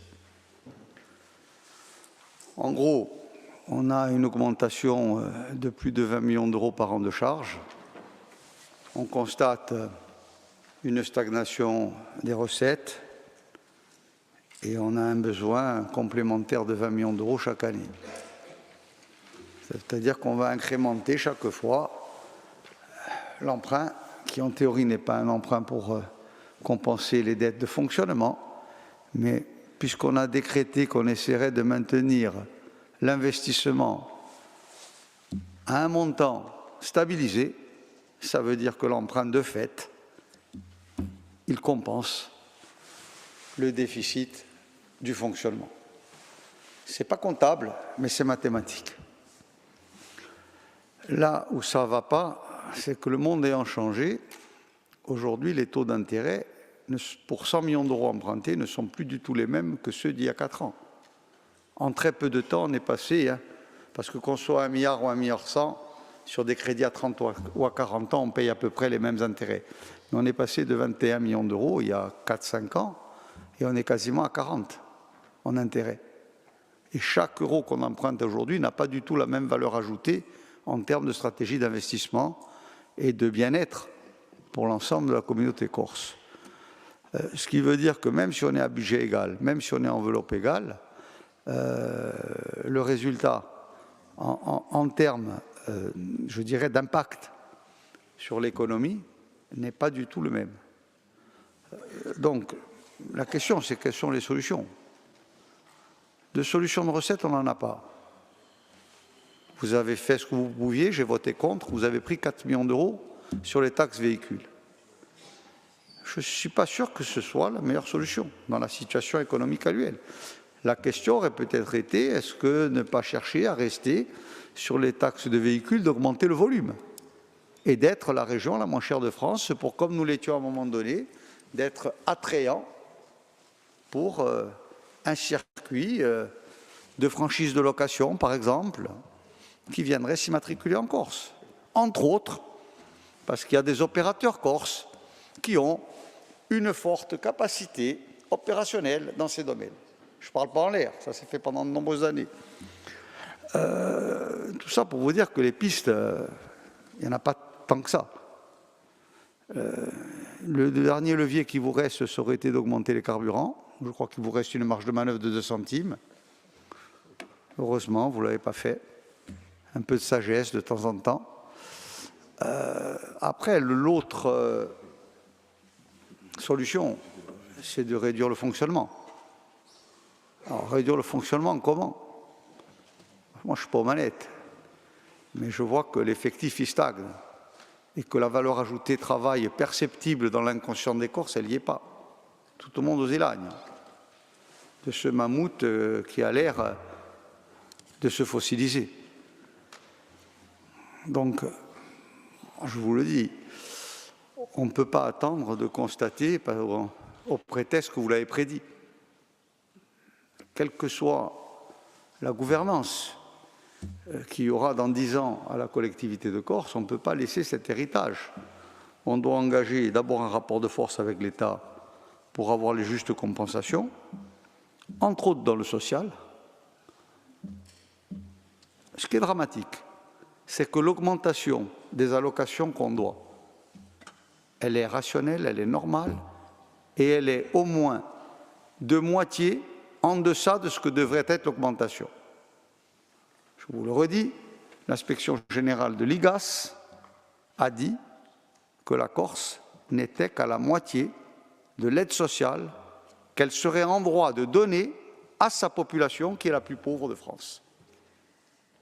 Ça veut dire que nos 180 millions d'euros, dont 155 je crois, ils devraient être à 300, si on était dans le Cantal ou dans le Cher. C'est ça.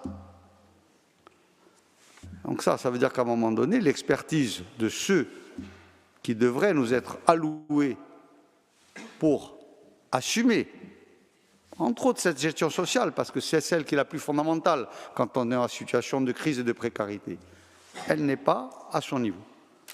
Comme, là, dans un domaine que je connais mieux, dans les infrastructures hydrauliques, on va investir beaucoup, mais beaucoup de l'investissement, c'est pour de la mise à niveau. Ce n'est pas pour de la création de richesses, pour créer de nouvelles surfaces, de nouveaux barrages, de nouveaux réseaux. On est à discuter du maintien en l'état du mieux d'un dispositif qui nous a été concédé par l'État, sans faire l'inventaire de ce qui restait à faire, y compris sur les ports et aéroports et tant d'autres choses. Donc, cette mise à jour de ce qu'on nous devrait, c'est une des seules solutions. Et c'est là où je ne partage pas du tout l'avis du groupe de droite. Ce n'est pas de mettre l'autonomie à toutes les sauces, mais c'est qu'on mette notre droit légitime à toutes les sauces.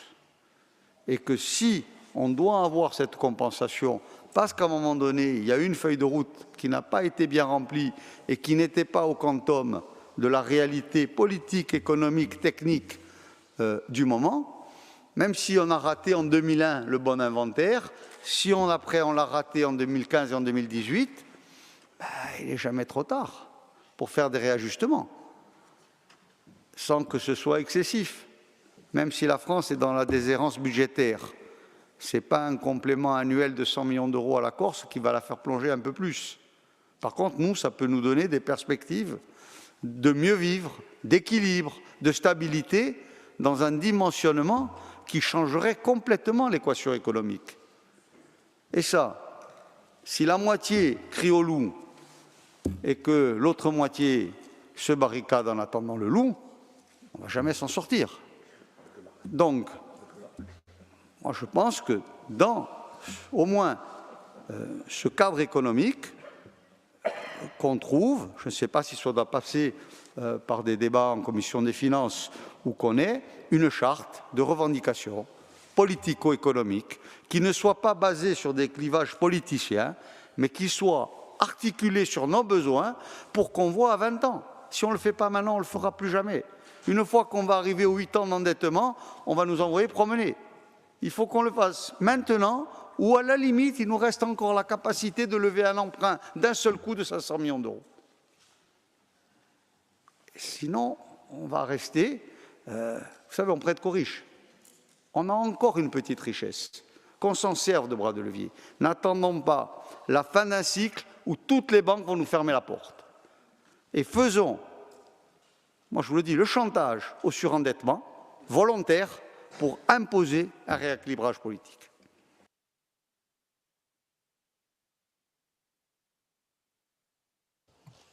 D'autres interventions?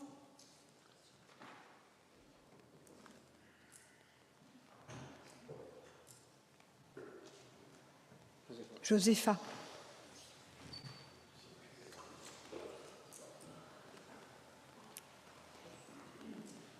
Vas-y, vas-y, je t'en prie. Martimic, perché chi sto brancada io. On a tous l'impression d'être, j'avais pris la figure l'année dernière du jour sans fin, on a tous l'impression de recommencer, de revenir un peu dans ces débats avec quelque part les mêmes arguments de part et d'autre. Hein. Donc effectivement, il y a un cadre qui est dégradé. On est encore amarré malheureusement à un pays à la dérive, qui est la France, raccroché à son budget, à une instabilité permanente. Ça va pas aller en s'améliorant, ça c'est certain. Et puis, on se retrouve avec une dépendance, je dirais, totale, voire très accrue. Et c'est bien là où nous avons un souci. Alors évidemment, et je le répète chaque année, une part de la dépendance, elle ne nous incombe pas. Elle est structurelle. Mais la façon dont on continue de l'aborder, même si j'ai vu quelques tentatives dans une présentation très détaillée de faire la démonstration qu'on était en train d'enclencher des vents, de se mettre contre les vents contraires et tenter d'enclencher des solutions intermédiaires, on n'en est malheureusement qu'au soubresaut. Et on n'en est encore qu'aux études, mais j'y reviendrai. Donc, la question, c'est la façon dont on l'aborde. Deux exemples, parce que vous les avez pris et ils sont à cet égard pertinents. La question de la dotation de continuité territoriale, où on est chaque année à guerre et à Limoges, alors c'était 40, c'est 50, c'est 60, et puis maintenant on demande qu'elle soit définitivement indexée à 237. C'est faire droit. C'est vrai, à ce qu'on nous doit, mais également, je crois qu'il faut, et je crois que je l'avais dit déjà l'année dernière, mettre en place, il aurait fallu le faire, discuter de la mise en place d'un autre système. Parce qu'on ne va pas pouvoir continuer longtemps comme ça. Le système même de DCT, il ne va pas pouvoir continuer très longtemps encore comme ça. Et nous le savons très bien. Et on ne va pas pouvoir continuer à se dire, allez, l'année prochaine, on verra comment ça se passe. Sur le PTIC, ensuite, vous avez évoqué le problème de méthode, dès le départ, et de gouvernance. Nous avons été nombreux à le dire et à le rappeler sur ces bancs. L'État, à l'époque, par les mains d'un préfet, il faut que passer, a fait inscrire sur le catalogue, et puis la collectivité s'est retrouvée à devoir suivre les différents projets qui se programmaient petit à petit. Et là, l'exécutif, à plusieurs reprises, vous avez dit, on a demandé à inscrire, on a posé la question, Et on ne pourrait pas envisager qu'on nous dise non et qu'on n'accepte pas les investissements qu'on demande de programmer au titre du PTIC. Mais là, moi, c'est là que je vous pose la question de la posture avec laquelle on aborde les choses. Ce n'est pas la question de poser la question et d'attendre et de ne pas pouvoir envisager qu'on va nous le refuser.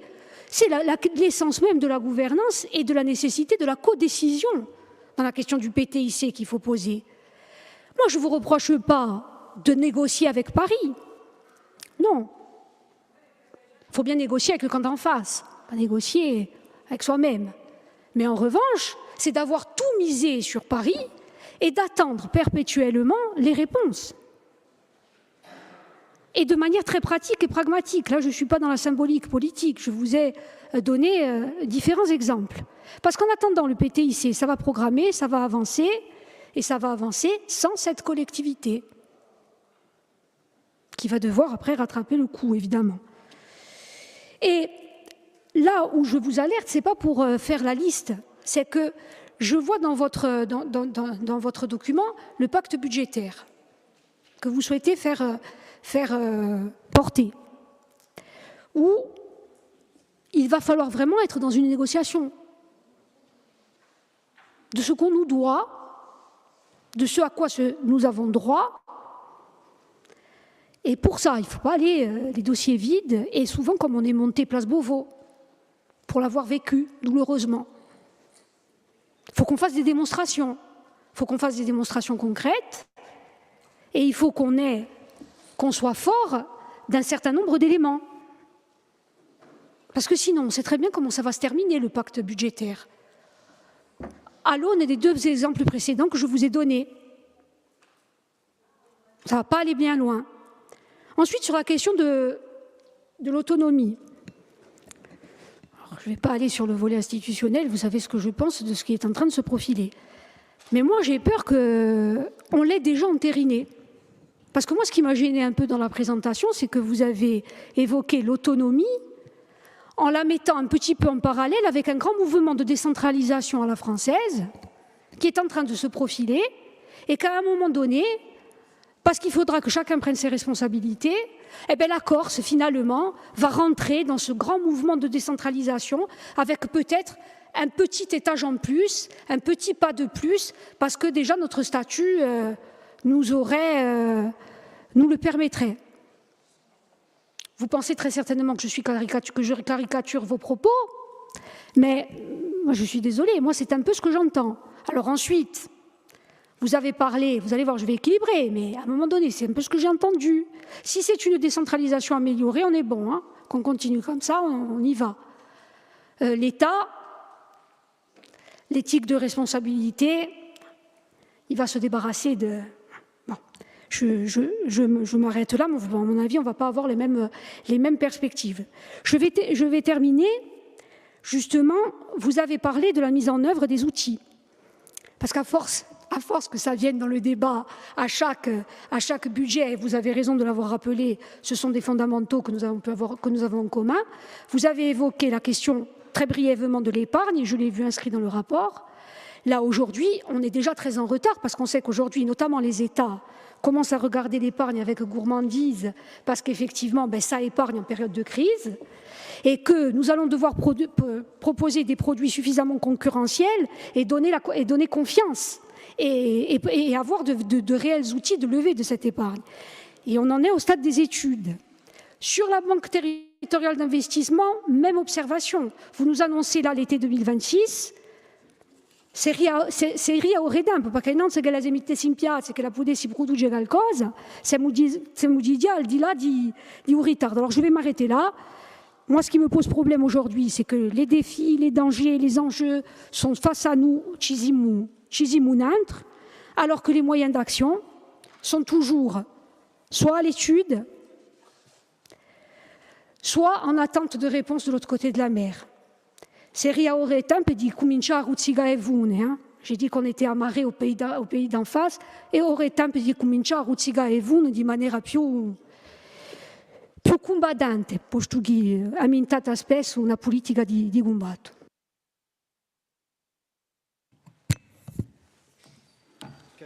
Pierre Giong. Presidente, vi ringrazio. Oggi Presidente, non sono mica stato d'accordo con tutte le vostre politiche messe in ballo da voi 2015, ma trovo che questo DOB pone in chiarezza e sfide maggiori che l'uscita da cascioi e con mezzi finanziari che calano e forse galeranno ancora più con la situazione francese e europea. Io voglio sottolineare parecchi punti che penso sono positivi. O prima della riorganizzazione amministrativa che infine è fatta, in stabilizzazione dei nostri effettivi e una ripartizione tra tutti i regioni di Corsica. È una bella cosa perché penso è stata difficile da fare per tutto il mondo. A ebida di certo di alta, ma di maestrata e ci permette un investimento di 315 milioni che farà pro alla nostra economia. L'azione sociale è forte e necessaria in una collettività a più povera e Francia. L'aiuto ai territori mi pare mantenuta, la protezione dell'ambiente e di prima trinca e riserve, o baduc che deve essere rivisto, una politica di trasporti che ci permette di viaggiare senza bastogne verso il continente e di sviluppare trasporti puliti e sicuri in Corsica. Il lavoro per la nostra energia, per l'acqua e per la produzione agricola rispondono alle sfide di cambiamento climatico. Ma ciò che mi è piaciuto di più in questo documento è la messa in ballo di una vera politica linguistica a pro della lingua corsa.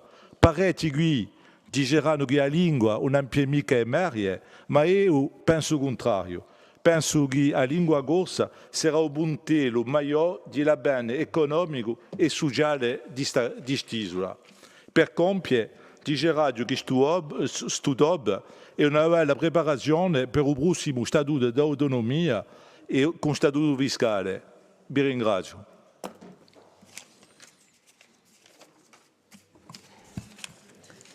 Remarquable de concision, comme d'habitude. Très bien, si je puis me permettre. Alors, Pierre, oui, monsieur, oui, qui vous l'aide? Vous êtes par là. Allez, avete da parola per ai sapete quanto? Quanto? Oye. 20 minuti. Ouais, allez. 21 minuti. Bon, se può fare 15 di meglio, hein? Basterà. Allez, avete da parola. Merci, Madame la Présidente. Merci. Je pourrais commencer par des photos. Photos du DOB que j'ai lu, là. Ou alors je pourrais commencer par l'évangile du 5e dimanche de Pâques. Quand Thomas dit à Jésus, Seigneur, nous ne savons pas où tu vas. Comment pourrions-nous savoir le chemin? Et Jésus lui répond, Seigneur, moi je suis le chemin, la vérité et la vie. Voilà, je pourrais commencer par ça. Tout ça pour dire que on est en plein doute. On est en plein doute. Qu'on soit chrétien, agnostique, on est en plein doute. On est tous, et vous l'avez entendu, en tous les cas, avant que les flèches nous arrivent dessus, de Louis, je veux dire, on est en plein doute sur le document et sur les intentions. Je l'avais déjà dit une fois, l'intention, vous le savez, aussi forte soit-elle, n'entraîne jamais la vertu, pas souvent la vertu. Alors, bien sûr qu'on peut imaginer le mieux, mais pour l'heure, on est encore dans l'idéalisation de ce mieux. Bon, pour revenir à des choses plus photographiques, puisque je passe de l'évangile aux photos, on est quand même, quand on parle d'agriculture, à 4% d'autosuffisance. 4%. Je reviens au débat de ce matin. On est hors sol. On est hors sol. Je crois en termes de photos, vous avez aussi une photo intéressante. C'est l'axe Bastia-Bonivage, où je vois même le train qui apparaît et le projet du Grand Port. avec la photographie financière que j'ai entendue, en tous les cas que j'ai vue, ça me semble encore une fois dans... Bon, je suis le chemin, hein, peut-être. Même chose pour un certain nombre de points, notamment la question de l'énergie. Au moment où le décret n'est pas encore signé, on peut s'interroger aussi. Quant au PADUC, mon collègue, notre collègue, mon voisin, je veux dire, là aussi, on mise pratiquement la moitié de nos espoirs dans la révision du PADUC, ce qui me semble, à mon avis, aléatoire. Mais bon, passons là-dessus. Pour le reste, bon, vous avez évoqué aussi, je voulais faire la parenthèse, oui, en commençant, je mets des petits clichés comme ça, la politique linguistique, on est loin du compte. Pas plus tard que l'autre jour, j'ai appelé le recteur, vous savez pourquoi? Pour savoir si le 8 décembre, dans tous les établissements, on avait une journée banalisée. Voilà, oui, c'est simple, hein. Eh bien, on n'en a pas. Et dans plein d'endroits, il n'y aura pas de banalisation de la journée pour justement avoir ce regard sur la langue, sur la culture, sur l'histoire, terrain te passe. Donc voilà, et quant à la collaboration sur la question de la langue, et en disant que c'était une nouveauté c'était du temps de Jacob, et Pierre Jong a oublié de le dire, Lingua 2020, il y avait eu, et même bien avant, au moment de la droite, parce que si on veut remonter à 2007, il y avait le premier plan, donc à l'époque, inspiré par notamment Pascal Ottavio. Donc je veux dire, on ne va pas réviser l'histoire ni redire les choses, mais bon, je veux dire, il y a beaucoup de nouveautés qui ne sont pas des nouveautés, et beaucoup de choses qui ne sont pas de nature à nous inspirer un grand espoir. Mais bon, là-dessus, je finirai par votre intro aussi que je partage. Hein. 18,4% de pauvres, avec 25% dans certains quartiers, un quart des Corses dans certaines populations, pratiquement 30% de plus de 60 ans, dans lequel je suis, un Corse sur 3, enfin, à plus de 60 ans, je vous interpelle tous sur ce que ce pays va devenir. Et un mot que je n'ai pas lu, et que j'aurais voulu voir quand même dans les orientations budgétaires, c'est le mot logement. Le mot logement, parce que tout à l'heure, avec la présidente, on a participé à l'ouverture de la 10e campagne Assemblée des idées, et je me dis que la jeunesse corse est en attente aussi, à un moment donné, de traitement de cette question-là, et d'autant que, et je le répète, parce que beaucoup en font aujourd'hui leur propagande politique avec, sous fond d'anathème religieux, avec 3500, 4000, 5000 personnes, ça dépend des années, des aléas climatiques et politiques qui débarquent dans ce pays. Ça me pose problème, parce que, et quand on arrive à un document d'orientation budgétaire, c'est les paramètres que les Corses mesurent, appréhendent, et pour lesquels ils attendent des réponses pas mica berempe a Maria, forse berempe ouvrigidaire, perché a Maria, sai, des pédagogies piuttosto che Pérouse. Voilà, je voulais commencer par ça, parce que j'ai 20 minutes. Oui, et simplement rentrer dans quelques points, comme ça, rapidement, puisque bon, beaucoup de choses sont dites et redites, mais il y a la question de la DCT, qui aussi va revenir sur la table. On est en train de nous programmer comme dans une stratégie d'assistanat quelque part, alors que c'est un droit historique finalement qui nous est dû, et on est en train de se victimiser et en fin de compte de s'autoflageller, alors que dans tout ça, à l'heure où on parle, on n'a rien. On n'a rien, pourquoi? Parce que l'incertitude budgétaire française, et vous le savez aussi bien que moi, est là, et que dans ce qui se passe au niveau du projet de loi de finances 2026, pour l'heure, c'est moi qui ferai, moi. Donc déjà, première crainte, même si il y en a d'autres, hein, je pourrais évoquer le PTIC aussi. Depuis le PTIC, quelqu'un l'a déjà dit, donc je ne vais pas rentrer dans le détail, mais on a quand même aujourd'hui encore 190 millions sur la table pour les projets. je ne vais pas faire la soustraction, vous avez compris, hein, de 190 millions. Donc on peut s'interroger sur cette démarche un peu ou sur les raisons, en tous les cas, qui nous font aller un peu au ralenti dans l'utilisation des moyens. Bon, alors, est-ce qu'il y a un problème d'ingénierie, un problème d'instruction de dossier, de montage, d'autofinancement ou de carence dans les propositions? Avec ce que j'ai dit tout à l'heure, il y avait de quoi faire, hein, même le train jusqu'à Bonivaz, si vous voulez.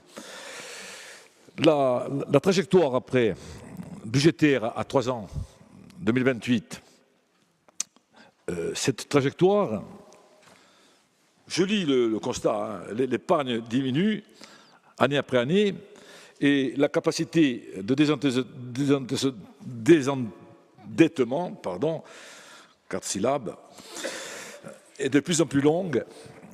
Les seuils d'alerte seront, pour ainsi dire, atteints, quelqu'un a dit avant moi, en 2028, et les difficultés perdurent jusqu'à, je crois, à nous mener progressivement, si tout va bien, dans le mur. Un autre contexte, donc, qui est à souligner, c'est donc cet effet ciseau dans le social, c'était évoqué aussi, qui est caractérisé par une hausse qui est quand même particulière et très importante des dépenses et une stagnation des recettes. Ma collègue Xiana Chiesa l'a évoqué, recettes afférentes. Pour autant, on n'a pas innové en termes de pistes de réflexion pour nous permettre d'améliorer cette situation. D'autant que, là aussi, je reviens sur une des photos de début de mon intervention, la maîtrise des flux démographiques n'est pas de notre ressort et nous sommes encore dans une situation subie qui risque d'avoir un impact très, très négatif sur le développement économique. Je continue très vite, je fais des coupes sombres dans mon propos pour vous dire qu'en quelque sorte, nous sommes devant une mandature qui espère dans l'autonomie, et ma collègue en parlait tout à l'heure, autonomie dont on ne sait plus aujourd'hui si elle va se traduire par une autonomie de fait ou par une décentralisation aménagée, puisque nous avons un coup d'avance, puisque nous avons un statut particulier à l'origine. Mais en tous les cas, à l'heure où on parle, on n'a pas encore de plan B. Donc par rapport à ça, je crois qu'il faut quand même qu'on se mette en route pour essayer d'innover, parce que l'évolution des recettes est demeure très incertaine. Je reviens sur le projet de loi de finances 2026 qui est tout aussi incertain. L'approche qui est la vôtre, qui est prudentielle quand même, hein, je tiens à le souligner, vous êtes très prudent et c'est logique. Hein. Je crois qu'elle est malgré tout déjà pour moi optimiste. Ce n'est pas peu dire. D'autant que, et ma collègue, et je reviens sur ce que disait ma collègue, pour ça que je recoupe un peu tous les propos sur le DMTO. Là aussi, l'immobilier est volatile et très incertain. Et là, encore une fois, on aura encore des interrogations.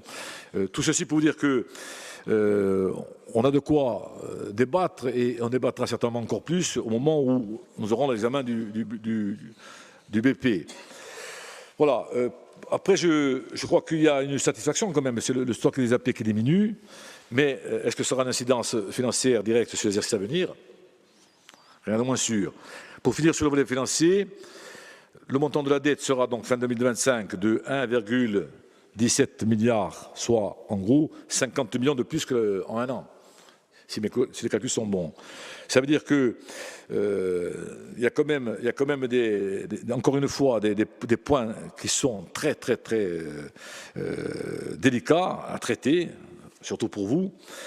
Et je ne sais pas si la réorganisation, puisque vous l'évoquez dans une des forces, et le renforcement de l'administration de la CDC va y répondre. Je crois qu'il y a aussi une réflexion à porter dans les satellites.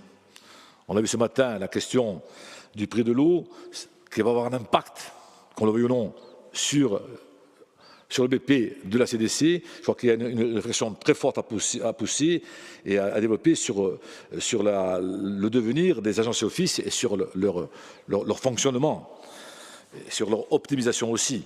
Ils font partie du jeu. Voilà. Quant à ce renforcement que vous évoquez de l'administration de la CDC, bon, qui est en cours, qui sera donc effective à ce que vous dites dans le courant de l'année 2026. On ne fera pas un bilan par anticipation et finalement, ce qui est important pour nous, c'est pas tellement, à la limite, et je pousse, savoir si ça va fonctionner, c'est savoir s'il sera un impact sur la vie des Corses. Ça, c'est ça qui m'intéresse.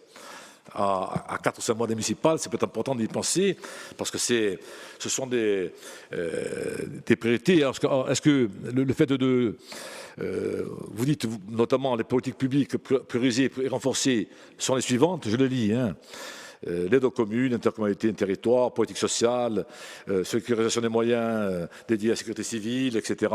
Révision du PADUC, soutien à l'agriculture de production, création d'une structure de financement intégrée au service du développement, donc la fameuse banque, en tous les cas, la mobilisation de l'épargne pour les Corses. Et vous avez évoqué aussi le dispositif d'achat de flux aériens et la politique linguistique. Et la seconde partie, bon, ça c'est pour ça, je ne sais pas si les Corses arrivent à décrypter tout ça. La seconde partie des orientations, elle est dédiée aux priorités dites secondaires. Et je vais vous les dire. La formation, la jeunesse, la culture, le patrimoine, le rayonnement méditerranéen, le foncier et les espaces sensibles, le développement économique, la mobilité, les transports, le numérique et les autonomies énergétiques, hydrauliques et agricoles. Les priorités secondaires, pour moi, je pense qu'elles sont plutôt, je dirais, primaires. Mais bon, c'est, à mon avis, beaucoup d'enjeux du quotidien des Corses qui sont dans ces priorités secondaires, plutôt que dans les priorités primaires. Aux premières, pardon. Voilà. Donc, je vous ai, en débutant, on cherche un chemin. Je ne reviendrai pas à Pâques, mais je vous redirai que, je vous l'ai dit tout à l'heure, que l'intention, aussi forte soit-elle, et je crois que vous l'avez, hein, il n'y a pas d'équivoque là-dessus, n'entraîne pas forcément la vertu, je le répète, et que investir à coup d'idéal, et je suis un idéaliste aussi, hein, ne garantit pas l'avenir de ce pays.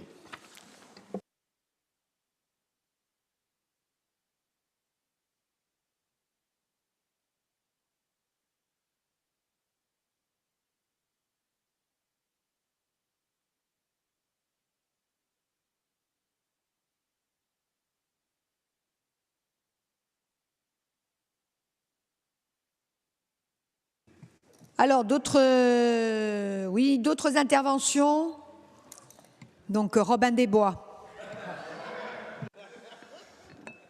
Madame la Présidente, en 40 minutes maximum.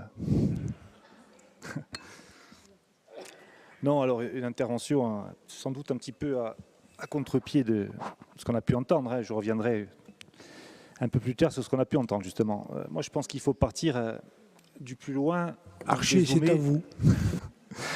Du plus loin, donc dézoomer pour arriver à ce qui nous concerne aujourd'hui. Quand je dis du plus loin, je reprendrai ce qu'a dit Josepha, hein, non pas que nous prenions un plaisir à nous comparer à ce qui se fait sur le continent, mais nous sommes encore fortement amarrés à ce pays qui est à dérive financière. Ça, c'est un fait. Et malheureusement, donc, à partir de là, il faut bien avoir en tête ce qui nous attend. Je dis ce qui nous attend, mais ce qui vous attend aussi. Quand je dis vous, ce sont les élus locaux, hein, dont je fais partie, mais de la majorité, de l'opposition. Je vais partir de la strate la plus proche de nos populations.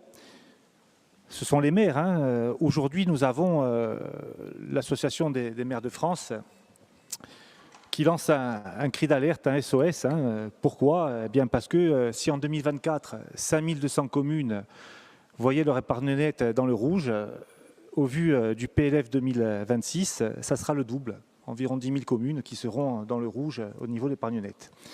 Ce n'est pas moi qui le dis, c'est l'Association des maires de France.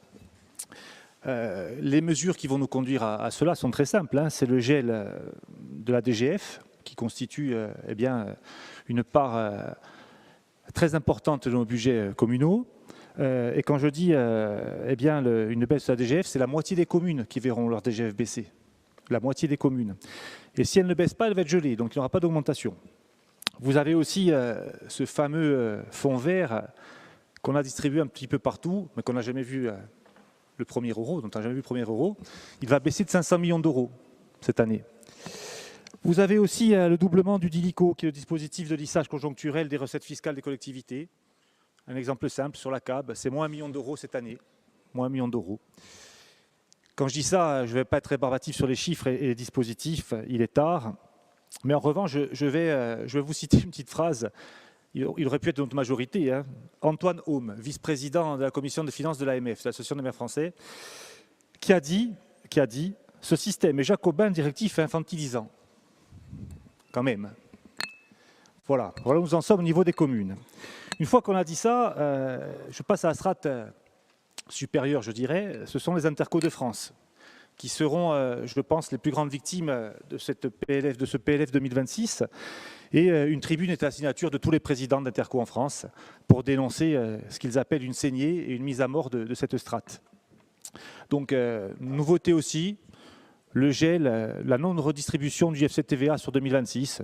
Donc, toutes les intercommunalités qui ont investi en 2025 n'auront pas de FCTVA, le retour sur cet investissement qui génère une recette dans le budget en 2026. Encore une fois, je vous parlerai d'une chose que je connais, la CAB, c'est moins 3 millions d'euros pour 2026. Donc, nous sommes à 1 million d'euros sur le DILICO, 3 millions d'euros sur le DG, sur la partie FCTVA. Et je pourrais empiler ainsi les mauvaises décisions ou les dispositifs qui vont, je vous le disais, créer une véritable saignée dans nos comptes.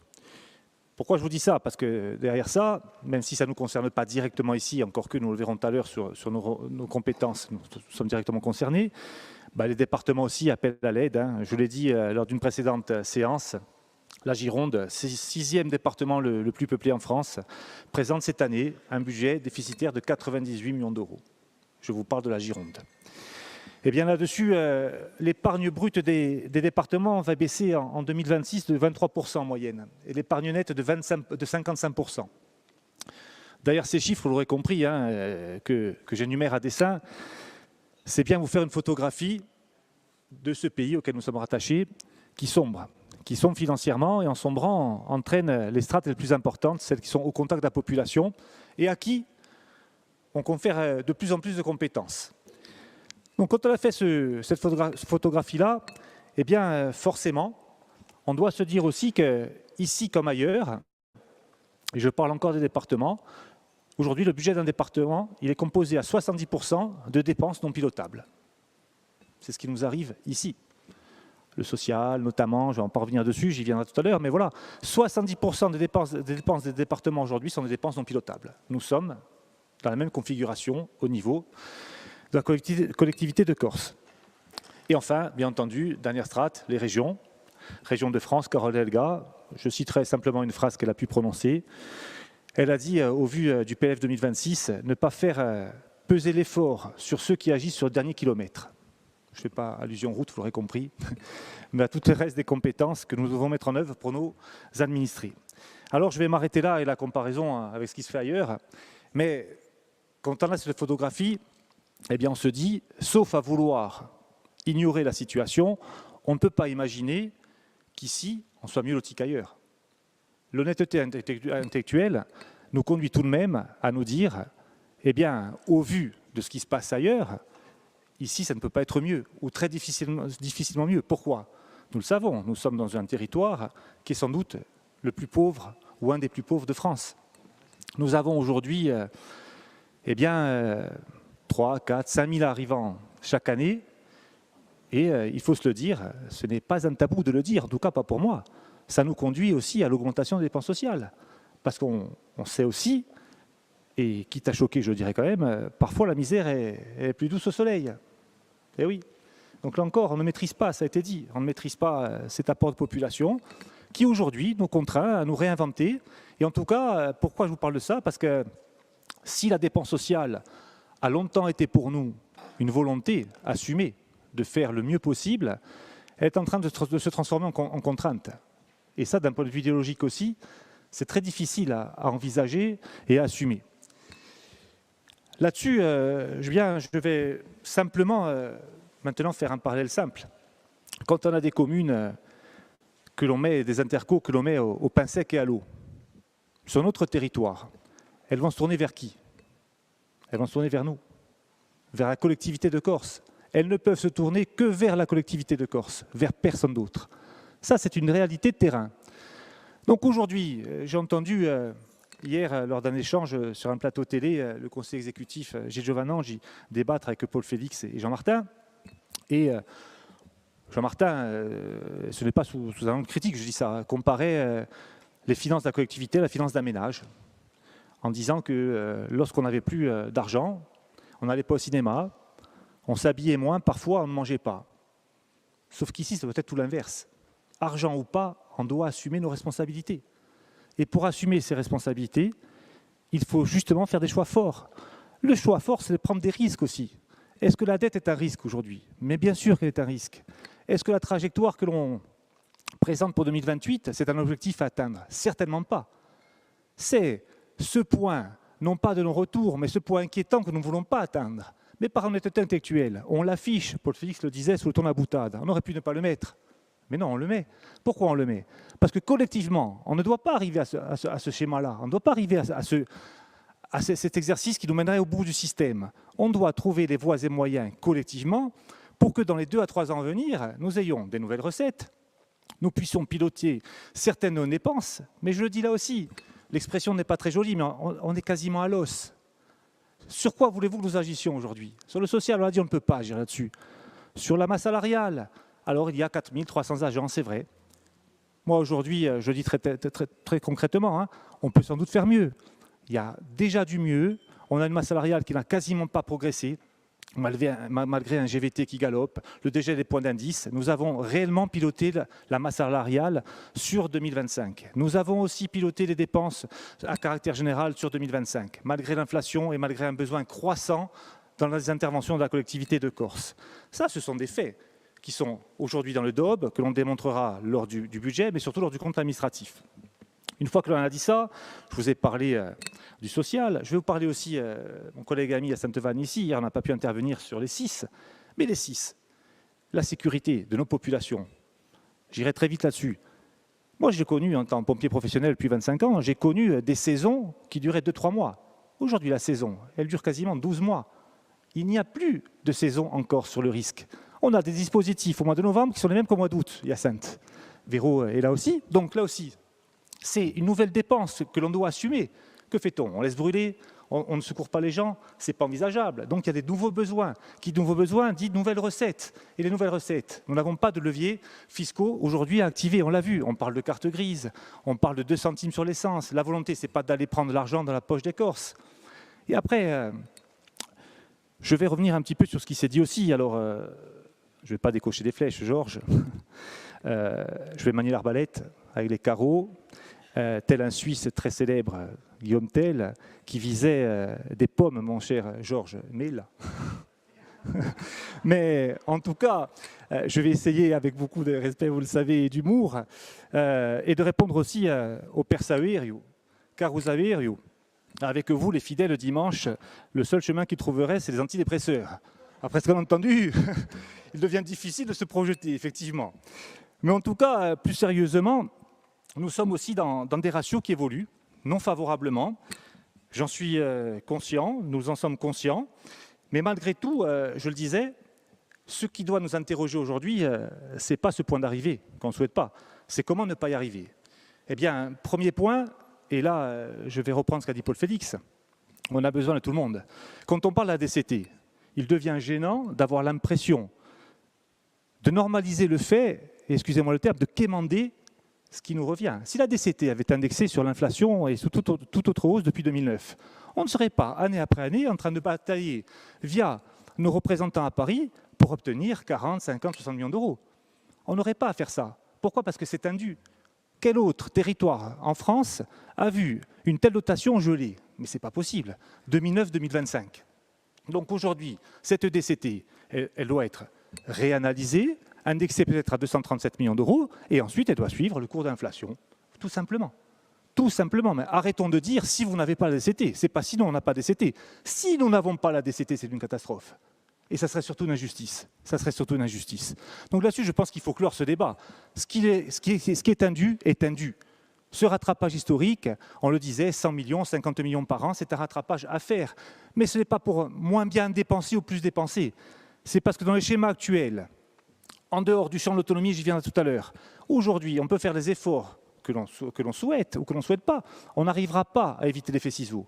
Parce qu'aujourd'hui, sur les collectivités locales, pour 1 million d'euros de recettes, de dépenses supplémentaires, eh bien en face, on ne peut mettre que 200 000 euros de recettes, en dehors du levier fiscal, bien entendu. Ça, aujourd'hui, c'est quelque chose d'acté. On le sait, avec le PLF 2026, chaque fois qu'une collectivité va dépasser 1 million supplémentaire sur des facteurs exogènes, eh bien, il n'y aura quand même que 200 000 euros de recettes. Donc l'effet ciseau sera partout.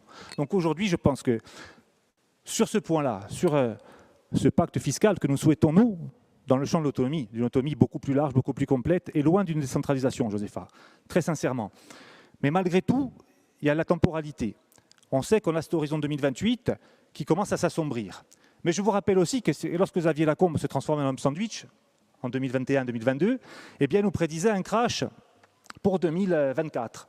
Ensuite, en 2024, on prédisait un crash pour 2025. Et maintenant, en 2025, on nous prédit un crash pour 2028. Nous avons trouvé aussi des voies et moyens, par du pilotage et du bon sens, pour éviter cette situation-là. Mais c'est vrai qu'aujourd'hui, l'horizon s'assombrit et on a de moins en moins de possibilités eh bien, de trouver, je dirais, des démarches de manœuvre. Les recettes, aujourd'hui, on n'a pas la possibilité d'en générer de nouvelles, si ce n'est de renégocier, sur la fiscalité. Quand on parle de pacte fiscal, c'est un pacte fiscal, budgétaire et social. 2, c'est aussi de dire qu'aujourd'hui, eh bien, quand on a cette photographie des interco des communes, il faut s'inquiéter. Nous serons les premiers à solliciter la collectivité de Corse.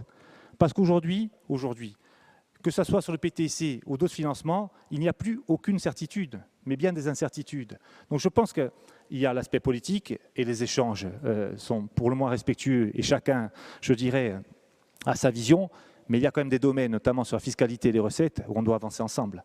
Aujourd'hui, on ne peut plus entendre en novembre 2025 que la DCT n'est pas indue, que, je dirais, la structure des recettes de la collectivité est normale. Ce n'est pas possible. On reste sur des pactes qui datent de 80 et de 2000. On est en 2025. Aujourd'hui, on a besoin d'autre chose. Alors, votre vision, c'est peut-être pas le pouvoir législatif, l'autonomie.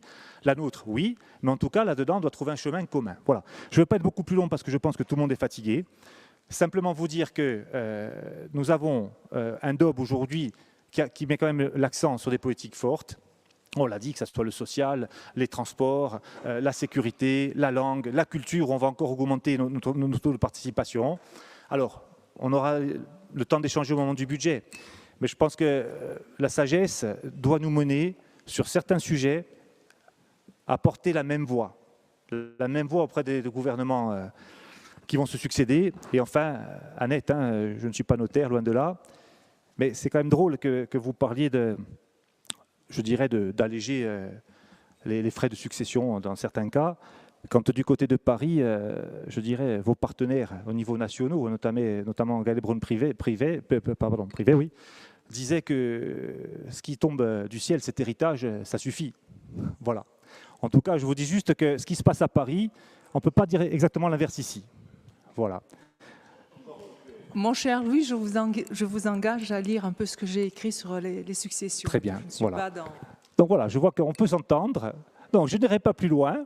Je vois que ce ne sont pas vos partenaires. Très bien. J'en prends acte. Madame la Présidente, j'en ai terminé. En tout cas, Monsieur le Conseil exécutif, merci pour cette présentation de DOB. Vous avez le soutien de notre groupe et bien entendu, nous poursuivrons ce soutien lors du budget primitif. Merci. Ringraziabi. Altre domande di parola e Romain Colonna. Merci Madame la Présidente.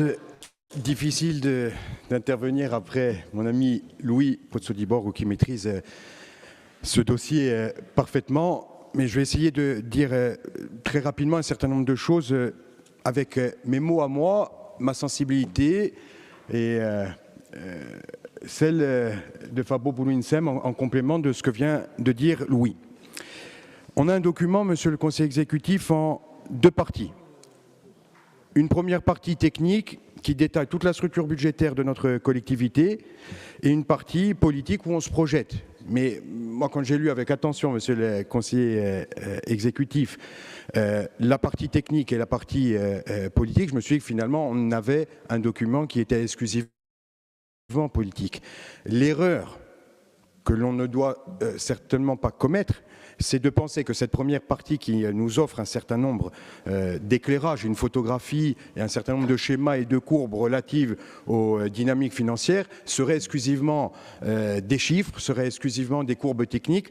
Or, elles nous disent beaucoup de nos choix politiques, passés, présents, futurs. Elles nous disent beaucoup, ces trajectoires-là aussi, de nos choix politiques. Bien évidemment, et après j'y reviendrai, Louis et d'autres en ont déjà dit beaucoup, il y a des choix politiques qui ont été faits, qui sont importants et que vous projetez dans toute la seconde partie du document.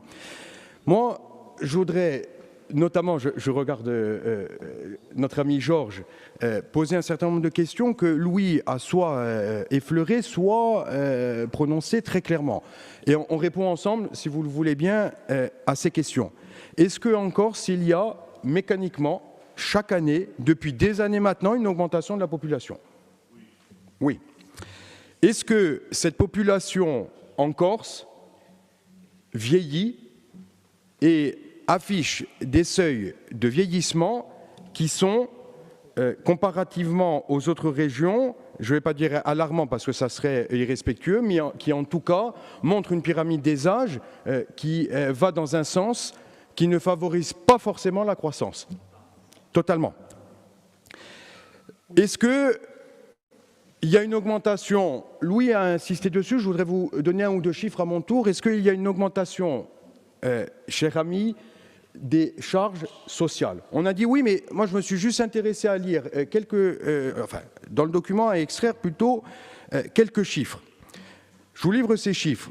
Augmentation des charges sociales de 2024 à 2025. Donc nous, on n'a rien fait. Cher Louis, c'est ce qu'on doit payer. Augmentation de 2024 à 2025, 5,39% en une année. 5,39% en une année. Plus 13% depuis 2019.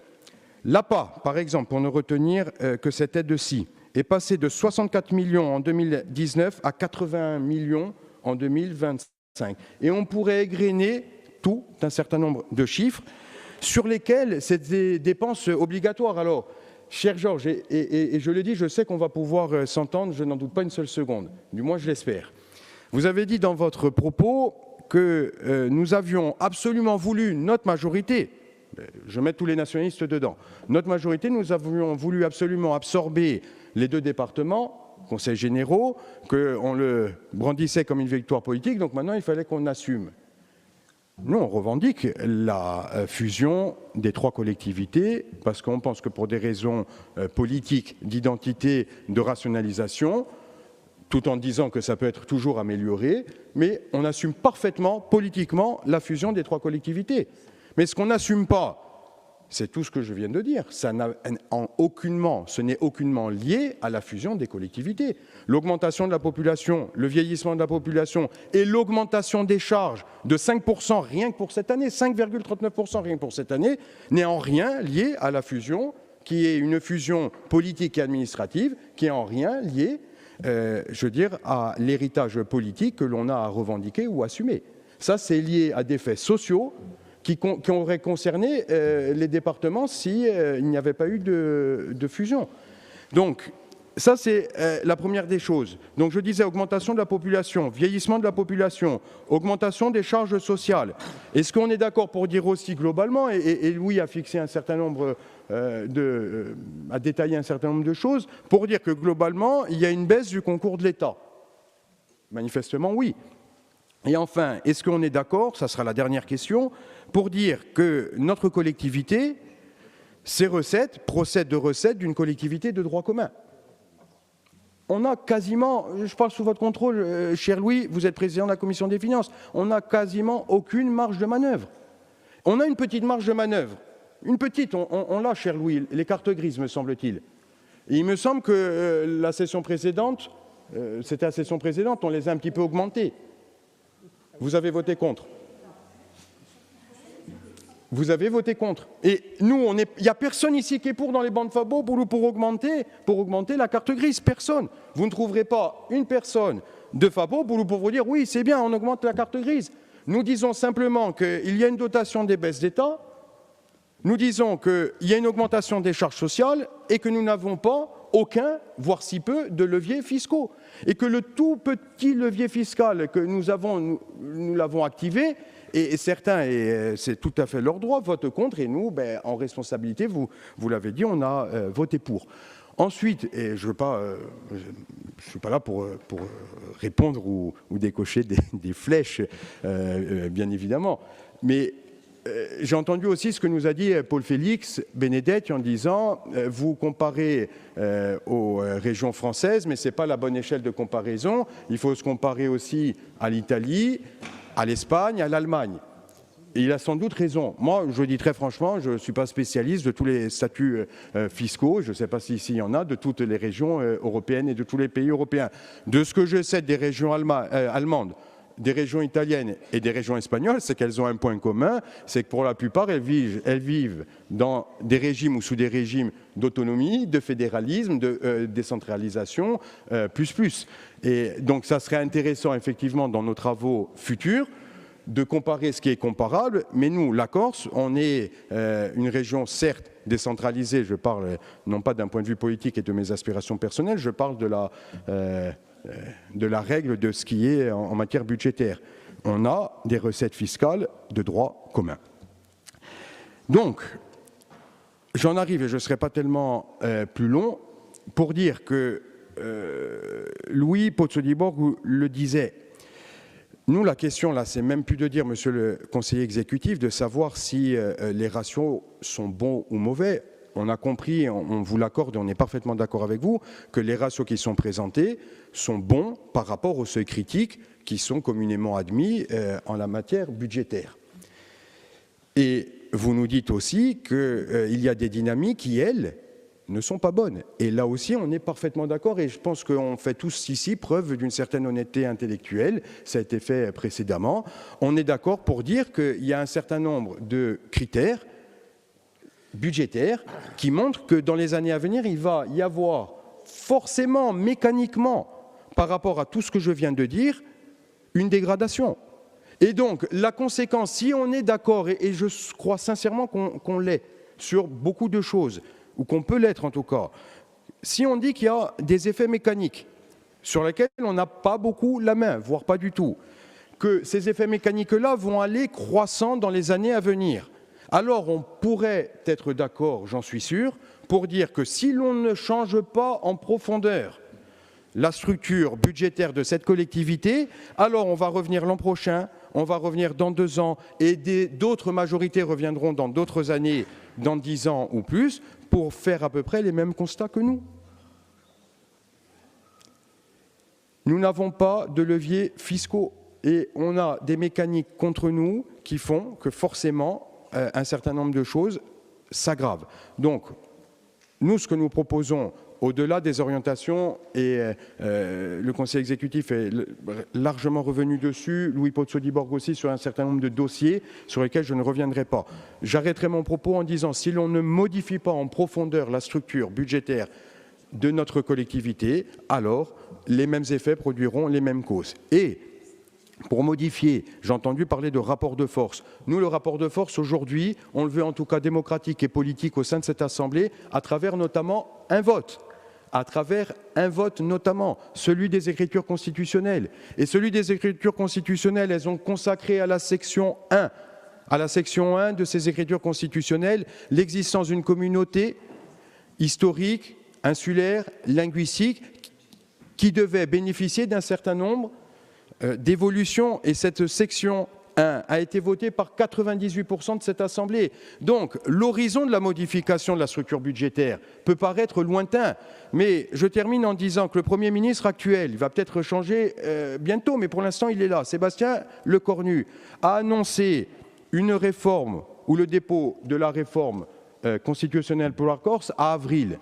Nous, ce que nous proposons à Fapopoulou, entrons dans le rapport de force. Avril, c'est demain matin, c'est pas dans 10 ans. Entrons dans le rapport de force pour obtenir l'autonomie de la Corse et pour obtenir un statut fiscal qui vienne soutenir cette autonomie de la Corse. Et ce rapport de force, pour l'avenir de notre peuple, menons-le ensemble. A ringraziarvi.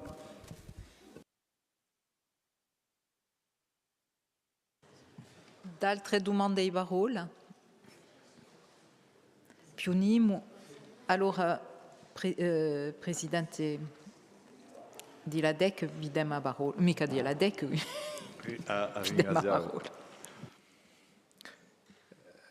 Quelques mots d'abord pour remercier bien sûr Romain, Louis e a ringraziare di nuovo Pier Diong per le parole che a me mi paraissent giuste et misurate.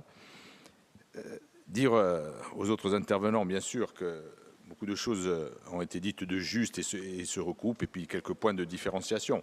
Je commencerai à mon tour, sans vouloir être long, hein, parce que je pense qu'au moment où on parle, on est tous un peu fatigués, par dire à Georges, je reprends un peu les propos de Romain sur les départements. Bon, je pense qu'il est temps qu'on clôture ce débat. C'était mieux avant, quand il y avait les départements. Bon, vous le savez, Georges, nous assumons la fusion, Romain l'a rappelé, mais nous disons une chose en plus. Je l'ai déjà précisé à plusieurs reprises ici, c'est que nous avons sauvé les départements. Nous considérons que nous avons sauvé les départements si on regarde la situation budgétaire des départements en France aujourd'hui. Georges, est-ce que vous pensez, j'ai dit tout à l'heure que ce n'est pas moi qui le dis, c'est le président de l'Association des départements de France qui dit qu'il y a 60 départements en France sur 104 qui sont en grande difficulté.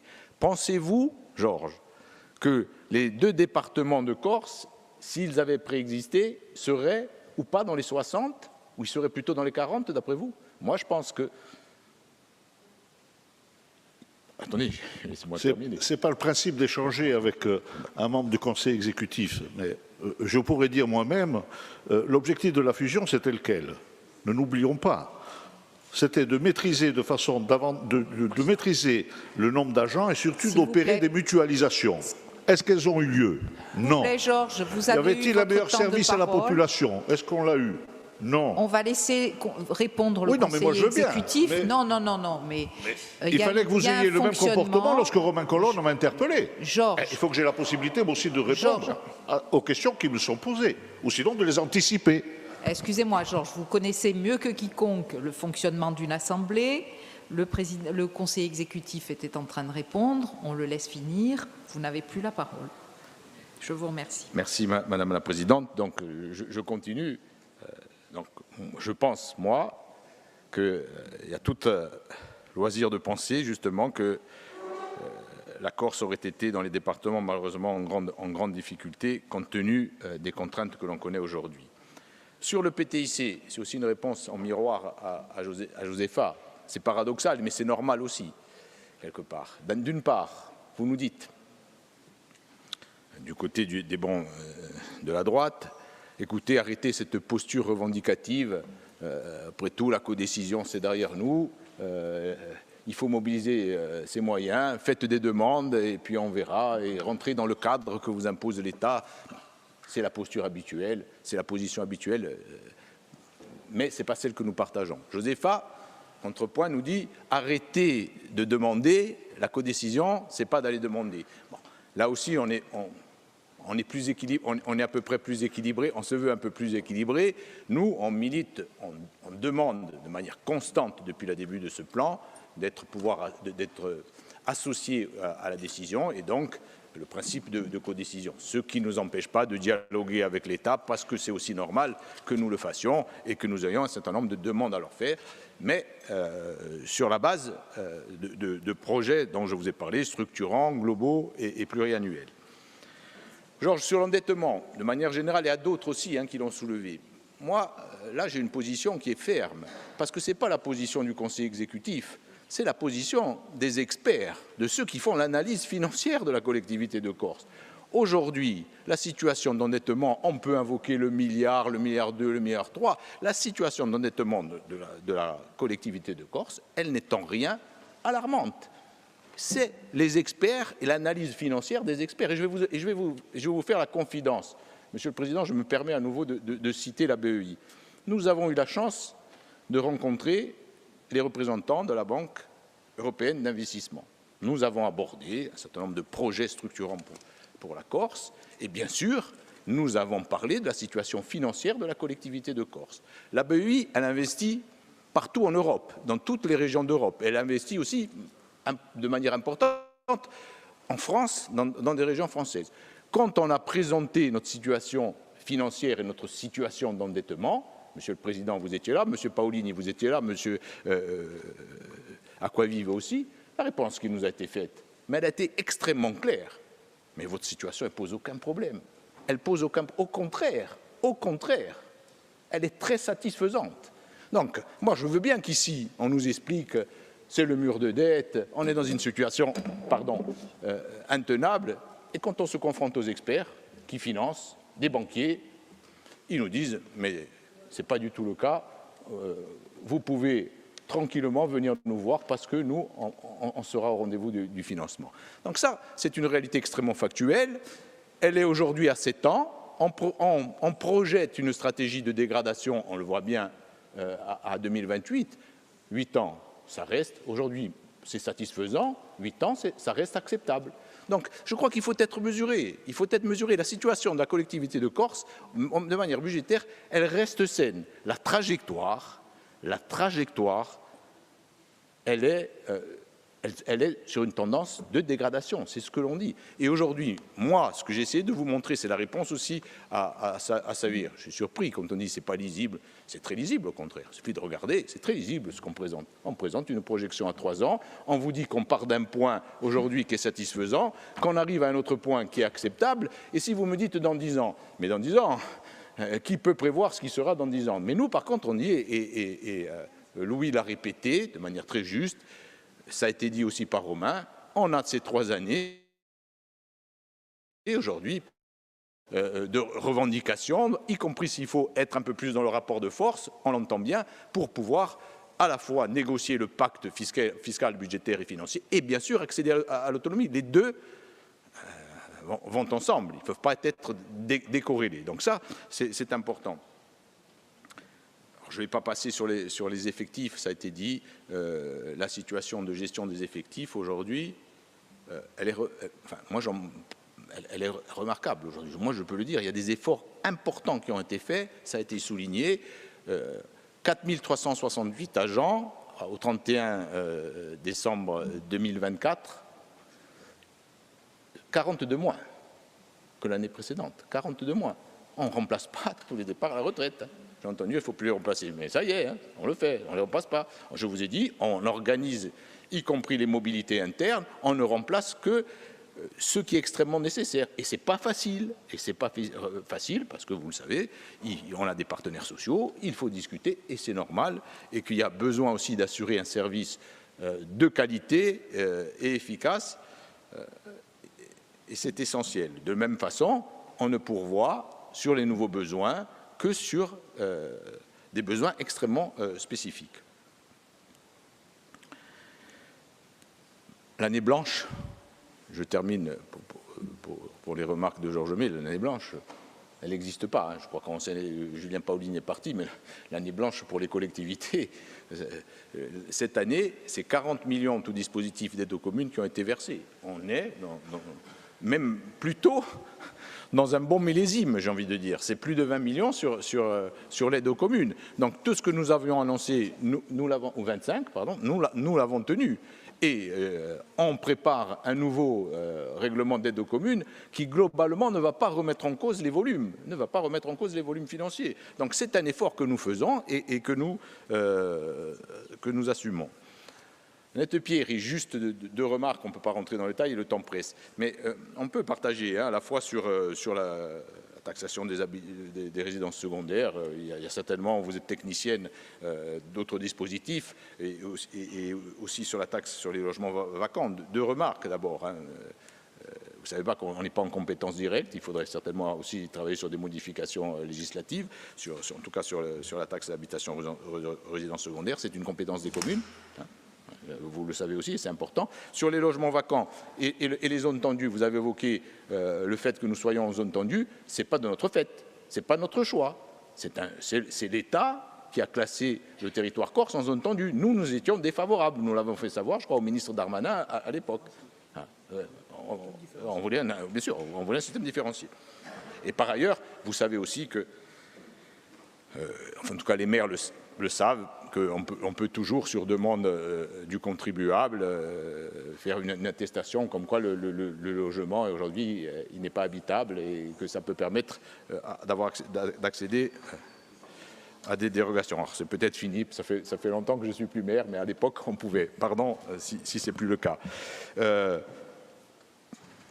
Paul Félix Benet n'est plus là, mais globalement, avec Paul Félix, ce qui a été dit, on partage le constat. Après, c'est le chemin qui est toujours un peu tortueux avec Paul Félix, mais qui n'est pas forcément le même pour arriver au résultat. Mais le résultat sur l'analyse, on peut le partager.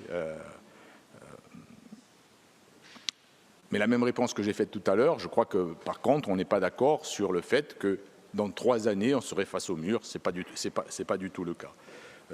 Josepha, je vous ai répondu, je crois, sur la question de la position sur le PTIC.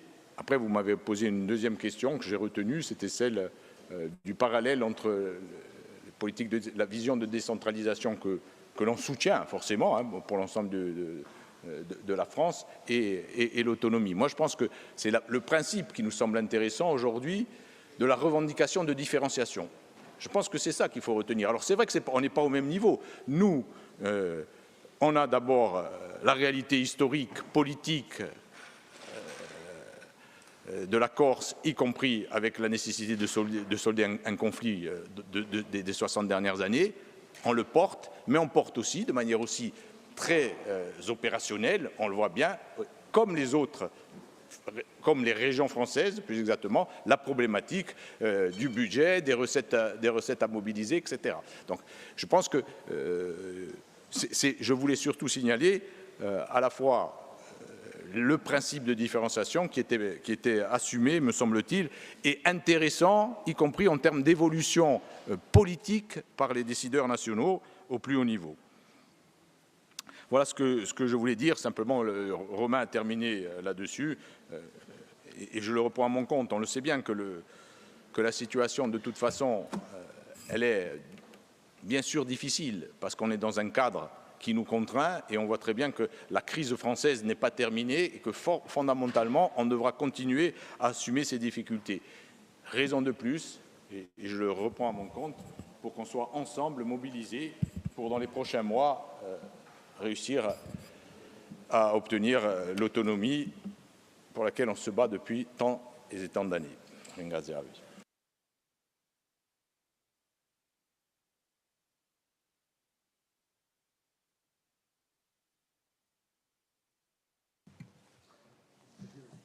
Merci beaucoup, Monsieur le conseiller exécutif, pour votre exposé sur ces orientations budgétaires. Merci beaucoup aussi pour les compléments d'information que vous avez apportés à la suite des interventions des conseillers territoriaux. Bien, donc on prend acte de ces orientations et je pense qu'on a tous bien conscience que la situation globale est très complexe et qu'il nous faudra faire des choix dans peu de temps. Voilà, merci beaucoup à tous. Je pense que, est-ce qu'il y a d'autres dossiers? Nous avons les désignations à faire. La désignation des représentants de l'Assemblée au sein du conseil d'administration de l'établissement public du commerce et d'industrie et de l'industrie de la collectivité de Corse. Donc, puisqu'hier, nous avons voté des statuts.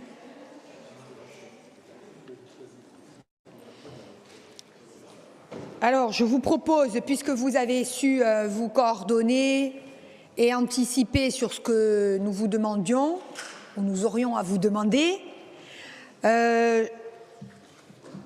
je vous propose la liste suivante. Alors, je vous rappelle qu'il y a 23 conseillers qui doivent être désignés, sachant que là où le président de l'Assemblée de Corse est membre de droit au sein de ce conseil.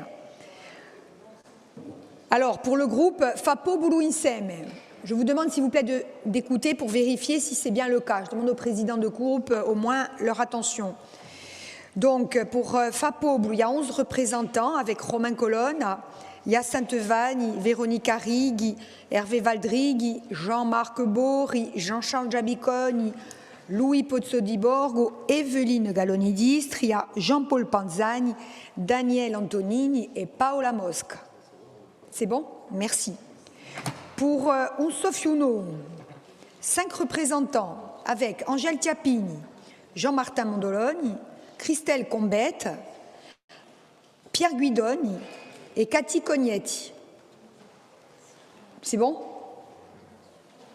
Bien. Pour Awansem, 3 représentants, Jean-Christophe Angelini, Sae Riulucciani et Pierre Paul. Pour Corin Front et 2 représentants, Paul-Félix Benedetti et Paul Quastane.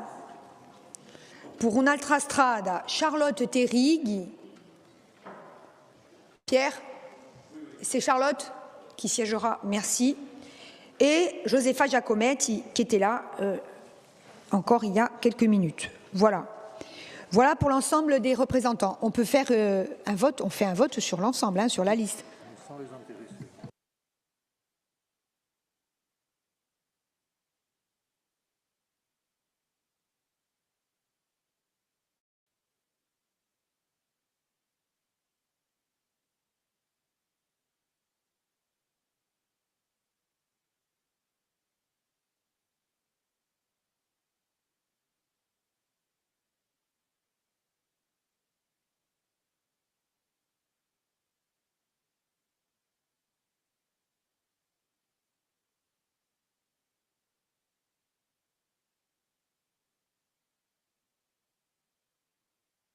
Alors, interruption de séance, s'il vous plaît, 2 minutes.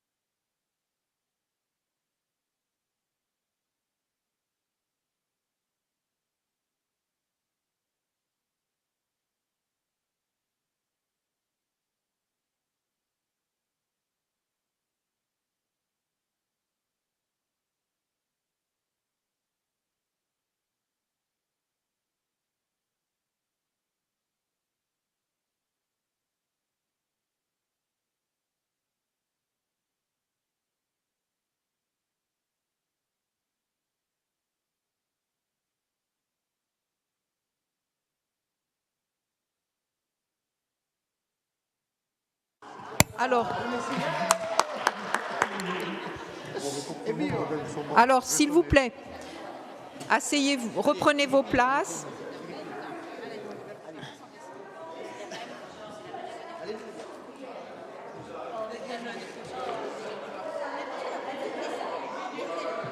S'il vous plaît,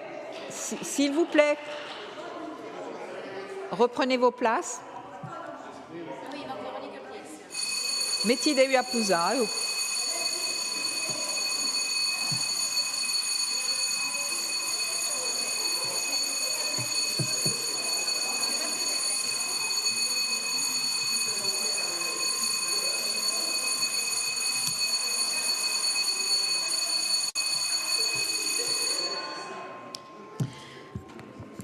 Alors, nous attendons Serge.